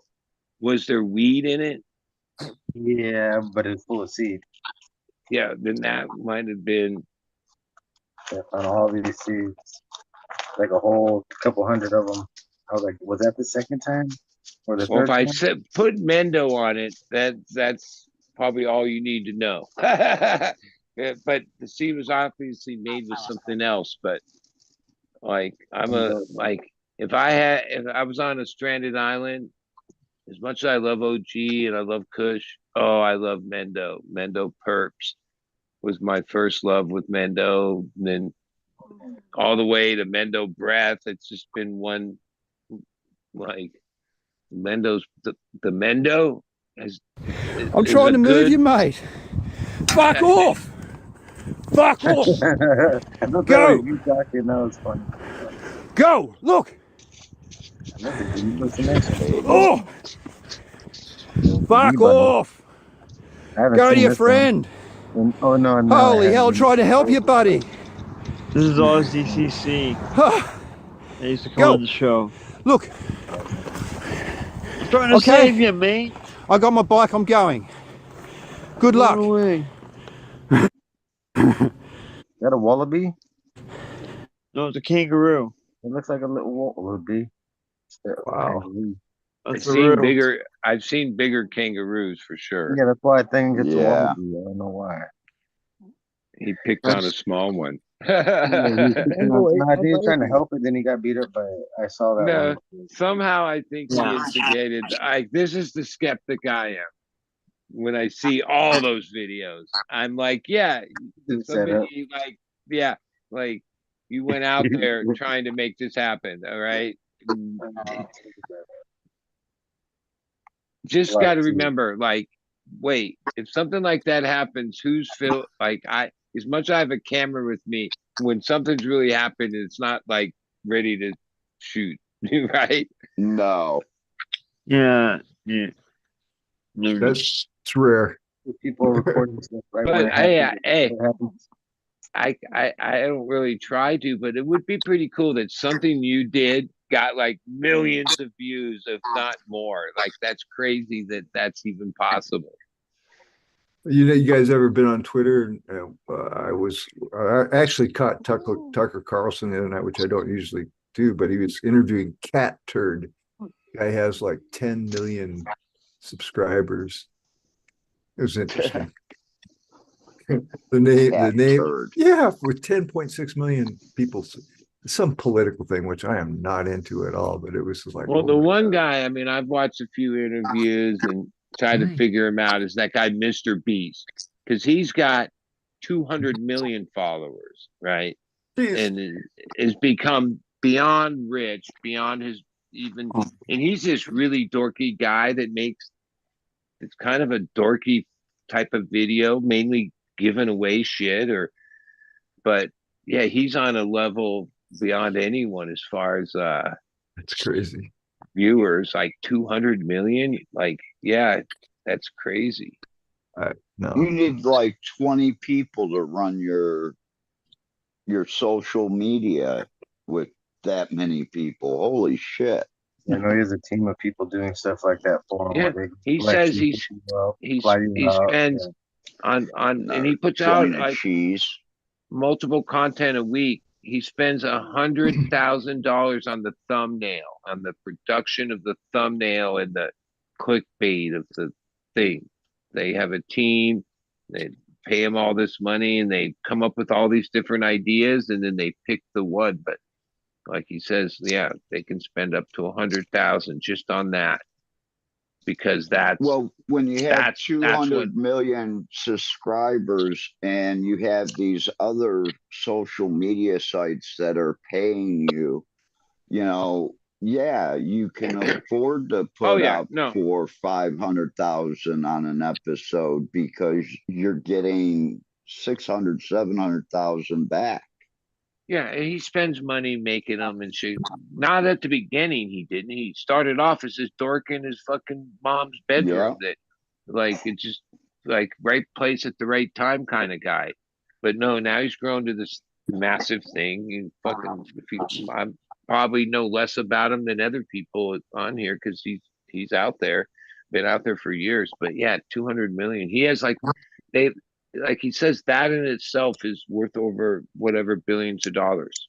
Just having 200 million followers is worth billions of dollars.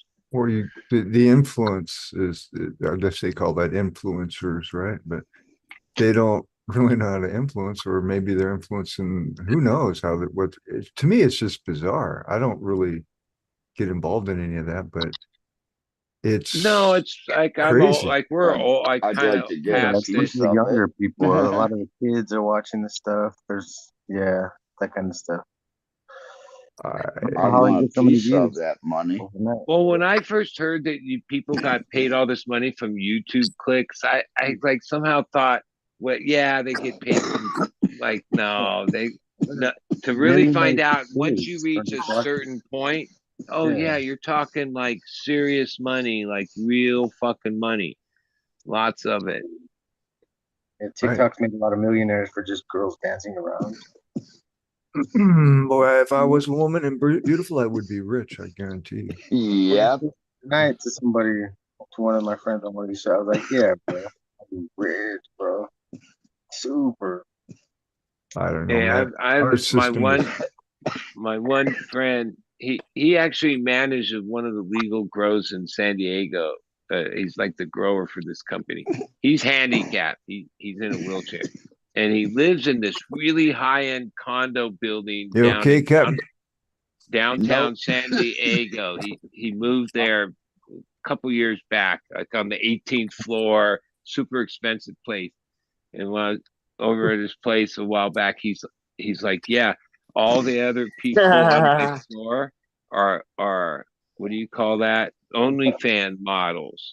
And I'm like, what? He's like, yeah, they all work OnlyFans and they can afford to live in this, like, I think it's like $7,000 a month for these condos in downtown. Really nice building, posh and all that.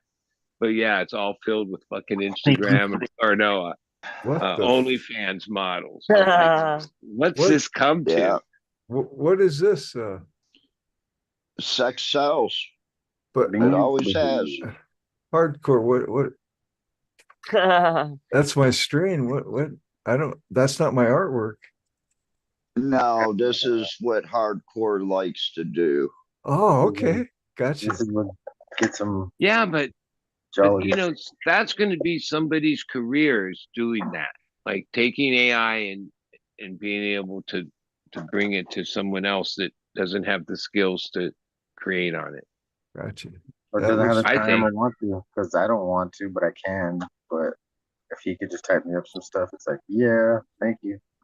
Because I think it's pretty Hardcore cool, you know? Orion has been doing this on the show for a while now, and some of the beginning stuff he made was like beginner stage. And now he's been doing it a while. Oh, he pulls some good art out of this fucking computer. What the fuck? That's crazy, man. But it's all in the prompts, they call it, right? Or what do they call it, Ryan? The prompt. Yeah. This honeycomb. This stuff's Oh, but amazing. damn. Enough of this recording. That's Can't get interesting. enough of this finger sparing. That's crazy, man. Wow.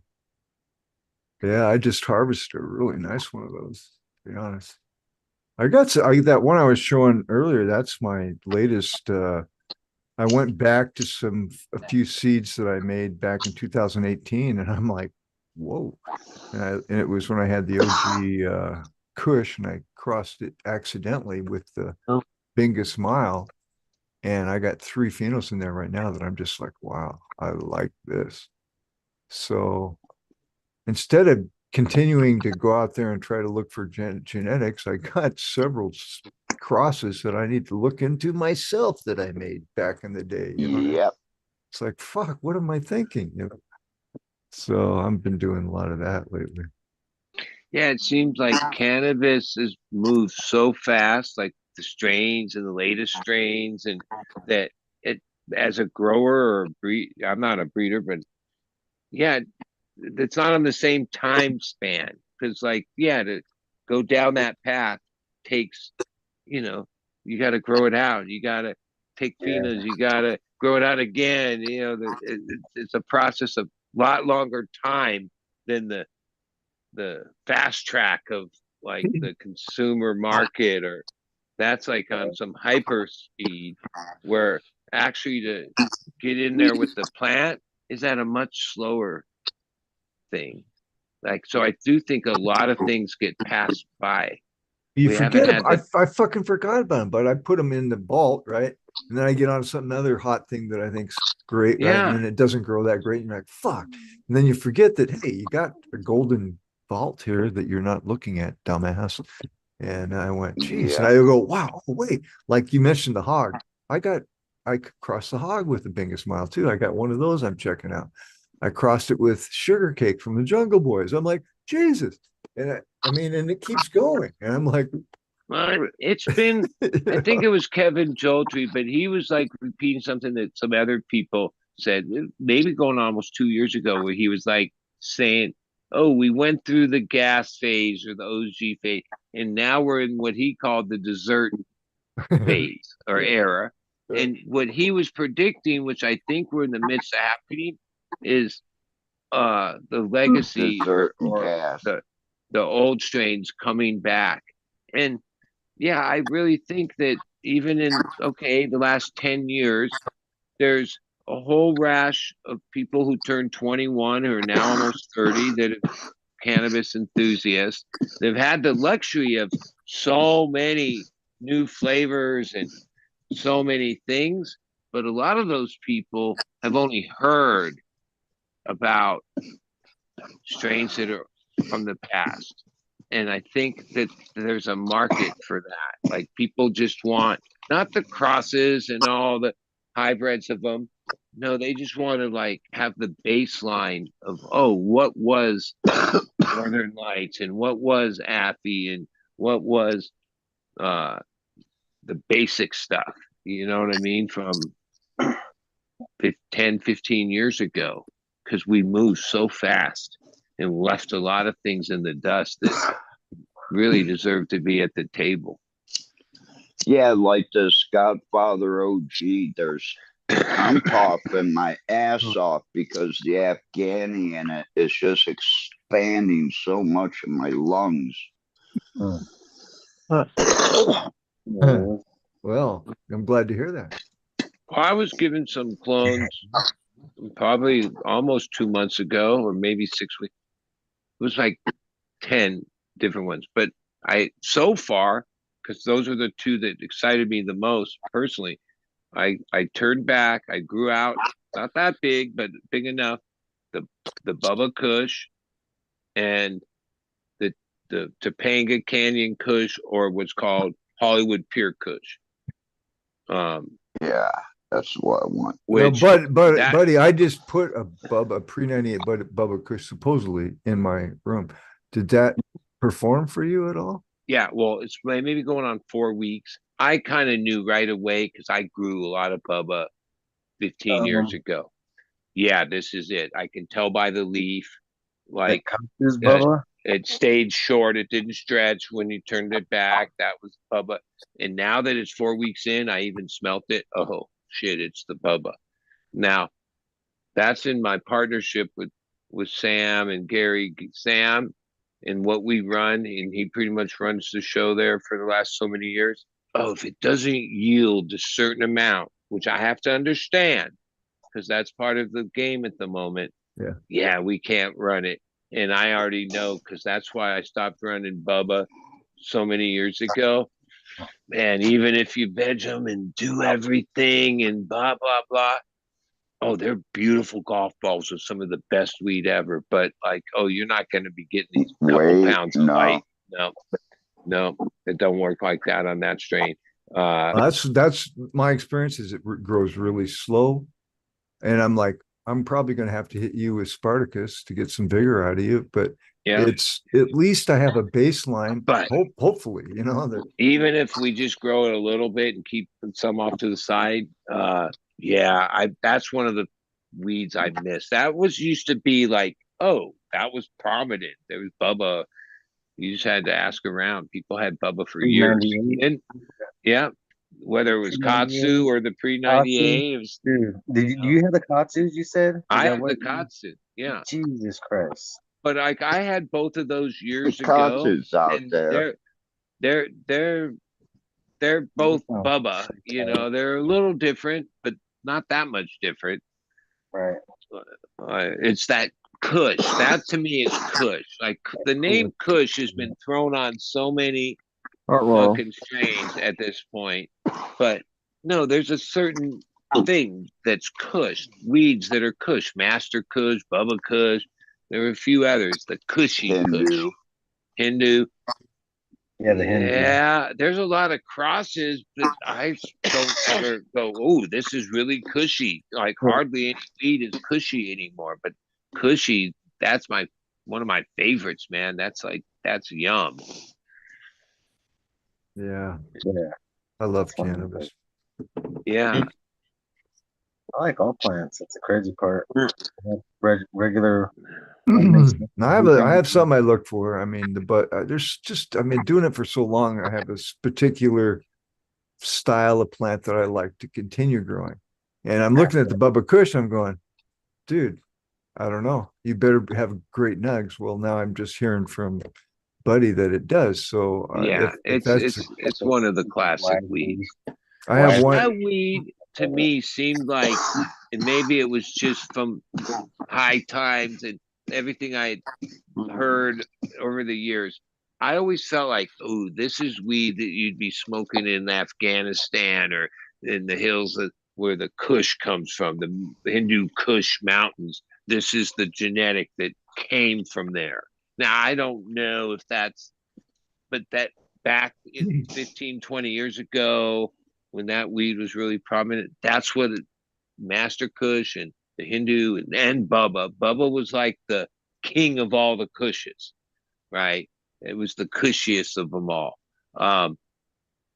Yeah, that I think that is the heritage. That's where that plant came from. Like that. It's nice. It's nice that we're trying to bring all that stuff back. I know when I was looking for alien technology, which is an Afghan strain that was brought over by a soldier, and I couldn't find it. And I back crossed, or I started hunting a Kimbo Kush, which has the alien technology in it. And I found one that was beautifully purple, leaned heavily Afghani, and it had just lovely crystals, but the nugs are very small. But that is my Bingus blackberry.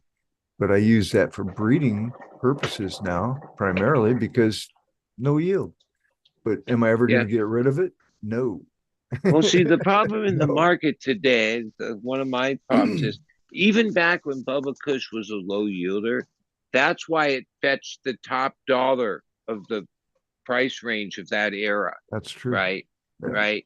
Right. Today, no, they don't. There's no like, well, so like mainly the market and the breeding that goes toward the legal market, which trickles into the home grower too. What's popular? Yeah, it's all about certain the way the yield, the speed, meaning how many days it takes to finish. Oh, that's important to commercial grows. Absolutely. And the way the labor of the cosmetic of how long it takes to trim and how it bag appeal, right? Those are it. Yep. And if it doesn't fit that, yeah, it's not being produced for the most part. Now, it's up to home growers and people like us to keep those things alive, but the commercial market that pretty much dominates the landscape at this point, yeah, they're not going in that direction. They even though they could, no, if it doesn't fit those criteria, it doesn't fit the math of their business model. It just because especially now, of course, because weed's a little bit inexpensive, but you could do the Bingus blackberries and the Bubba Kushes and the smaller, really high, lovely stuff that you want to smoke, but you'd have to charge the price that we used to be able to do. Okay. Yep. We can't do that anymore. You see, so that's where the shift has happened. It's like, that's why I say if the Bubba Kush performs like what Buddy's saying, I'm sure it will. I'm going to hit it with Spartacus. What does that do? It increases the yields, it gives it structure, and I'm going to hunt through there and try to find one that tastes like the Bubba Kush. So it's kind of like the market is dictating what we do so that we can continue to fucking do it. Yeah. Well, overall, the years of growing, the best strains I ever fucking got a hold of weren't fucking great yielders. It just seems like that's part of the natural selection of the dankdom, right? That OG, some of the gassiest fucking weed ever. Yeah, good luck getting a huge yield off of that. The Kushes, some of the best weeds. And even when I'm more of an indica person my whole life, but I understand that there are a lot of people, there are sativa people that really appreciate the ones that take 120 days and longer and stuff. None of those are in the market or available on a regular basis, except through home growers, basically, that don't care about the economics of it. Because there's just no way you could justify whatever lights in a square foot on 120 days You strain. know, you're right, buddy. But there is, if you have a client, let's say, or a person that you're medically providing for, that is requesting and buys a consistent, you can tailor something specifically for them, and that's the beauty of being a homegrower. Growers, you can selectively help people that can't get selective help anywhere else. Yeah, and somewhere the price is less relevant to the problems in the business now than the demand. Exactly. See, the market is so oversaturated, but it's oversaturated with the same stuff. No, 10-minute high. Right? Whatever name there's so many of them to say that there is an opening in the market for any of these things on the other side, even if I get the numbers and the price, but at this point, what's really hurting is the demand is not. I don't care how good it is. The demand is soft. It used to be shit, man. You had to allocate it. It was gone before it was ever finished. Exactly. It was like fire.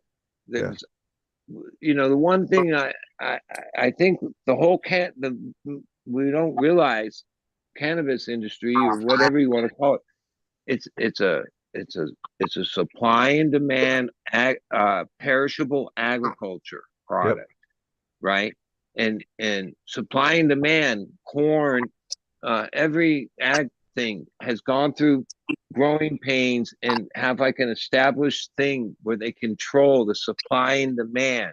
Because when there's too much supply, everybody loses. That's right. Thank you, Oklahoma. The cannabis has been overproduced to the point of recklessness at this point. You're right, dude. You nailed it, bud. Beyond that, it's perishable, which means, it's good for about a year, right? If that, unless you take extra precaution to store it or whatnot. But now, bud, what do you think? I think it will pass. I mean, the market will come back because they can't continue to keep flooding at the prices that they are, because they too will eventually go out of business. So. But what I think a lot of this is we're being fooled by Wall Street, basically, who's invested in some of these big things and have stocks so they got $1 billion behind them. So if they lose hundreds of millions for so many years, because the legal market still has one giant hurdle that they don't know how to get over, and that's the black market. The best way to fuck the black market over is outprice them and we'll first to the bottom, but they can absorb it where no one else can. Right. And that's what we're in the middle of them doing. And then as soon as they drive so much out, everybody but them, then the price will eventually go back to where they're making money. I agree. The thing is what this does is it separates the bad growers from the good growers, basically, because the bad growers throw in the towel and the good growers keep coming. But no, I've had some peers, people, in this last couple of years threw in the towel, but I understood it. A lot of them had been doing it long enough that it was a hard pill to swallow. Yeah. I shouldn't say good and bad. I mean, it's just going to create a situation where I'm sure many good growers would have to throw in the towel as well. But it's situational, but those that survive it will prosper, in my opinion. So what they want to do is they want to push all of us little people out.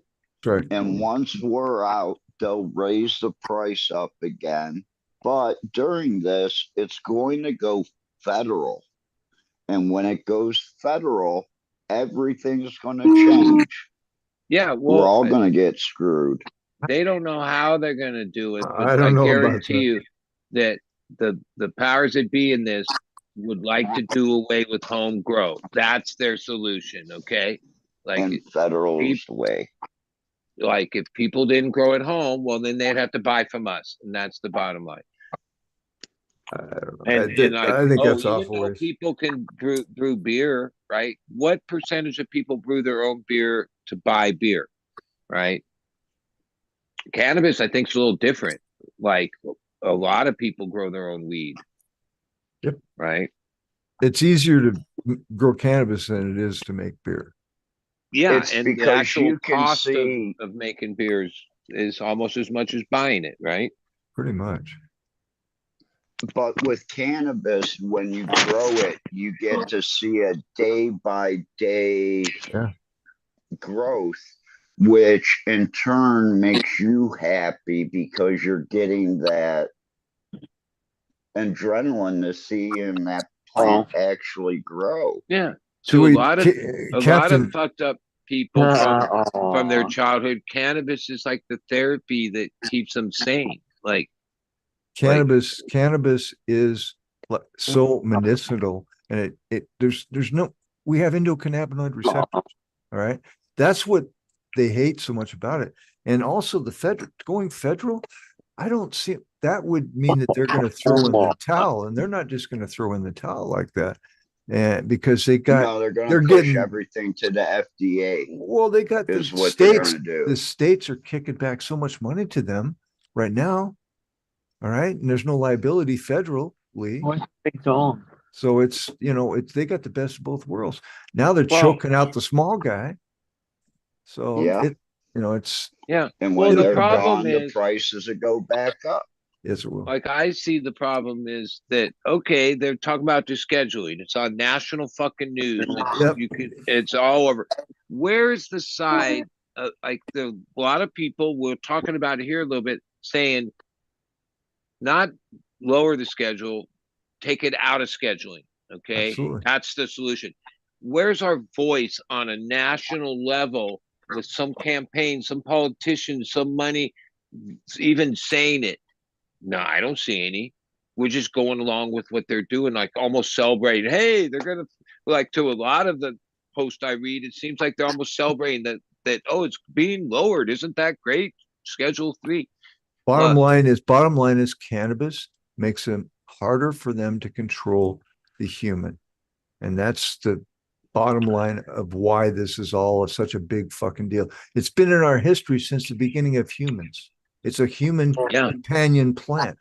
I mean, that was medicine before the Rockefellers decided to put us on the shit that most people are and on instead of setting the record straight and saying, "Yep, we went down the wrong path, we lied, we put out propaganda. Here's what we know now."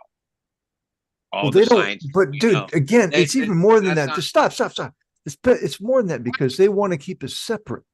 All right. Yeah. Cannabis brings unity. So that's why I say the federal government doesn't want us to unify. Period. They just don't want it. Sorry, exactly. Man. Neither does the world. Like it's more than just us as country. The West. If the world unified, then they'd have, That's what would they do then?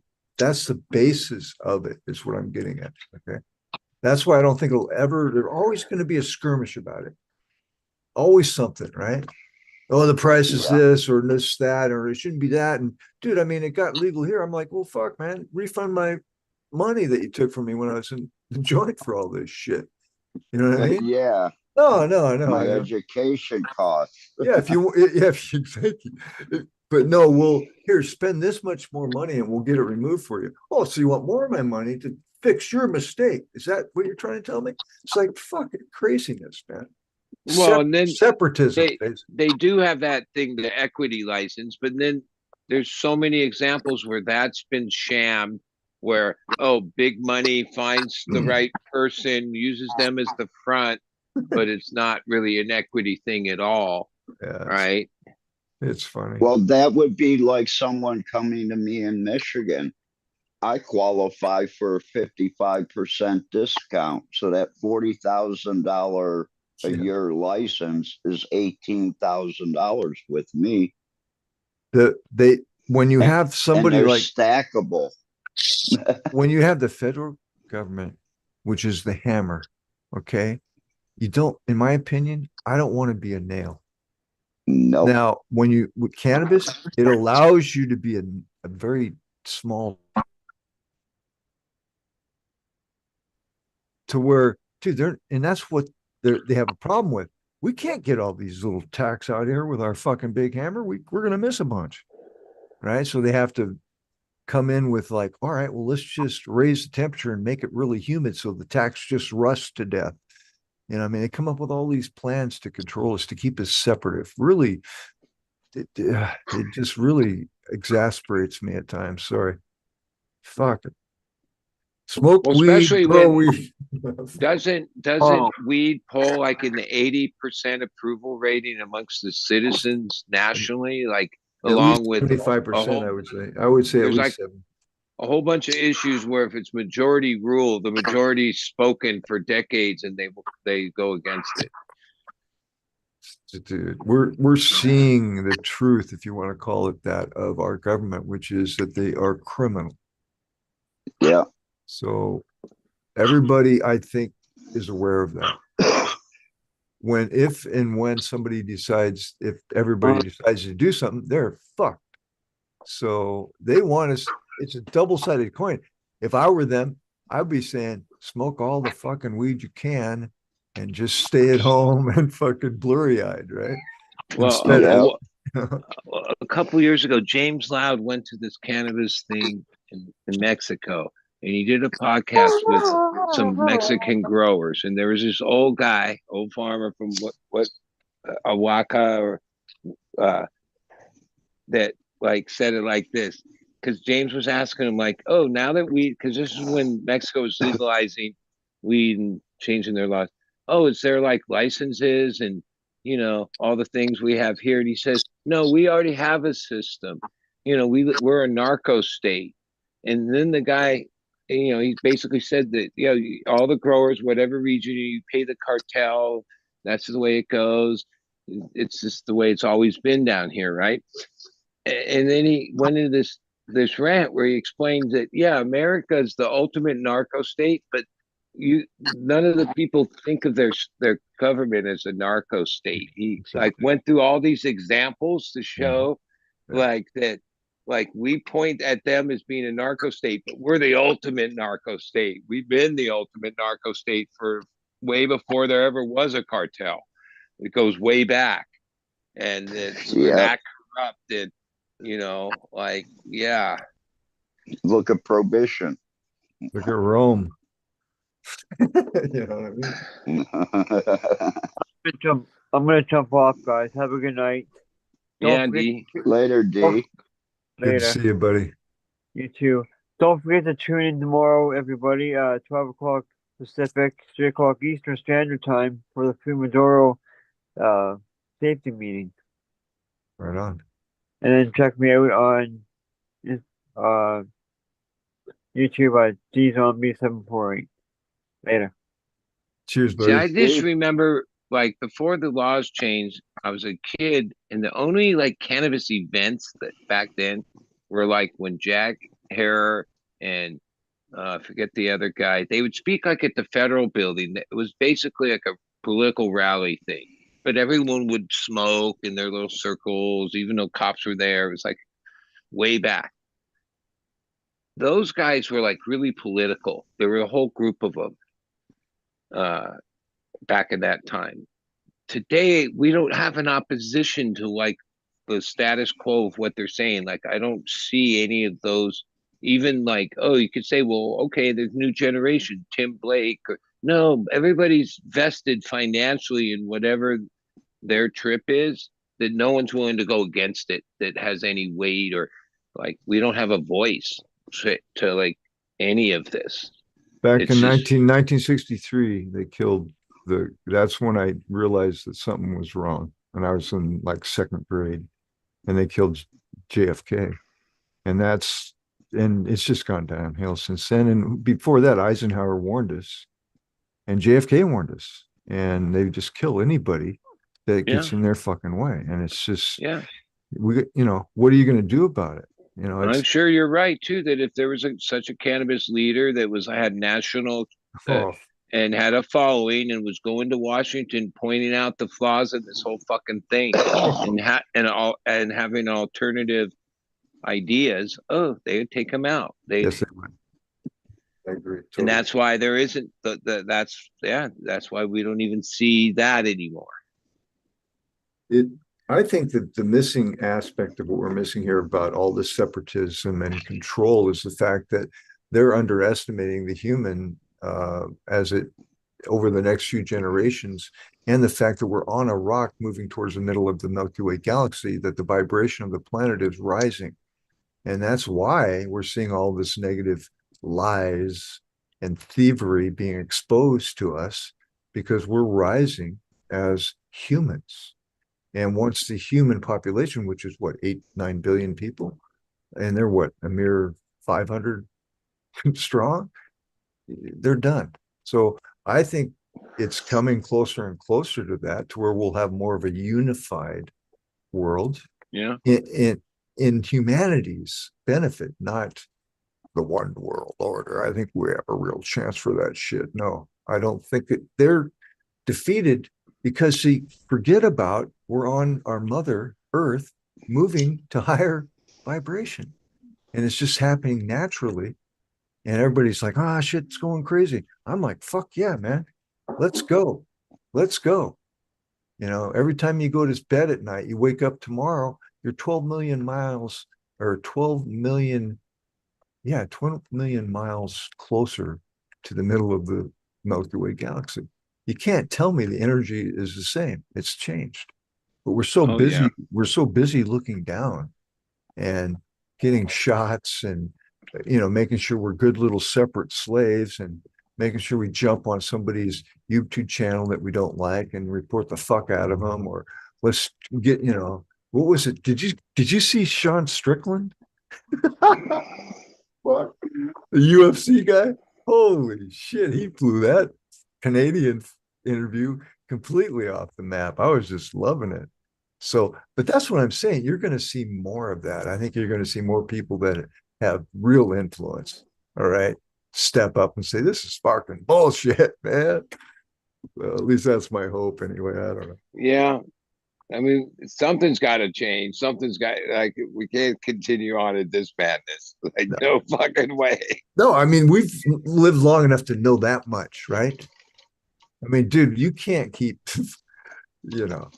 it's going to break. There's a breaking point. It's funny. All right, guys, I'm going to get out of here, but thank you so much for letting me yeah, Bingus. Always good to chat with you. Good to see you guys in chat. Always great to see everybody in the chat room. You guys be good, all right? Take care, Bingus. Take care, brother.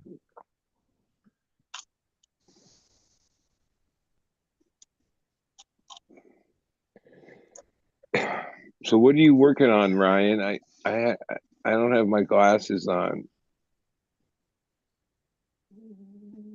What are we creating? Bunch of Kermit the Frogs. Kermit the Frog. Kermit the Frog. Kermit the Frog. When I watched Hamilton and he went into a lot of shows, a couple shows about the DMT and the frog, there was one show where he showed hieroglyphics from way ancient history that, had frogs,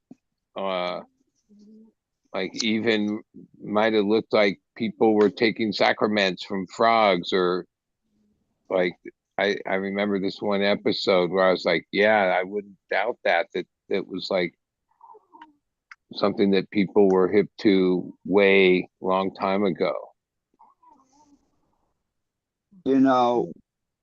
We only understood about milking the frogs. Well, what if they didn't understand that and they just ate the frogs to get the same effect? They knew about the frogs, that long ago, I have friends that are pretty hip to stuff, and then if that comes up, they go, "Oh, you mean the one you lick the frog?" Because a lot of people think like you lick some Yeah. frog, other than You rub it on no, a that mirror, then you there's scrape these it up. glands that they squeeze the secretion, they dry it out on anything, a piece of glass, and you scrape it up and you Yeah. smoke it. Okay, that's what it is.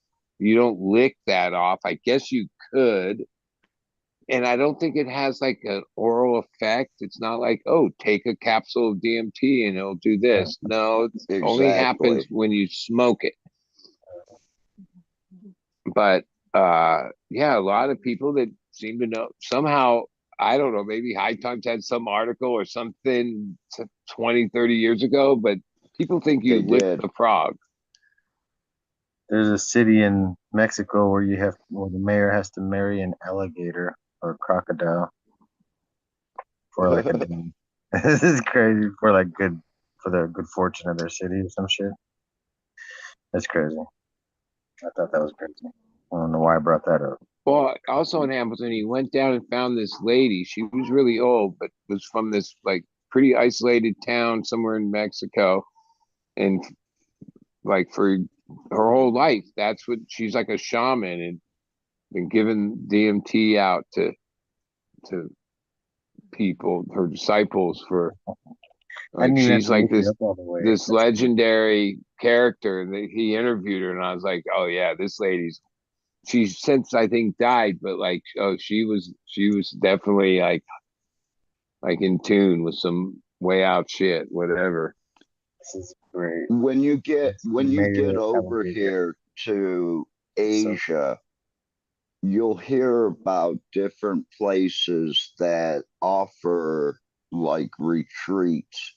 And the biggest one is the ayahuasca.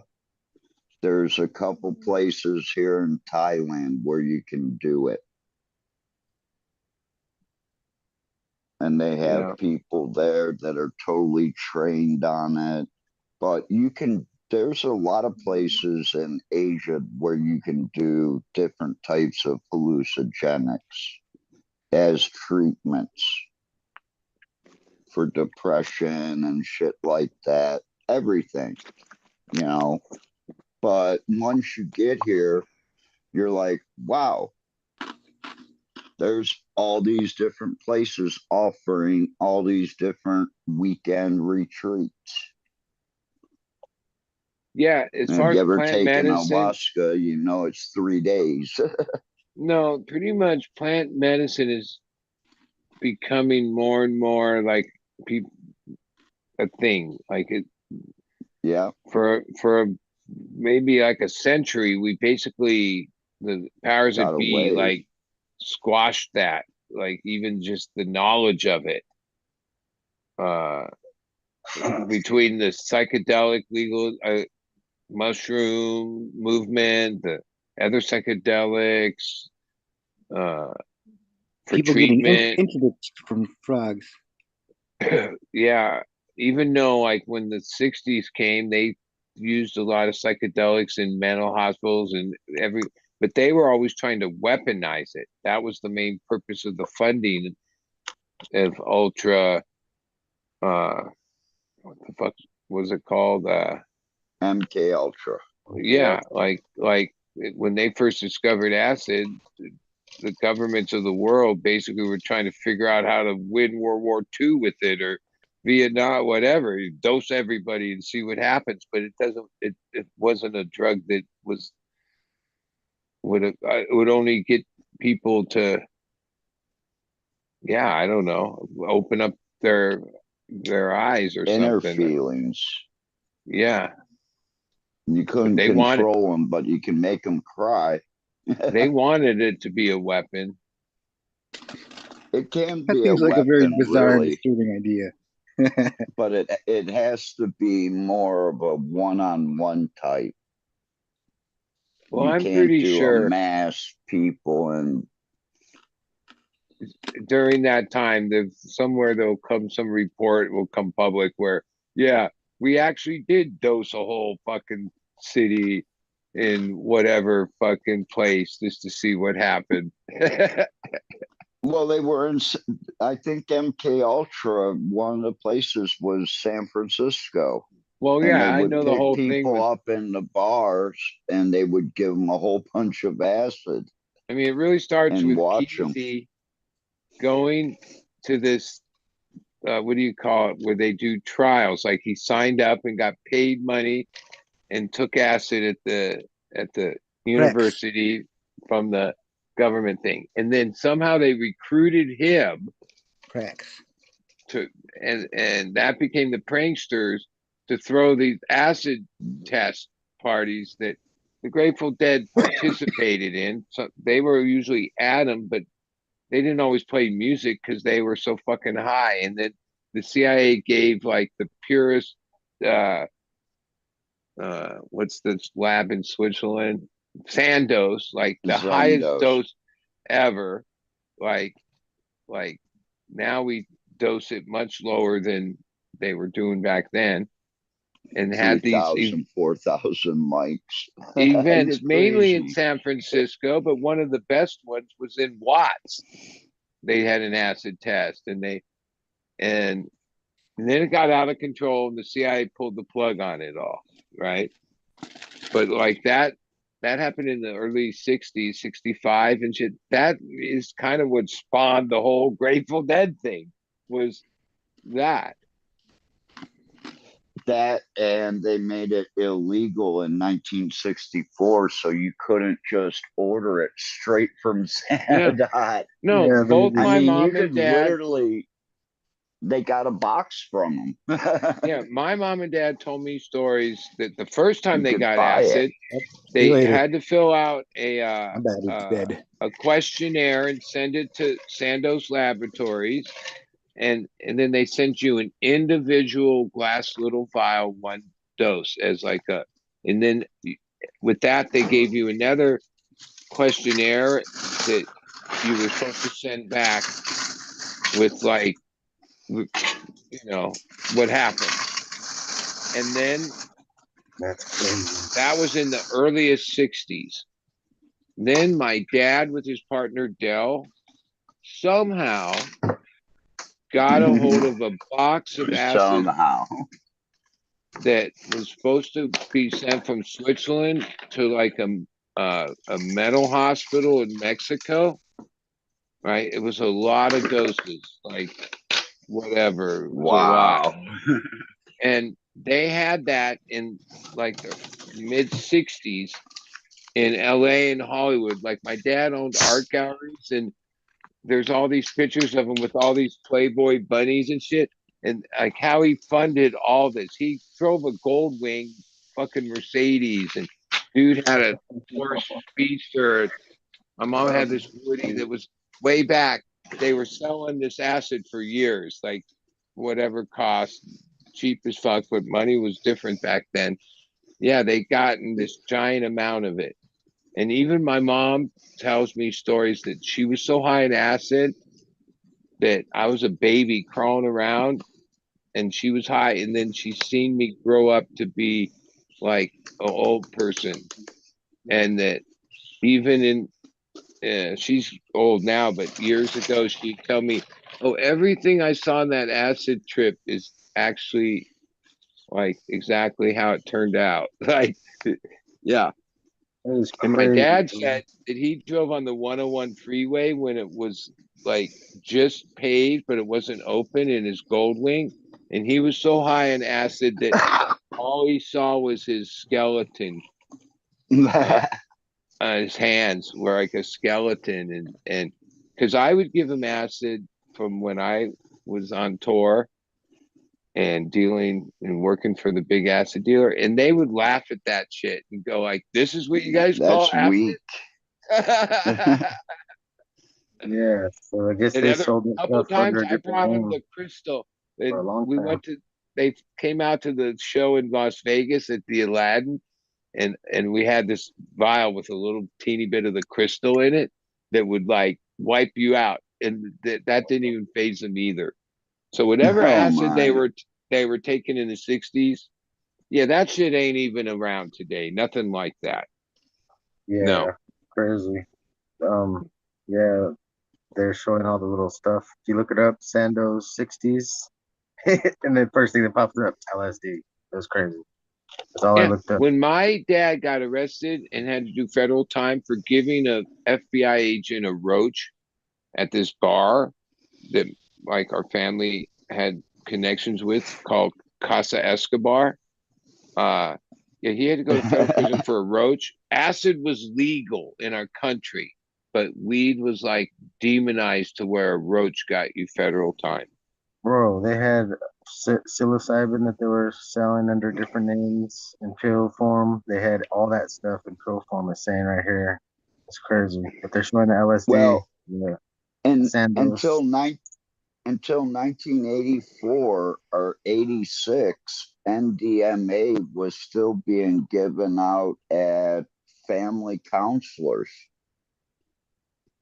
to try to bring back the family. And they made that illegal in like 84, 86.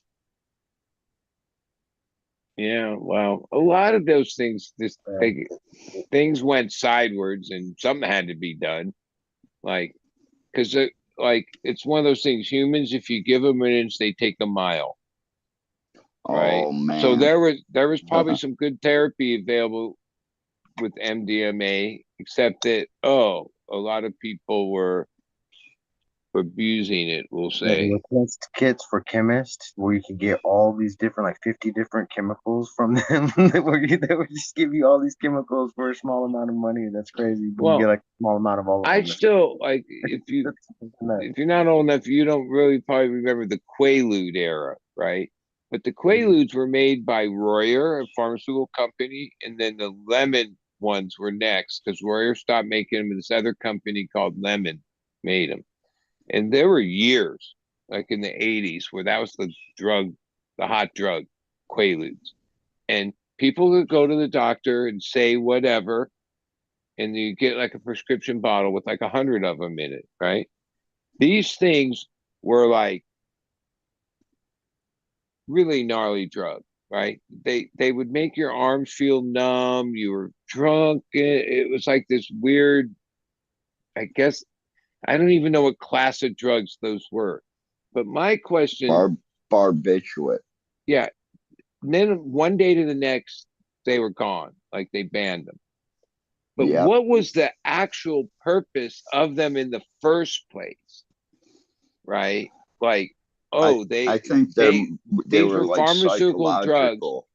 and you could go to your doctor and they gave them out like candy for years.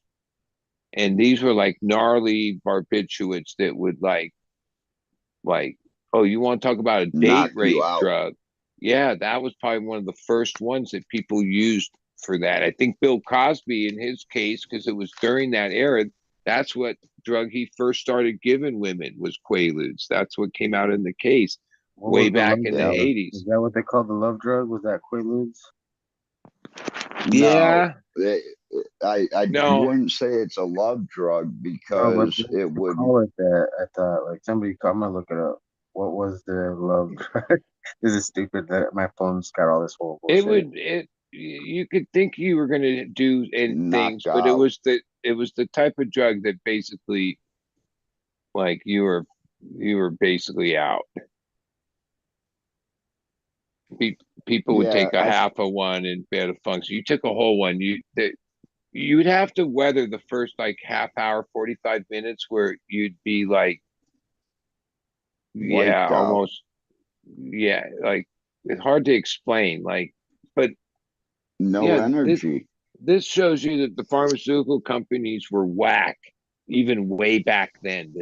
That somehow they sold billions of those pills, right?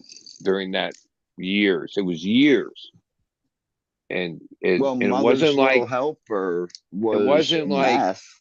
like when they banned it, there was fake ones, and they learned chemists knew how to make Quaalude powder and shit. But for the period I'm talking about, it went on for years. It was like the Oxy thing, but it was Quaaludes. Like they were like everyone had them. It was part of the disco scene too. People like to take those and go to the disco.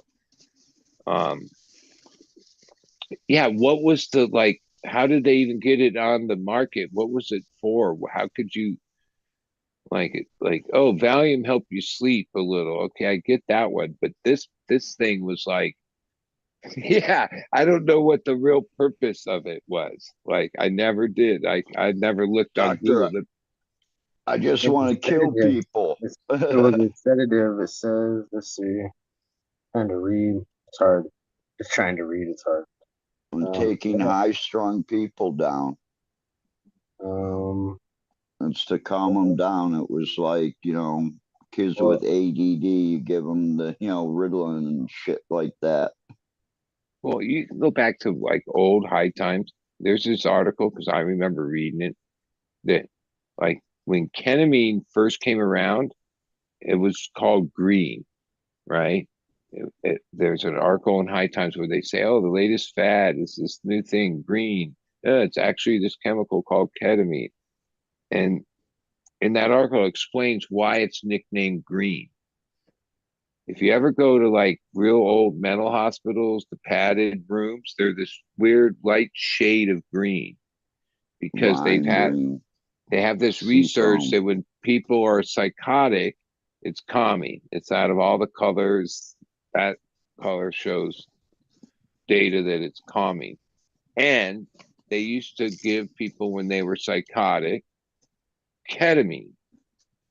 And then when it was first like hit the streets in the 70s, yeah, it was nicknamed green, mainly because, oh, the other place, oh, if you ever went psychotic, oh, they gave you ketamine when you were in the mental spot. Back when there used to be mental spots, like people used to get too high on whatever and they wouldn't go to jail. They'd go to a mental hospital for a couple of days and be on like a 72-hour hold because they were freaking out. Mental health, man. That place ain't no joke. Yeah, Reagan. Yeah, our buddy Reagan got rid of all that shit. That's why we have all the crazy people on the street.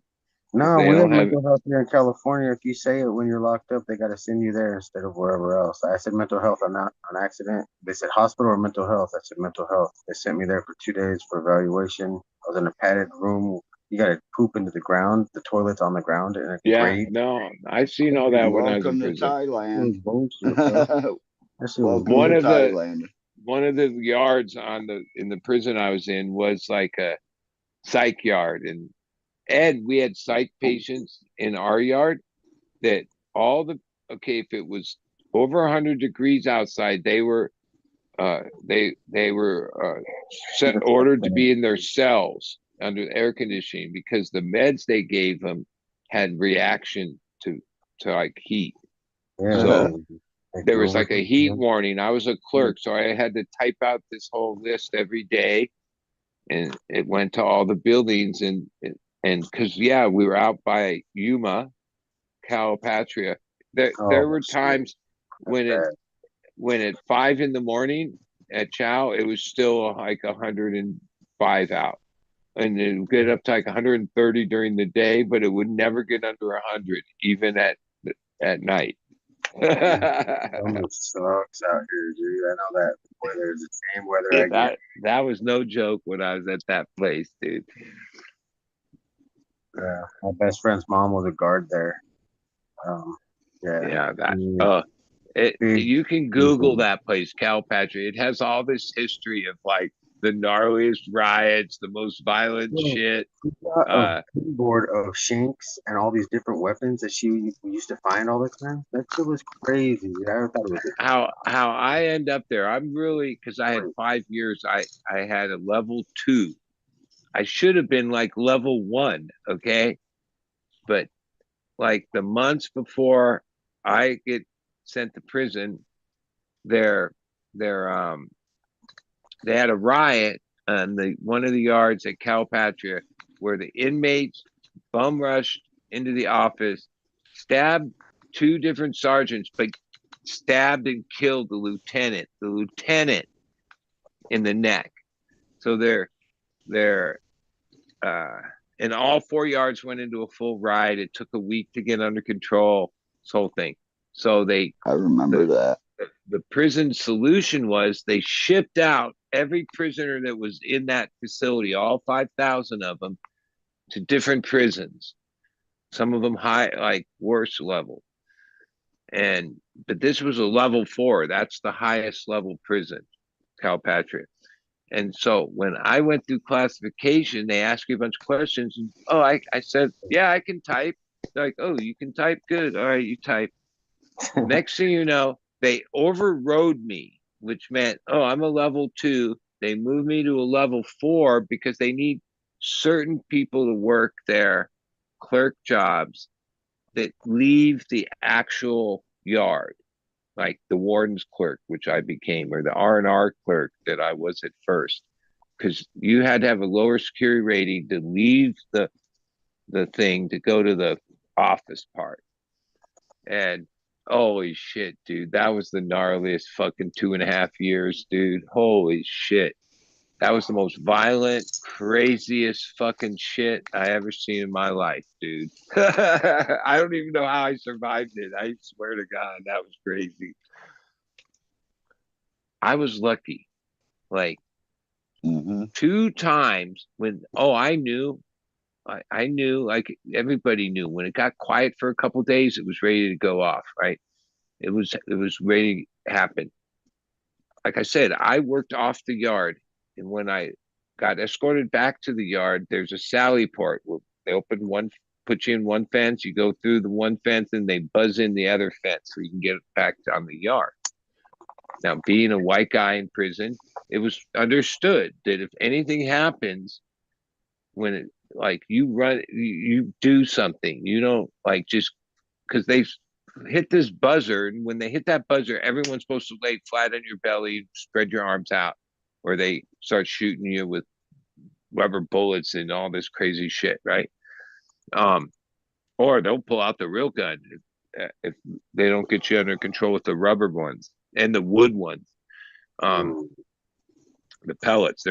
And so 2 times when the white against the black total fucking mayhem riot went on, right? Where 1 or 2 minutes earlier they buzzed that gate and I walked onto the yard and that happened, I would have been expected to have like got involved, even if it was pointless and some guy knocked you out or whatever the fuck happened, or stabbed you 6 times or whatever. You were supposed to try, right? We were always outnumbered, but whatever.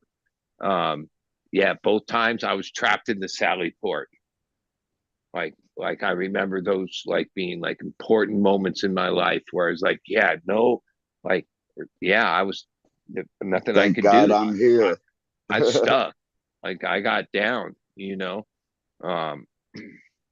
if I would cross that fence line, who knows, I'd probably still be in prison. I had this one friend, Palone, Mexican guy. He was the shot caller for the fucking MA. He lived in the cell next to me for like a long time.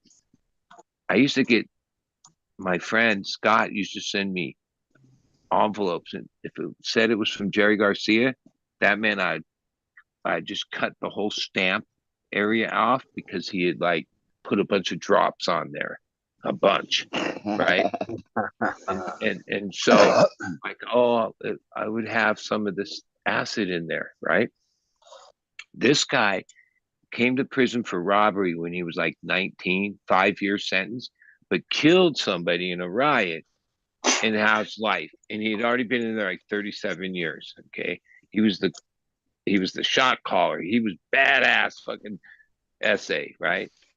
So he's my buddy. We fucking share weed and different shit, get some acid. And he's like, yeah, I've never done anything like that. What's it like, all this shit? I'm like, yeah, dude, I'll give you some when I get it. So yeah, I just remember in the middle of the night, his cellie whispering over, and he says, dude, he says, is Bologna right? He's been like staring at the same spot on the wall with tears coming out of his eyes for like hours, and he won't answer or say nothing. I'm like, dude, he'll be all right. He'll be all right. The next day, me and dude used to walk the track, and we're walking the track. He's like, holy shit, dude, my whole life flashed in front of me. Like That was the most insane, tense thing. Thank you so much. All this stuff. In the months to come, he lost power as the shot caller. And this other guy became the shot caller. And then that guy called me to a walk on the yard and said, dude, if you give any of my people any of that funny paper you got, it'll be the last thing you ever do. Right. Really? And it turned out what had happened is this Pallone guy that had been a shot caller for the longest time. Oh, after he took that acid trip, he was soft. He wasn't that same guy anymore. Like I saw it with my own eyes. Oh, he got demoted down and was happier. He like it changed his whole thing. Even though he's going to spend the whole life in prison, he was like, yeah, that one little fucking night that he took that one piece of paper totally changed the guy. And yeah, the other Mexican shot caller was afraid of that happening to anybody else. Like their fucking army of fucking killers. Because yeah, this was one of those level 4 California prisons that was definitely violent. He lost the keys because of some LSD. Holy shit. Yeah. Yeah. I always wonder. Lucky he didn't even get killed. Even when I got out, like months later, when I had money flowing, I sent that dude some money a couple times and wrote him because, like, oh, he was my homeboy in there for a long time. I had to be homies. I was the warden's clerk. Okay, so I saw things that even the officers didn't see, like the part of the file. Like, oh, I knew if they were a Chester. I knew if they were this. I knew if they were a rat. I knew they had this gang affiliation because all that shit came across my desk, right? And the way it works in there is if a white guy has that job and he gets rolled up, there's like the Mexicans are going to get the job next. And if that guy gets rolled up, the black guy's going to get the job next. That guy gets rolled up, Asian's going to get the job. And then again, back to the white guy. So they got you in this position where, oh, well, they can get you rolled up, right? So you have to give information to all of them, this kind of information, right? Which was a touchy thing because, oh, that would probably mean that they would put a move on that person, right? And then and stab them or worse or whatever the fuck happened. But they have this team of detectives inside the prison. I forget what their division's called. They're bad, like they're fucked, they're corrupt and really fucked. But like when you're in prison, they'll take you to court, break you off all these charges, and you'll never get out of prison. That's something that can happen to you. And so I could be sucked into any of these things and as conspiracy, because if they ever could prove or figure out where the information came from, right? Because you have a thing called a something file, and then when you come into the prison, it comes to the warden's office. They take out the certain part of the file and only keep it in the warden's office. And then the rest of your file goes to the yard that says whatever else about you, but not whatever they don't want people to know, like that you're a child molester, mainly child molesters, right? Like this was all get about that. Up. Yeah, like there's even myself, no matter if I was just in any position, because when they had those, they kept them in PC. And like they had their own yard and this whole thing. But let's say you went to visiting, somehow they slipped and one of those people were there. I don't care who, like you're expected to like try to kill them. Okay. Like green light it's on like go. the code. There's like green light on go. Yeah. It's like a weird whole, there's all these weird rules. Like it's not like you can not say, all right, that's cool for you guys, but hey, I'm only here for a couple years. I'm not involved. No, you got to follow the rules. Okay. Yeah, you do. Yeah, it's some crazy shit, dude. The cops, they're all corrupt, dude. Holy fuck. What I realized there, they weren't when they got the job. They thought they were like, but when you're around this type of people, day in and day night, even though they go home at night, oh no, they're in this other kind of thing, like where, yeah, they get sucked in. It's crazy, Yeah, dude. lifestyle does that to you, bro. The streets will do that. And then when you're locked up inside somewhere else, it's even worse. Yeah, 'Cause it's more like, the guards are more fucking yeah, like they're bad worse than the people in there, for real. dude. They're sick people. They were like Yeah, really they are. seriously sick fucks. Seriously, bro. They're the biggest gang too. Like out of everybody, Yeah, they're all set no, up. they've caught them like where they found tattoos on their fucking ankles that like mean they're in this gang and Yeah, they're like fucking. literally, And yeah. even at the one prison, they like would invite people to the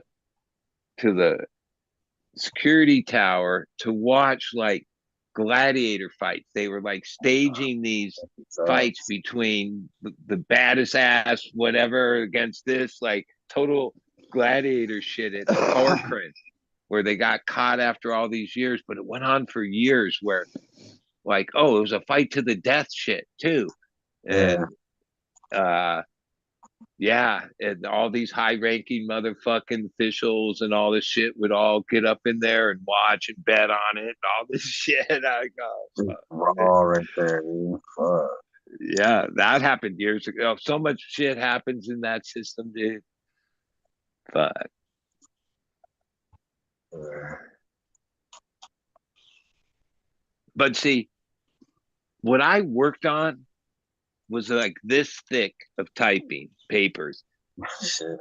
That was when they enacted the three-strike law, and Governor Davis ordered, because he's the head of the prison system, all the wardens of all 32 prisons to write a report on the effects of the three-strike law on the prison.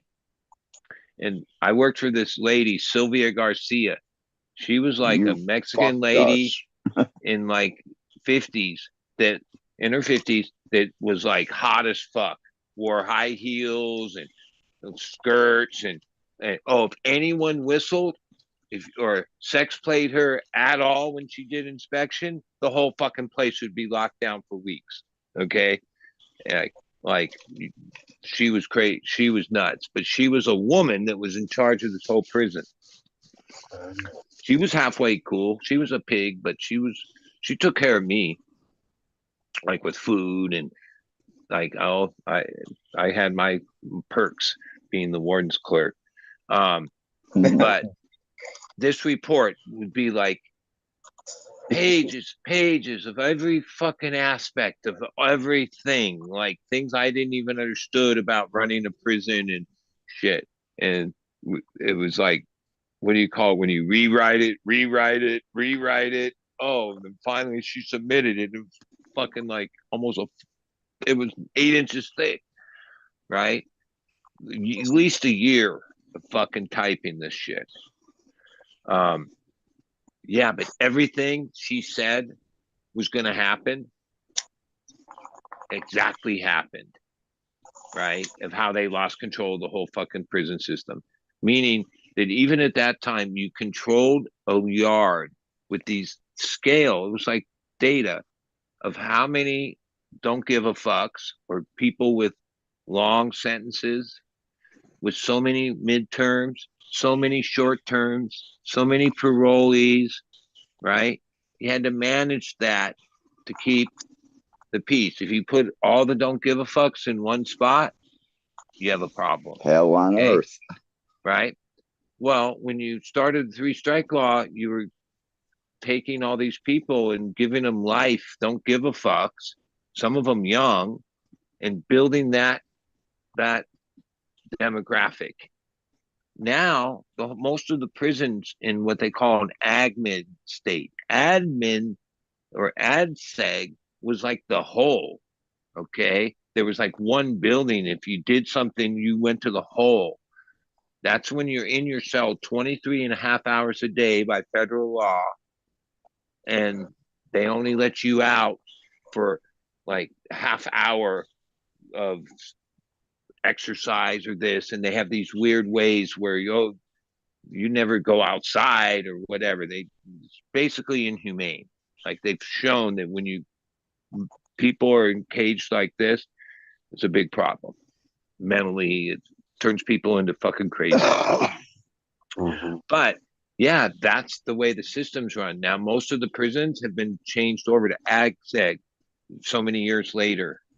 Even in California, if you could be sentenced to 10 years for a drug case, you're not going to go to prison. You're just going to be held in the county jail. Okay? Because the only people that go to prison are violent crimes, right? Robbery and up, or whatever, violent crimes.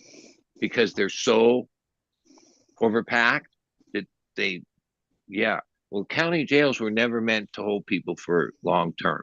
They don't have the programming, the like passability, a yard, a year or something, but then you go a year. So now you have all these county jails that people are doing their time at years and years and years because there's no room in the prisons. Oh, that's the shit she wrote. She wrote all that shit out. I'm sure all the other wardens probably wrote similar shit out, that this thing was like over time was just going to collapse the whole system. And that's what happened.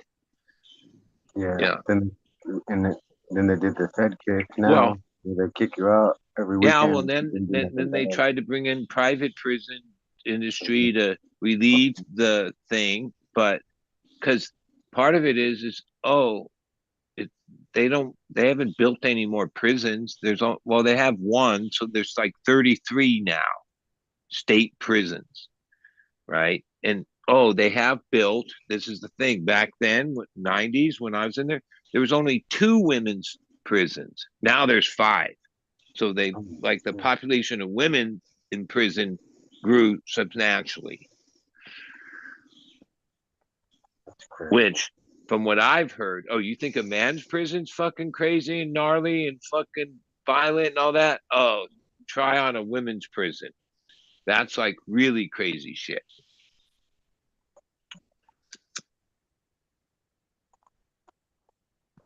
Which I could imagine. That would have to be pretty crazy.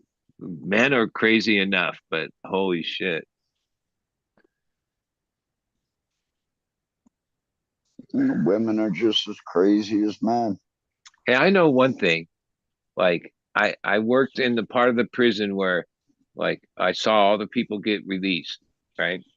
And these cops would always say to them, "Oh, see you next week," or make some comment like that, right? And they, for the 2 months before I got out, every one of them, even that warden, was like, because like there's like a 90% recidivism, right? And usually if you're in a certain prison, you get back in custody, they send you back there. So I saw it with my own eyes that people would get out and they'd be back within a month. Okay. Lots of them. But yeah, the cops saying that to me like was one of my main motivations, right?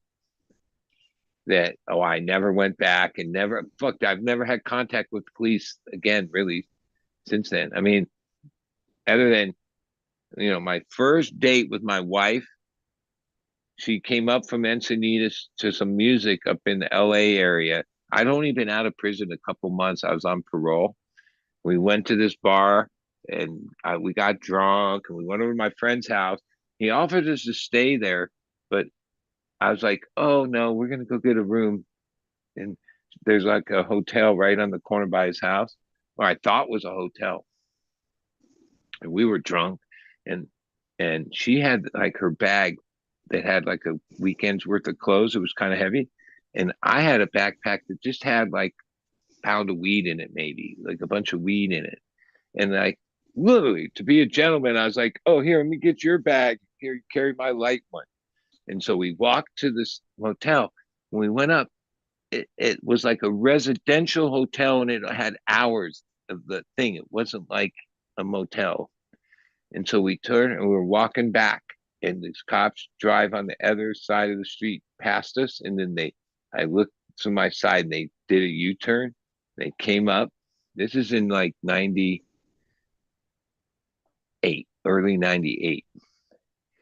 Or no, 97.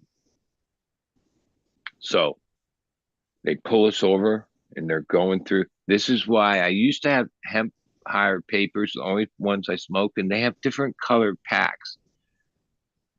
I would go to the head shop and buy like the whole case, but I'd have them take out the red packs and replace them for years. Like the guy knew, and he would have all these red single packs because I wouldn't buy them, but I'd buy like a case worth of the green, gray, and all the other colors, blue, but I wouldn't buy red because that day in my wallet was a pack of red papers.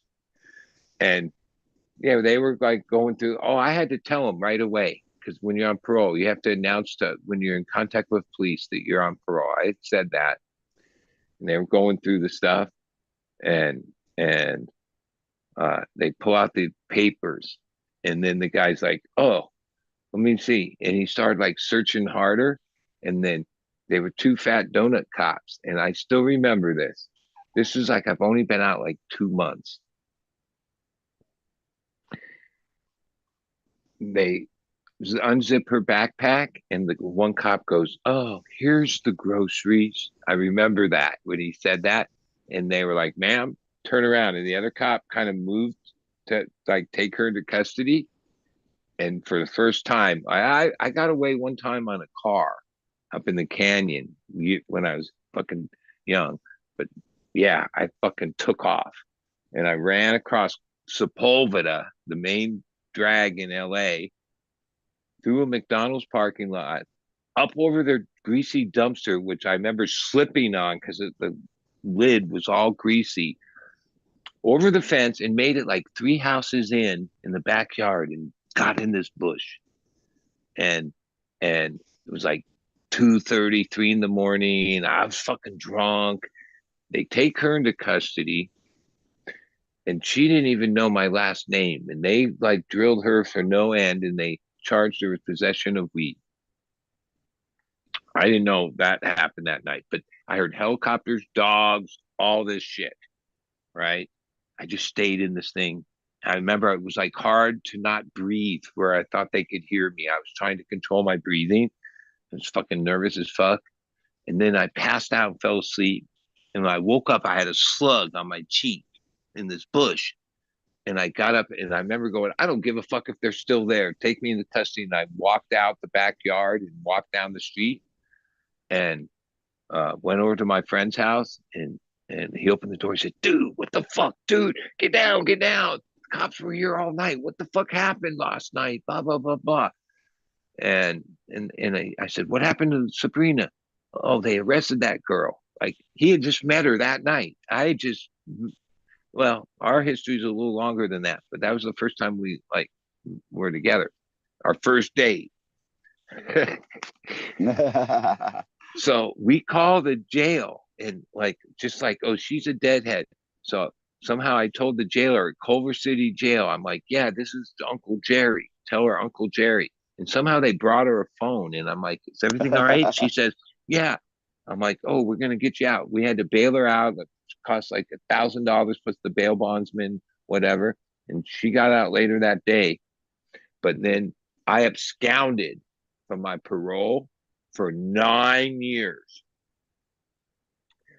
Most of my go-karting career was using her name. Her like I used her last name. So I have all these magazine articles from show my picture and all this and describe my fucking race and the whole thing.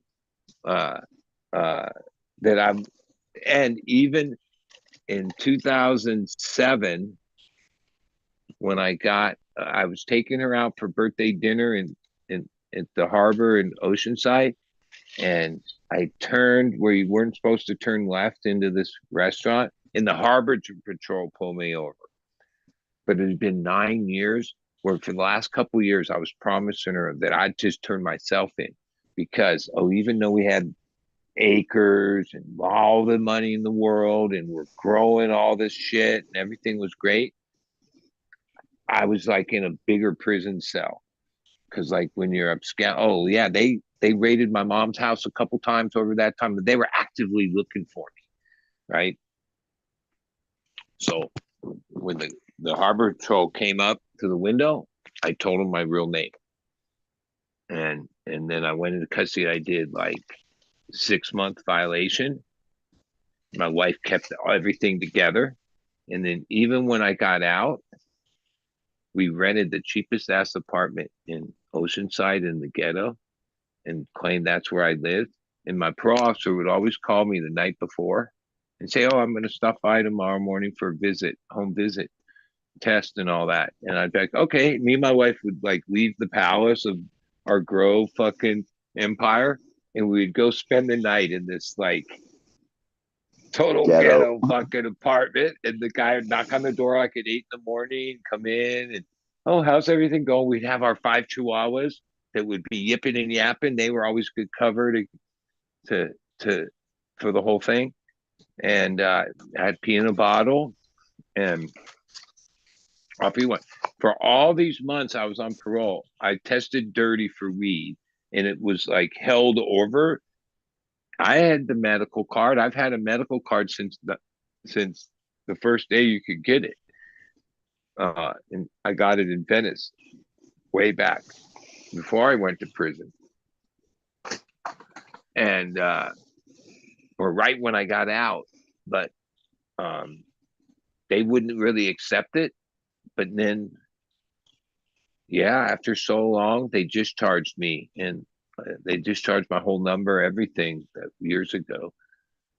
But for a lot of years, I was in trouble all the time. I was just trouble was my middle name.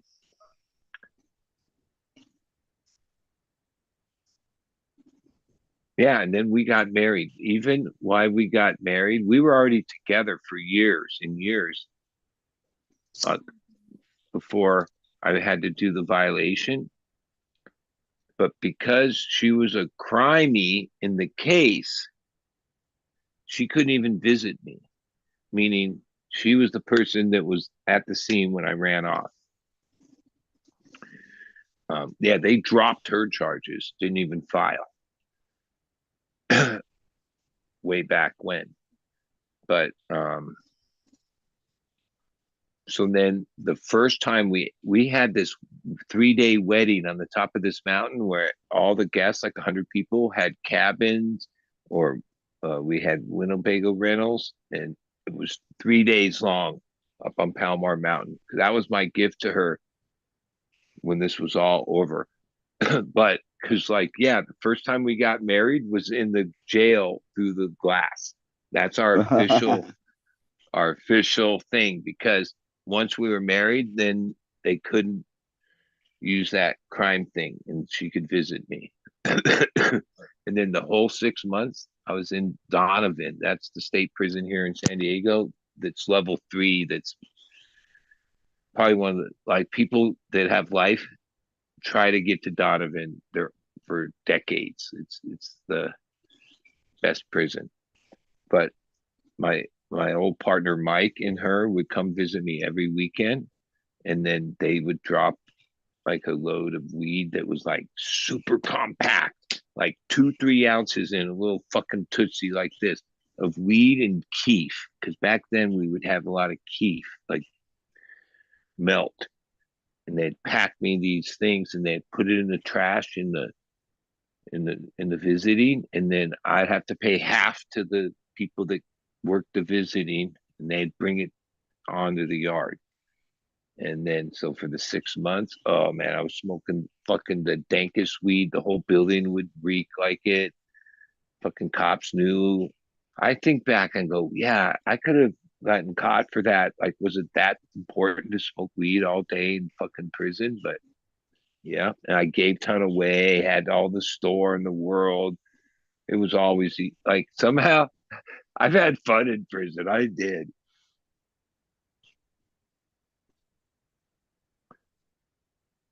Even how I used to get music, I knew the American Indians, they get these spiritual packages.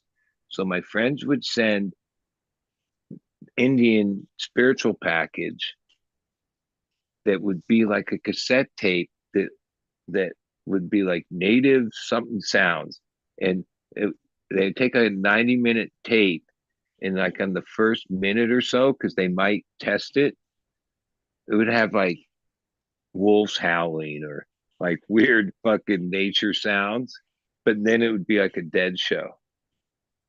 Like once you forwarded past the fake nature sound part, it would be like 90 minutes of some dead show. And I had all these tapes. I was set. I was like had acid, fucking weed all the time. I smoked weed every day in prison, for sure. Except when we were locked down. Sometimes we were locked down, visiting was shut down and shit would get tight. But other than that, I had weed every day. Little ass pinners that would be like one hit for you and one hit for your celly, and of just like Mexican dirt weed most of the time.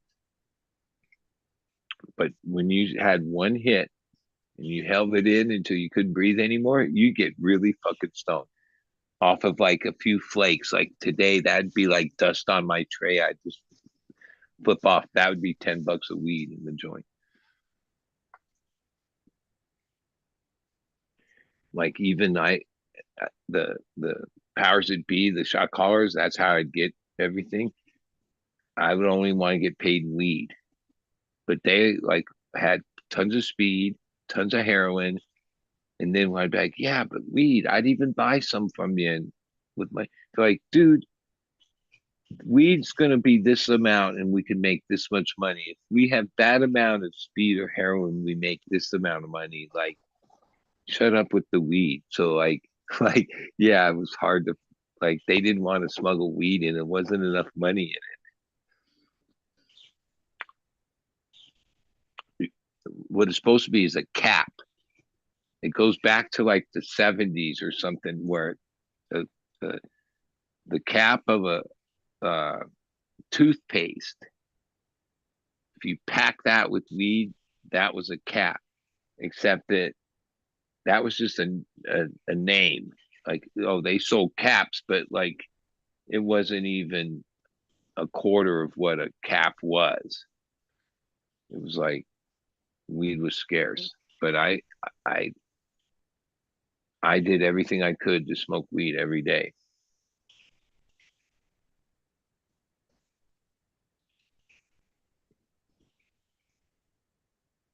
Yeah, I would.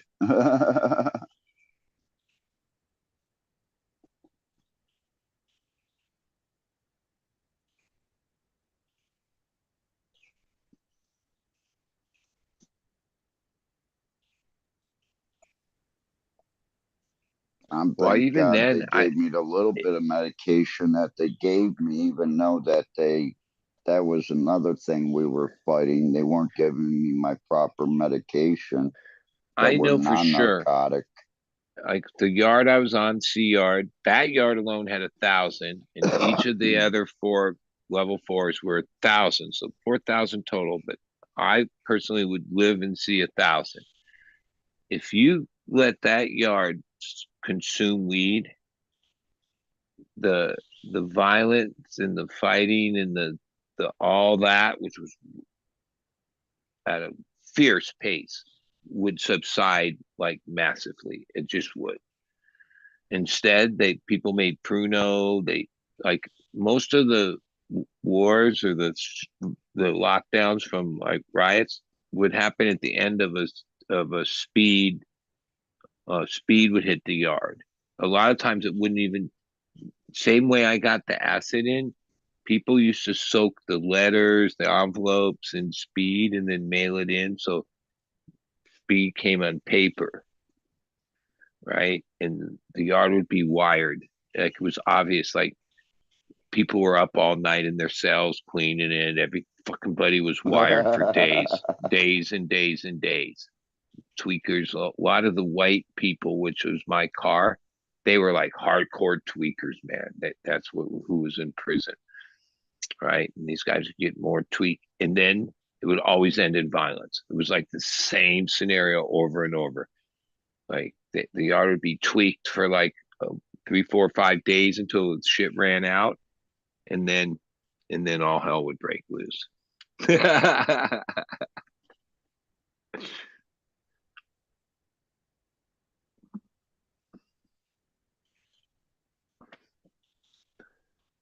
Mainly because some people would still have a little, and other people that were super violent didn't. And they'd find those people. Or demanded or shit. There was always fucking crazy politics, man. It all went under this weird guise of respect, but like it was the most disrespectful fucking thing ever. But it was in the name of respect. Like that's what I remember thinking. Like, yeah, everything is about respect, but like there's no respect here. A lot of hate.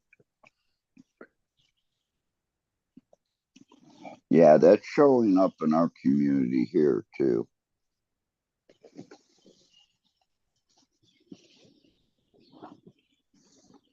Oh.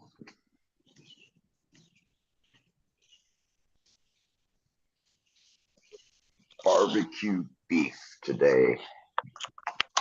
Barbecue beef, not huh? Yeah, not pork, beef. God damn it, this fucking microphone is not shielded at all. It's pretty annoying. It's my phone. It's the RF interference. Normally you get microphones that are more shielded. Well, anyway. What was I trying to say? Barbecue beef, did you barbecue it yourself or what is it? No. There's a restaurant here in town that sells beef brisket and pulled pork by nice. the 100 gram. Right on. So I buy it from them and I bring it home and I add the barbecue sauce after I cut it up and have sandwiches. I've got a couple potatoes I boiled up the other day, so we'll fry those up in a pan. Sounds good. Right on. Well, what do you figure, guys? We're gonna be here back almost 11 hours or something. You guys want to cut it short here, or what's the good word? Yeah, we could do that. Right on. Let's do it. Looks like Bud, you're muted. My new life, yeah, I start off pretty early in the day and work pretty hard where I'm all of a sudden realizing, what time is it? I fucking need to go to sleep. Right on. All right, let's do it. Every day. Yeah. Who wants to go first? First victim. All right, I'll be gone first. All right, it was great hanging with you guys, and have a good rest of the week, and see you at the safety meeting, hopefully. Hey, man. Cheers, bud. Yep. Good to see you. Later, bud. Go for it, green fingers. All right, everybody, go up, plant some seeds. Thanks for having us, Jimmy. No. Peace out. Captain. Yeah, I'll just say. Oh, go for it, Jeff. I haven't really said much, so but I've been listening. No. It's been really good. It's been really good. Yeah, that was good conversation. So I think it was good. Being stopped by for a while, and yes, good stories by Bud. All right, have a good night, everyone. Yeah, it was cheers, great. Jeff. Later, Jeff. Everybody. Okay. Go for it, Captain. Thank you, Fumi. Thanks, Steve, for hanging out. Thanks for everybody out in chat hanging out with us. Everybody on the panel, it was great seeing you again. And maybe we'll see you at the safety meeting. Everybody have a wonderful couple days until the next one. Cheers, Captain. Peace. Good to see you, buddy. Later, Gator, as I often say. That leaves us, ladies and germs, for the rest of the conversation here. I guess there's not much to say, frankly, but I don't know. Join us in just a few hours, frankly, for the safety meeting. We'll be here pretty much, hopefully, unless the channel is struck. I mean, it literally just never know anymore. So hopefully we'll be here, ladies and germs. The big channel technically is what's the word I'm looking for? Up or whatever. Like I could totally put up videos. The problem is that I'm basically already at 2 strikes. So if I get even just the fucking whiff of a warning, channels deleted from YouTube forever. Literally, that's what they do. They delete it forever. They just don't even ask you. And then technically, according to their terms, you might be banned from YouTube, period. You might be read only or like watch only. That's fucking weird, isn't it? It's just an absolutely bizarre treatment. So anyway, we're going to be hopefully on this so-called lifeboat channel, ladies and germs. And if this channel gets struck, please go subscribe to Fumes of Gold and also Dank Culture Collective. Those are the two other lifeboats. Hopefully, maybe the Dank Culture Collective will actually become something. You know, maybe when I start doing the in-person meetings again, we'll see. But in the meantime, yeah, just honestly, it's just farcical that we have to do this, but that's how it is, I guess. That we have to just keep freaking opening up new channels to keep avoiding being completely banned. You do sometimes wonder if it's worth it. Everybody on this show is like, "Oh, thank you, Fumi, thank you, Fumi," because I honestly wonder to myself, like, is there a fucking point to these shows? I really do. Like, I really do. It's kind of a puzzle because every time we do these shows, people seem to be super grateful about it, but then after the show, I'm just like, it just doesn't really make a lot of sense. I don't know. Perhaps that's in my head. Anyway, should probably talk less and let you go more. Anyway, but in the meantime, ladies and germs, go subscribe to Fumes of Gold and Dank Culture Collective. It costs you literally nothing to go to subscribe to those. I guess it costs you time, but it costs you nothing financially to go subscribe to those channels. If I don't know, if we just leave YouTube forever, I guess you can just always unsubscribe, right? Anyway, tell your friends, of course, like, share, and yeah, I guess I already said subscribe to this show. If you enjoyed the show, obviously, if you didn't enjoy the show, hit the downvote button twice, because I mean, honestly, you always double tap, right? Especially with your mama. But in the meantime, folks, we'll be here later tomorrow. Take a look, of course, for merch. If you guys like t-shirts, they are available somewhere on the internet. Obviously, I have no idea where because you can't directly buy anything from this fucking channel. Thank you very much to the trolls that always report us for all manner of inappropriate behavior. Jesus Christ! I mean, if half their accusations were accurate, I would run away from myself. Honestly, what a terrible person I would be if half of the accusations have ever been right. That's a weird statement. Anyway, hopefully you know what I'm trying to say. If you don't, I mean, maybe that's how evil I am. Anyway, I do sometimes wonder, like, why my channels are so fucking popular with the trolls. I'm just like, why me? Like, compared to everybody else on the internet, very puzzling. Anyway, but in the meantime, no sense in trying to logic your way out of an illogical problem. I always try to remind myself. Not sure if this microphone is the right choice for this particular use case. I don't know. It seems a little bit flat and stuff. Maybe I just don't have it in the right place. So, you guys don't care about microphones as much as I do. I was just gonna show it off, and I realized you guys literally don't care. So anyway, what was I trying to say? I am still thinking about doing the testers. I don't know. I keep going back and forth. It is a strange situation to be in life. It's, I don't know if people have realized this yet, that you wouldn't think this from the amount of people who jump into becoming seed breeders. It's a pretty challenging life. It's really not a way to make an easy living. It is endlessly challenging in the sense that you have to constantly be on your game. It hasn't been super rewarding for me. So I have frankly thought about letting it go and finding more rewarding things. But it is something that I really enjoy. So that's something that I keep considering every time I do think about abandoning it or moving on or setting it on the back burner. Well, anyway, on the back burner, not the fucking front burner. But in the meantime, what am I trying to say? Yeah, I just go back and forth. Of real life, as some of you have surmised, has been super fucking challenging of late. So, goodness gracious, it is always a struggle to figure out if it's worth doing these kinds of things. You end up actually giving up a lot. At least I have. I don't know about everybody, but I certainly have given up a fucking kind of too much, honestly, in order to be a grower and breeder and all that kind of stuff. And you do sometimes wonder to yourself if you're just continuing to throw good money after bad. But hopefully the answer is no in the meantime. But folks, presumably, if I am gonna send out testers, I guess there's a couple more spots available. I don't know. I probably don't want to. I was gonna say like, oh, I'm gonna have 50,000 fucking things testing. Like, I don't know if I have that energy right at the moment, to be perfectly frank, but I do have a number of things to test. So if you guys are interested, let me know as soon as possible, because I would like to send those things out if I'm actually going to do that. I haven't sent out any of the testers, so don't be looking at the post office like, oh my God, I hope it's coming tomorrow. Nope, I haven't actually sent them out. Because like I say, it's one of those things, testing, you actually wonder to yourself, like, okay, testing, it only really helps like 6 months from now. Are you going to be here 6 months from now? And I ask myself, like, am I going to be here 6 months from now? I don't know. I don't know. I mean, the channel just continually, it's a fucking struggle. I have to be frank with you.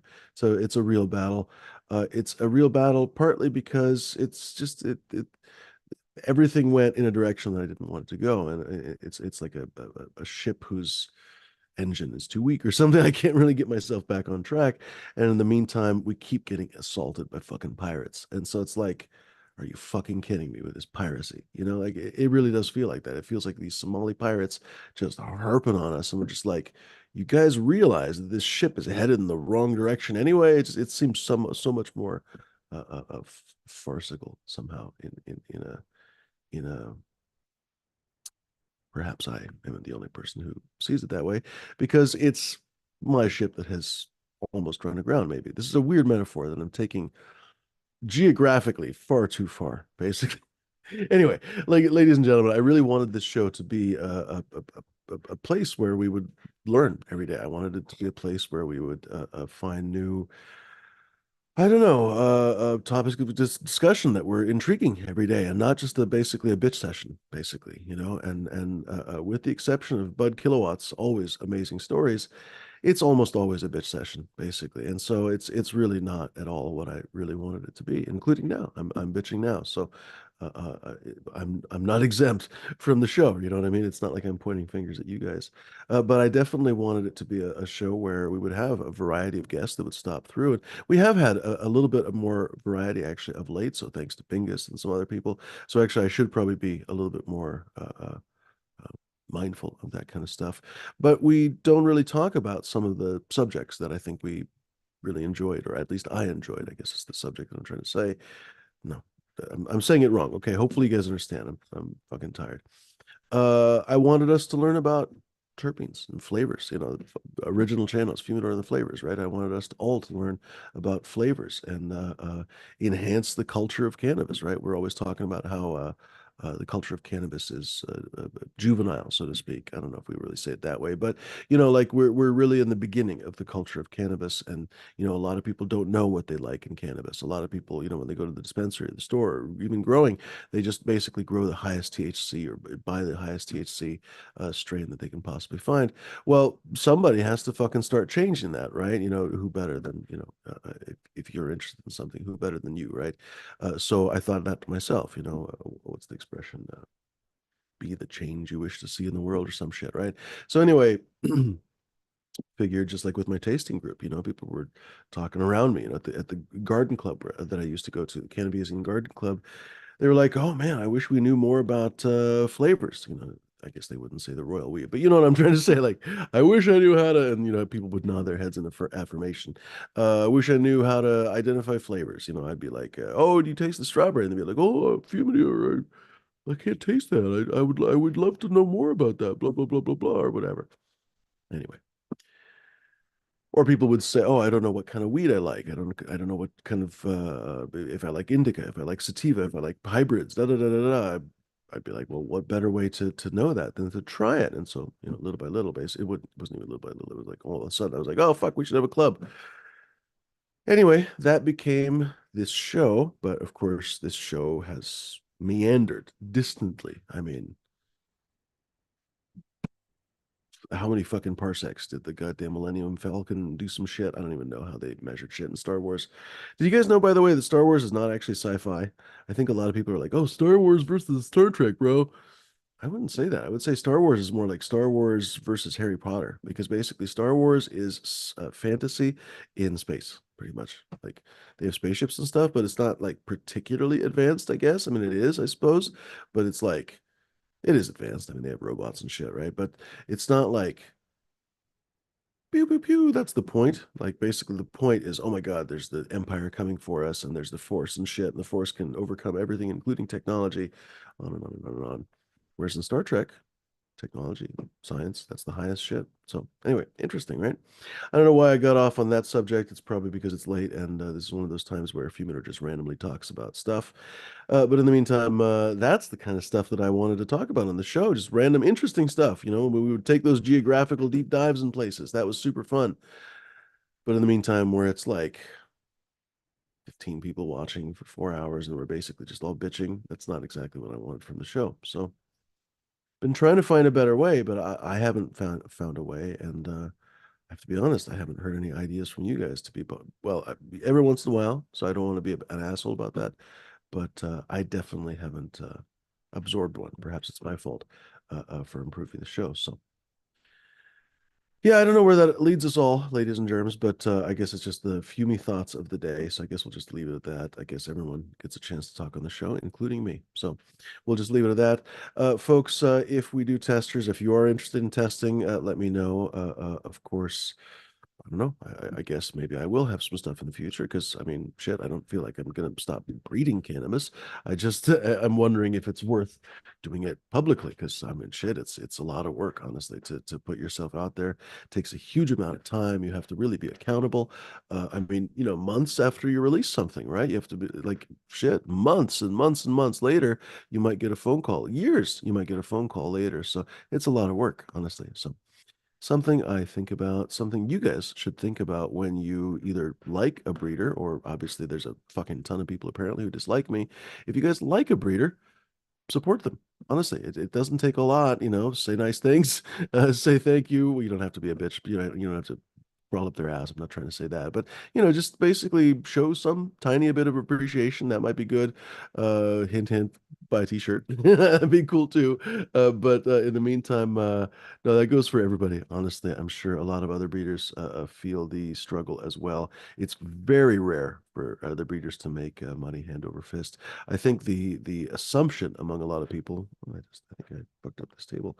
Anyway, not just now, but I think I noticed that it's fucked up. I think a lot of people assume that the money just rains fucking, it just like pours down there. I don't even know how to describe the metaphor. It's like fucking Niagara Falls of cash. Like Krugerrands are just fucking no.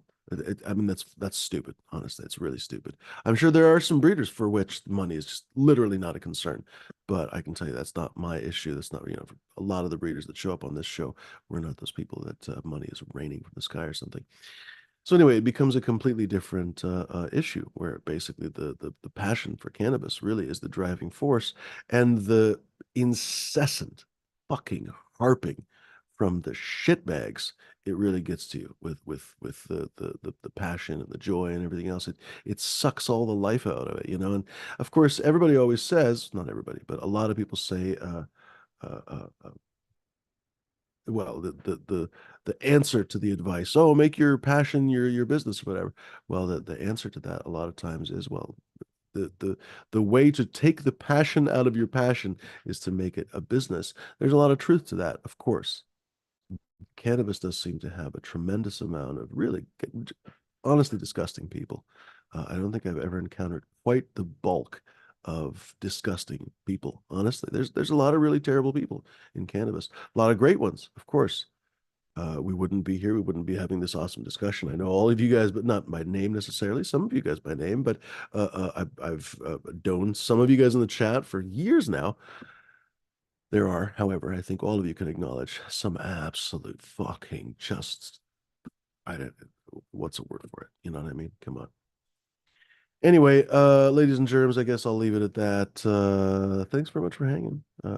Thanks for what does Benjula what does Robert Benjula say here? He says, help me pay for the 2 to 3 years it takes for me to make seeds too, please. That's honestly what it takes to take. Before I showed up, I had to do 2 or 3 years of work. There's plenty of, cheers, Nathaniel. There's a lot of breeders who do certainly show up after an accidental pollination, but I think that's the what's the word I'm looking for? The stereotype of whatever. I don't see too much of that anymore. I don't see too much of the like. I think people think that, but like they don't realize you have to market the fuck out of stuff. Like nobody's buying some guy opens up his trunk on a street corner. He's like, bro, you want some cannabis seeds? Like I don't know, 5 years ago maybe. Like maybe everybody was fucking buying seeds out of a fucking truck off the back of a truck. But I mean, like now, no, man. Like people have to know the lineage and this and that. They have to know all kinds of stuff about it. So anyway, all the perceptions are so strange. It also really gets to me to see all the breeders, even the small ones, fucking infighting and harping on each other. It's just pointless, pointless, pointless, pointless. Literally the opposite of pointful, actually. Not even pointless. It's like actually self-destructive. So something that's pointless is useless, right? But something that's actually self-destructive is something that's actually like a fucking pointing the other way. It's like a spear with the wrong end. Anyway, dumbass. Anyway, ladies and germs, we'll be here in a few hours. Come hang. Don't show your wang. Check out weird shadows behind me. Anyway, that'd be a great beginning to a book. What weird shadows behind me, said the ghost. Ladies and germs, adios. Thanks for hanging. Be kind, be decent, be gentle. Don't be fucking pricks, dicks, or lunatics. Post something wonderful. Just in general, don't be a wang. Don't show your wang unless it's asked. Obviously it might be appropriate, but if it's not appropriate, don't show your wang. It's not really needed. Other than that, I don't know, unless your name is Dr. Wang or some shit. I don't know. Maybe there's an appropriate circumstance, but most of the time, I'd say 99.9% of the time, don't show your wang unless it's the appropriate time and you have been asked to show your wang. You're not going to be a hero. Unless you're like Superman on an alternate universe. I don't know. Again, there's always a chance. Anyway, all right.